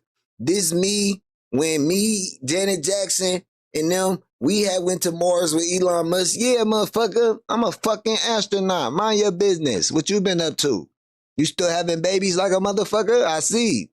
You on your 8th baby, 7th baby daddy. You feel me? you feel me? Man, fuck them sincerely. You ain't saying, hey, I appreciate that. Appreciate that, Q. Real talk. Appreciate that. I can see human in 200 years using social media as religious belief. That's a fact. Because motherfuckers is zombies. You got a lot of followers, so you mean something. Motherfucker be like, man, I got 25,000 more followers than you. I got more views than you. Man, shut your bitch ass up. You still a bitch ass nigga. Motherfucker get some money and think, nigga, I got more money than you. I got more possessions than you. You still a bitch ass nigga. You can't unpossess the bitch assness though. You possessed by bitch assness though. All them possessions don't make up for you being possessed by bitch assness. You still a bitch ass nigga. You just a bitch ass nigga with money. Oh my mama. And in fact, the money has enhanced your bitch assness. The money has enhanced your bitch assness. false prophets and all that shit. There's a lot of shit going on in the world, bro. And if you ain't game tight, you be fucked up out here. So when you raise your kids, you got to keep these little children game tight too. And it's hard. It's hard because I got teenagers and they out in school and shit and they getting their information from other motherfucking kids and shit. And bruh, kids is dumb as hell. These kids of today is dumb as hell. I'ma just say it. I don't give a fuck what they GPA is. I don't give a fuck about their GPA. They dumb as hell. All of them. Fuck these. I can't say that. They dumb as hell though. They outlooks on life. They fucked up. They could never be how we was. I don't let my kids go outside and play. My kids can't go outside and ride the bike down the street. And I can't send my kids to the store. Hey, go to the store and get some milk. What? Send my kids outside in America? Send my kids outside in America? Shit. I don't give a fuck about Apple. None of that shit. I don't give a fuck about Apple AirTags. I got their GPS. I don't trust a motherfucker. You pull out the motherfucking Megan's Law app or the sexual predator app, right? In your neighborhood you live at right now. I don't give a fuck where you live. Pull out the app. They got apps on your phone. You can pull out the sexual predator app, pull that shit out, and see how many fucking offenders live in your neighborhood, live near schools and shit. Look at those laws. That's why I'm saying the laws don't matter. These motherfuckers make laws that allow sexual predators to live near schools. And I'm supposed to think that my vote matters? Y'all got predators living near schools. Like, bro, your phone gonna get the chicken pox. I bet whatever on it. I don't give a fuck where you live at. Pull out your motherfucking phone, pull up the sexual predator app, and see how many of them motherfuckers live near you. I don't give a fuck how old my kids get. I'm dropping their ass off at school. I'm dropping their ass off. I'm gonna watch you walk in, go inside, because I know I seen your ass go in, and I'll be here to get your ass. Or Uber will be here to get your ass, somebody, yo. But you ain't no going home because you can't trust the fucking world. People go out. I just did a story the other day. Little 5-year-old little girl in Cleveland lured outside. And they did the unthinkable, unimaginable to this little girl. Pulled her hair, ripped her hair out. Her mother said she was unrecognizable. That's what's going on in the fucking world today, man. That shit crazy. Review, like it was doing real life Yelp reviews, and that affected your social credit I score, love that episode. which affected what you could do in real life. I don't trust a soul about my kids, and they not like we was. They can't go outside like we did, bruh. Let my kid go outside, be outside till the street lights come on. Ain't no nigga. I need to know where you at the school. What's going on? When you at getting here? My motherfucker. What the fuck is you talking about? The fuck ain't no coming on to the street lights. My little cousin had ran away. I had to go get my little cousin. He ran away. I took him to my house, man. I was talking to him. I'm like, look, cuz, you know where you at? You know what city you in? Like, what the fuck you mean? How the fuck is you running away? You don't know shit. How the fuck you running away? You don't know shit. What if you get knocked upside the head? What if you get knocked upside the head? Somebody take your damn phone, and then you don't know nothing. Like, you know your address, little motherfucker? What's your address? Take your ass home. Your ass going home. Your ass going home. Fuck is you doing? But these little kids ain't us. Outside riding to the lake and shit, these kids ain't us, and they softer. They softer as hell. These kids nowadays don't know what dirt tastes like. They ain't never ate ants. None of that shit. I judge all kids by their knees. Let me see your legs. You little punk ass, soft ass kid. You ain't even got no bruises, no scrapes and scratches. You ain't even hop no fences. Get your little soft ass kid away from me, man. On me. Yeah, man, I appreciate everybody for rocking with us tonight, man. Not gonna lie. Player Circle Podcast. I think we did like 100 and something subs. Y'all ran it the fuck up. That was I love being able to talk with people like that, man. Not gonna lie. When people could bust down and we could get on an intellectual conversation, they really got us fucked up as a people. I don't know why they really think we worried about them. They think that we that man said if you go into a black neighborhood, white people, you're gonna be damaged. White people. I said it once tonight, I said it twice, I said it 3 times. I'm gonna say it for the 4th time. White people, we are not worried about y'all. We are not out to get y'all. We're not out to harm y'all. We just want to be left the fuck alone. Y'all can come to the cookout. It's good. We welcome to everybody. Like it's all good. Mexican, Indian, we don't give a fuck. You drink Hennessy, you drink tequila. You drink Hennessy or tequila, you good with niggas. That's straight up. You drink Hennessy or tequila, you could be a nigga friend. And you could be a nigga friend. You got either or. All you gotta do is show it with either or. You good. Niggas, fuck niggas is welcoming as hell. They're the most welcome, especially in the South. That Southern hospitality shit is real, especially in the South. Some welcoming ass motherfuckers. How often you be on here? Do you have a regular schedule? Every day I drop content. You feel me? Definitely Friday and Saturday and Sunday we go live, but mostly every day, if not every other day. Definitely dropping content, regular schedule. For sure, man. Appreciate y'all for rocking out with us, man. I'm definitely, I follow the news every day, so any major news that breaks, I'm in the entertainment. I do a lot of stuff, man. They ain't never been stung by no wasp or no bee, but you don't go home yet because you're not ready to end the day. You ain't ready to end the day yet. I had a partner that got hit by a car, fell off his bike, lost his tooth, bike caught on flat, all in the same day.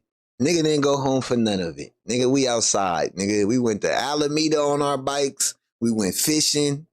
He took his mama bike. She said, don't take it. That nigga got hit on it by a Porsche. Fucked the front tire up. Yeah, man, these soft ass kids. But yeah, man, what do y'all think about this black fatigue shit, though? Y'all can leave comments. I'm going to go back and read every comment I missed and chop it up. I appreciate y'all for rocking out with us tonight, helping us with these likes to get in the algorithm. We did 250 likes. That's the most likes I ever did on a goddamn video, to keep it 100. Victor Velez, just subscribe, man. Appreciate you, loved one. Much love. The subs, y'all went crazy tonight, man. We did 40,000 views. Y'all went crazy. W chat. You know what I'm saying? We be back with another one when we got another one, and I'm out. Audi 5000. About to go get me something to eat. Hope y'all have a beautiful, pleasant Saturday night, man. A blessed Sunday tomorrow. Y'all be easy. Yeah, okay. New player circle. So,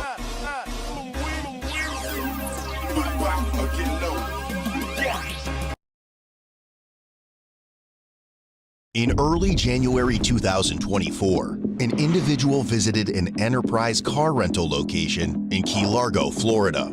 A 52-year-old man named Andy, whom deputies have had previous interactions with, rented a 2023 Toyota Corolla valued at $21,700 and agreed to return it within 2 days. Later on, Andy contacted the company to request an extension of the rental period, but did not pay for it, implying that he was essentially going to the grocery store to get some milk.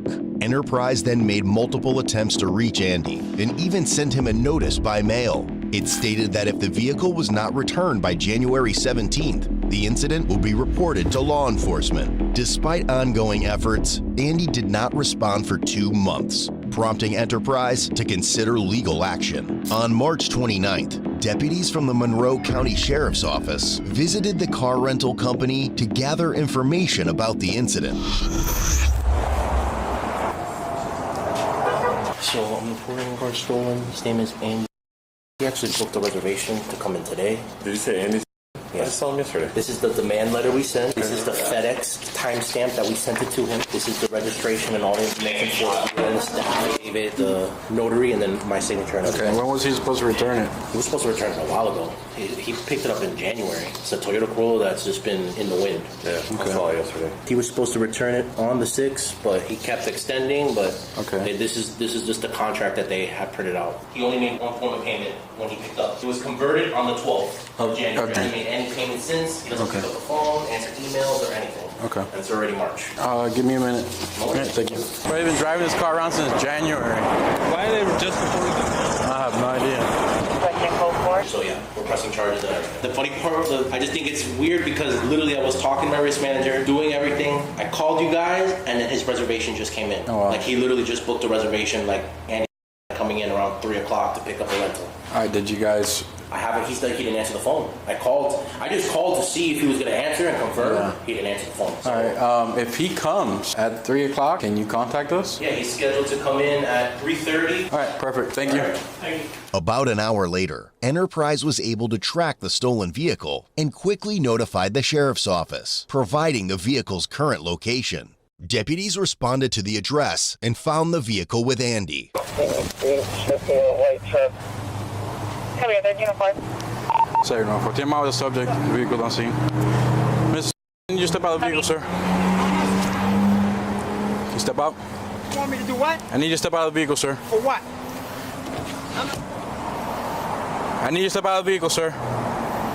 Can I talk to you for a second? I can't hear you. Can you roll down the window, sir? Side 114. Subject's refusing to get out of the vehicle. Number 1305. I need you to get out of the car, sir. Can you open the door? Told you.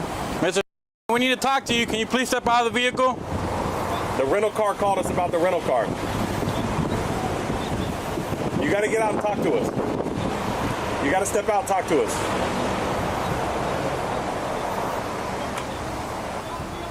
No, you can step out of the car. You got a baton. Yeah, but I got a window bar. I mean, I got the breaker. You want me to get that? You want me to get the breaker? Sure. All right.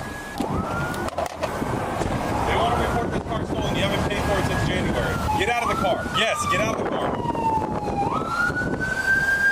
All right, we're gonna remove you from the car one way or the other. You got it? Yeah. Sir. Grab it. Just grab it. We just need to get the car. That's it.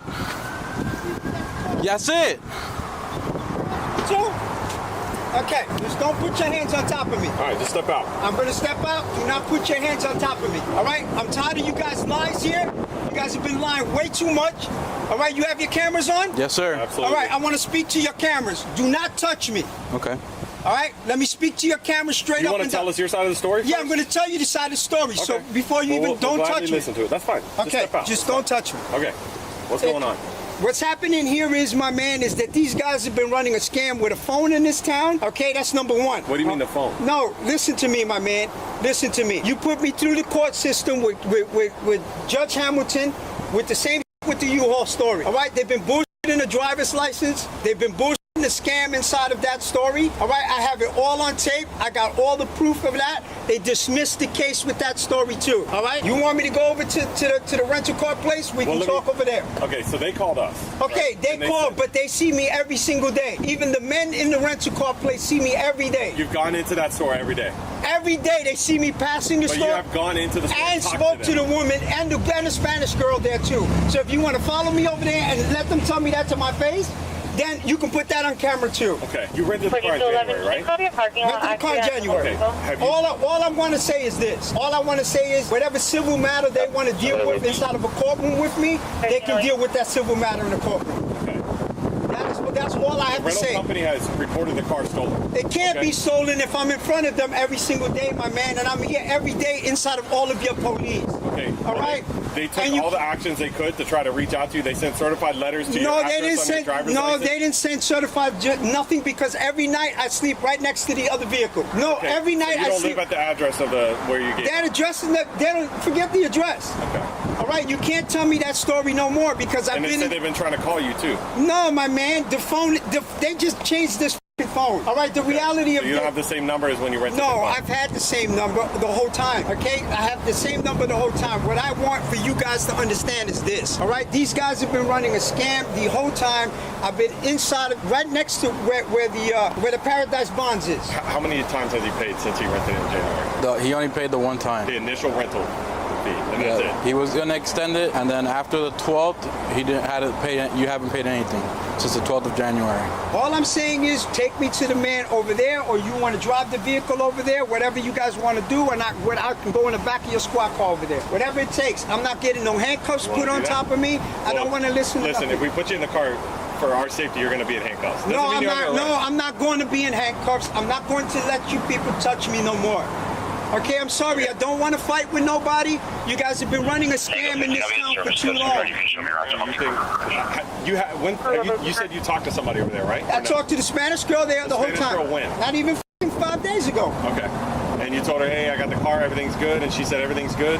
No, she sees me all the time. I just said, look, hey, I'm right here. This is where I'm at all the time, and that was it. Okay. Nothing more. So you can use that on tape too, and you can bring the Spanish girl there too. I'm not going to keep on listening to this scam if every night I stay right next to my other vehicle. So this is the deal. With a rental car, once you rent a car... No, I'm not going to listen. You did the same thing with the U-Haul. You put me through a court for 15 months. You dismissed... You rented a U-Haul and didn't pay for it, or what? No, the same shit you guys did here. 15 months you put me through a courtroom for a U-Haul truck. You beat me down with the police too. All right, and then you dismissed the case too. And you're sitting here running fabricated licenses that are... Since deputies were pretty much done with his bullshit, they decided it was time to arrest him. I spoke to the judge, and I spoke to her right and clear to her face, and to the lawyers too. All right, well... You're running fabricated licenses too. 15, I guess. Yeah. Okay. All right, just put your hands behind your back. No, I'm not letting you touch me. I'm not letting you. You're going to get tased. Put your hands behind your back. I'm going to tase you. Don't touch me. Don't touch me. Don't touch me. Put your hands behind your back now. Don't touch me. I swear to God. If you tase me... On the ground. On the ground. So I want to force you. Hands behind your back. Oh, he's dead. You killed him. Start right side. Hands behind your back now. I swear to God. Hands behind your back. I swear to God. Hands behind your back now. Put your hands behind your... I'm going to tase you again. I'm going to tase you again. Hands behind your back. I'm going to tase you again. Hands behind your back now. Put them behind your back. Put your hands behind your back. I can't move my hands. Yes, you can. Put it behind your back now. Move your arm. I'm going to tase you again. I can't. Put it behind your back. I can't move my hands. You guys did this to me. You did this to me. You did this to me. You did this to me. I didn't do this to you. You guys lied to me. You lied to me. And I swear. I don't think they're in him. I swear. What? I don't think they're in him. They're right here. I swear. Could have made this a lot easier if you didn't do that. I didn't do nothing to you. Resisted. We told you to I stop. didn't resist nothing. We told you to put your hands behind your back. And I didn't resist nothing. You guys are liars. You're lying. You fucking lying, bro. Eddie, come on, roll on your back. Yeah, sit him up. We want to get you off the pavement, please. Let's roll over, please. I swear to God. Sit up. Lean him against the car if you can. I swear to God. I swear to God. You want to stand or you want to just set him in your car? Yeah, bring him in the car. All right. I mean, Rescue's got to look at him anyway. Come on, Andy, make it easy for us, bud. I didn't do nothing to you. I swear to you, man, I'm gonna sue these people for all of this you did to me. I swear to you, I'm gonna take it for it. Come on, Andy. Have a seat. Please, make it easy for us. I didn't do nothing to you people. I swear to God. Come on, Andy. I swear to you, bro. Watch your head, please. Sit down. I swear to you. Let me go to the other side of him. I didn't do it. Prop him up. Enjoying your vacation? I figured we were going to have to drag him across, so I just took this out. I don't know if you want to put it in the bed. The season now? Yeah, I guess so. Ambulance is already on the way, so. Andy, say something. We got ambulance on the way, all right, Andy? We'll get you on the ambulance, okay? Get you going. Could have all been avoided, man. No, he's fine. He's just spitting. He's all right. He's in the recovery position. He's fine. You want to sit up or stay like you're laying? All right. Yeah, he's breathing. All the probes are already out, so yeah. just put them on there and one of us follow. Sit up. Put your legs up. Sit up. Lean against your tire. Right. He's just going to play fainting goat for now. He's got plenty of chest rise. He's fine. If you want to keep your face on the pavement, that's your own choice, buddy. I'm just trying to help you sit up so you don't have to have your head on the concrete. That's what you choose, buddy. That's fine. Andy, would you like to get off the pavement? Want to sit up and get your head off the pavement? It's hot. You want me to sit you up? Come on, sit up, man. Could have been avoided, dude. All you had to do was just let us deal with this. Could have been done a lot easier, man. You can lean against right here. You can lean against my leg, okay? This could have been avoided. It's a lot easier for you. Yeah, I'm just saying, if you wouldn't have done what you did, this would have been a lot easier. Now, I'm doing what I did. Okay, then that's fine. That's what you're going to say to me now? You want to get inside the car? What are you doing? I'm going to stand up, dude. You're not going to stand up. You're either going to sit on the ground or you're going to sit in the car. Those are the only two options that I'm giving you. You're going to put that camera on my face and let me speak to that camera. Okay. All right? You put the camera onto my face and you let me speak to your camera. Look what's going on in this place in your town, all right? Your name is Officer Farr, right? Yes, sir. You You was inside Pennekeys Park for all of that time with me in there. All of your police sit here blinking lights at people. You pretend like all of the people are your friends. And in addition to that, you guys have been running a fabricated license through your court system and running fabricated citations since 2019 inside of your courtroom. Since 2019, you've been running these fabrications. You pull people over, you write these citations, you run them through the court system. You run bailiff on top of them, you spit them in and outside of the courtrooms through bail. You take the bail money from percentages from people. You never care to understand what you're writing. All of this is unjustifiable work that you guys have been doing in this town. All right, you know it. You ran me 15 months through a court system so you can dismiss the case too. This is what you guys do. And you know you've been doing it the whole time. And the whole time I've been telling you guys you've been running this fabricated story since Madison to here, and I've never left your town the whole time I've been here. The whole time I've been with you guys every single night. And I sleep right next to the vehicle, right next to the Paradise Bondsman Place every night. Can I put my camera back on? No, what I'm saying to you is that you don't see anything wrong with that. Do you see anything wrong with that? Do you see that you can do that? I don't, first of all, I don't know what you're talking about. I just wake How up. is it that you don't know what I'm talking about? You selling fabricated licenses. I don't sell anything. Well, you're writing citations to them and they're being told to you in front of Judge Hamilton. What citation? All the citations you wrote. The ones you wrote inside of Pennekeys Park. I don't write inside. No, the ones you wrote every time you pull somebody over. How is that fabricated? I don't make those. No, it doesn't matter whether you make them or not. And don't try to call her somebody how to speak. You put them through a court system for 15 months. It was told to the attorney. It was told to the attorney generals. This is what you guys have been doing the whole time. Saying all cops do that? All of you guys pulling people over. You write these things up. You pretend like it doesn't exist. You put it on paperwork. You sign off on it. The bailsmen sign off on it. You spit them. You put the money in your pockets at percentage rates.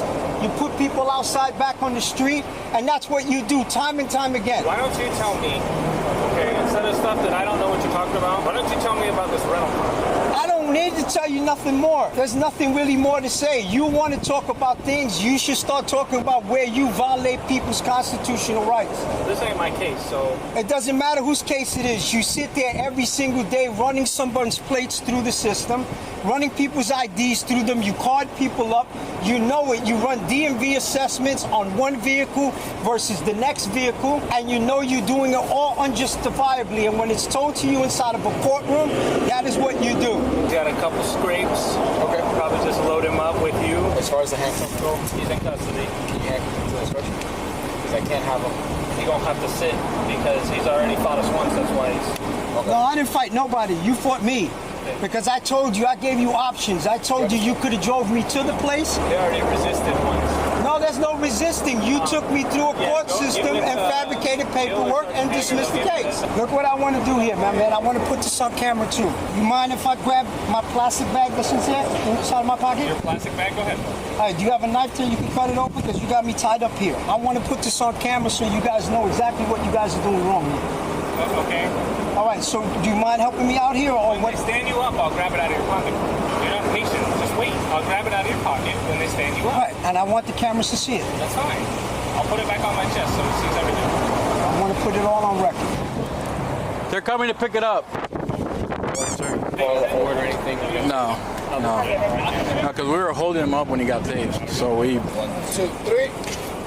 So what's the story with it? Vehicle was reported stolen this morning out of Enterprise. It was supposed to be due back January 17th, and he hasn't returned it. Hasn't made contact with them. We received the call that the vehicle was parked here, and when we got here, he was in the vehicle. So we refused to get out. Finally able to convince him to come out, and then when we went to handcuff him, he I'm gonna take it off your back. Right, no, put it right here. Just put it right there. All right, Andy, we gotta get going. We don't have time for games, okay? This has to be on body camera. Okay. So you guys see what you've been doing. This is my birth certificate that was given to you here in Key Largo. Yeah. This is my social security that's attached to it right here. That was given in Key Largo. Okay. It's out of your place. This is the license that you fabricate that you on tape doing it. This is what you guys are doing. You pull people over, you put people through a court system. The last time you did the same thing and you dismissed the case of 15 months of running me through a court system. This is what you did. You done violated my rights the entirety of the process doing this while I never left your town, and I've been in this town almost 6 years with you. This is what it is. And since 2019, when you go to the vehicle next to Paradise. Roll while he talks. All of it. Okay? That's your ID, sir. Andy was charged with felony grand theft of a motor vehicle and misdemeanor resisting an officer. He was subsequently given a cash bond set at $40,000. About a month later, he pled no contest to both charges and was found guilty. His sentence was ultimately withheld, and he was given 2 years of probation with conditions. However, the following week, Andy violated his probation, leading to a warrant for his arrest, and he was soon arrested once more. Want a deeper look into the channel or craving additional content? Explore Code BlueCam on Patreon for exclusive content, behind-the-scenes access, giveaways, and much more.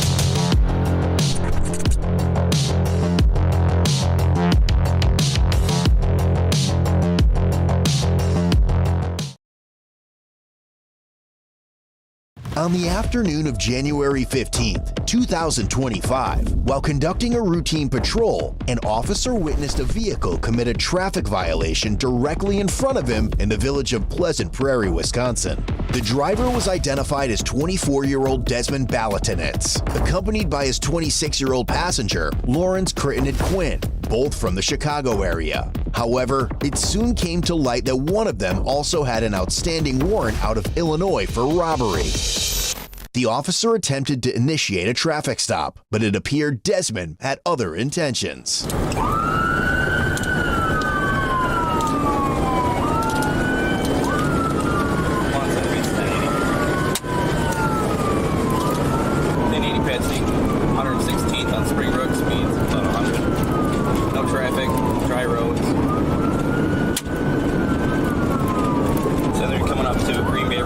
Southbound Green Bay and the wrong way on Green Bay southbound.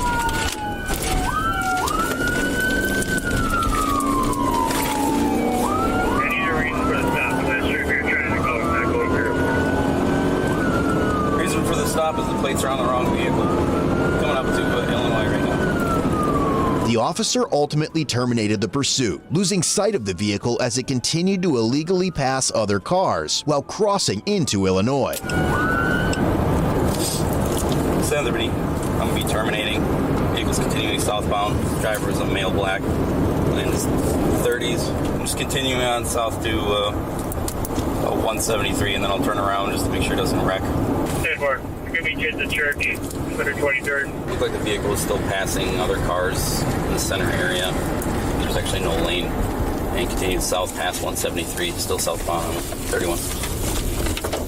But almost 2 hours later, the two decided to come back through the area. While the police were clearing a 3-vehicle crash at an intersection, they received a flock hit on the suspect vehicle that had fled earlier. The vehicle was soon located and another pursuit ensued.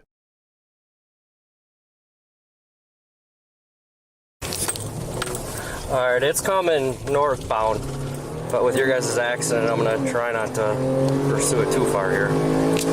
Officers ahead were notified of the incoming pursuit, and they quickly cleared the roadway to avoid any hazards from the approaching suspect vehicle. Hey, it's coming up to you guys, heads up, heads up.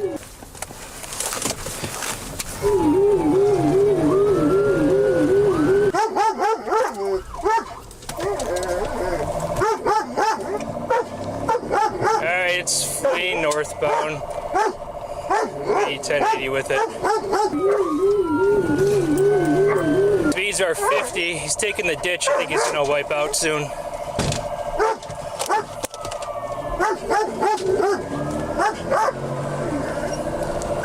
Alright, I got through all the traffic. I'm behind it. I'm at 50 miles an hour. Now stopping because traffic doesn't know how to yield.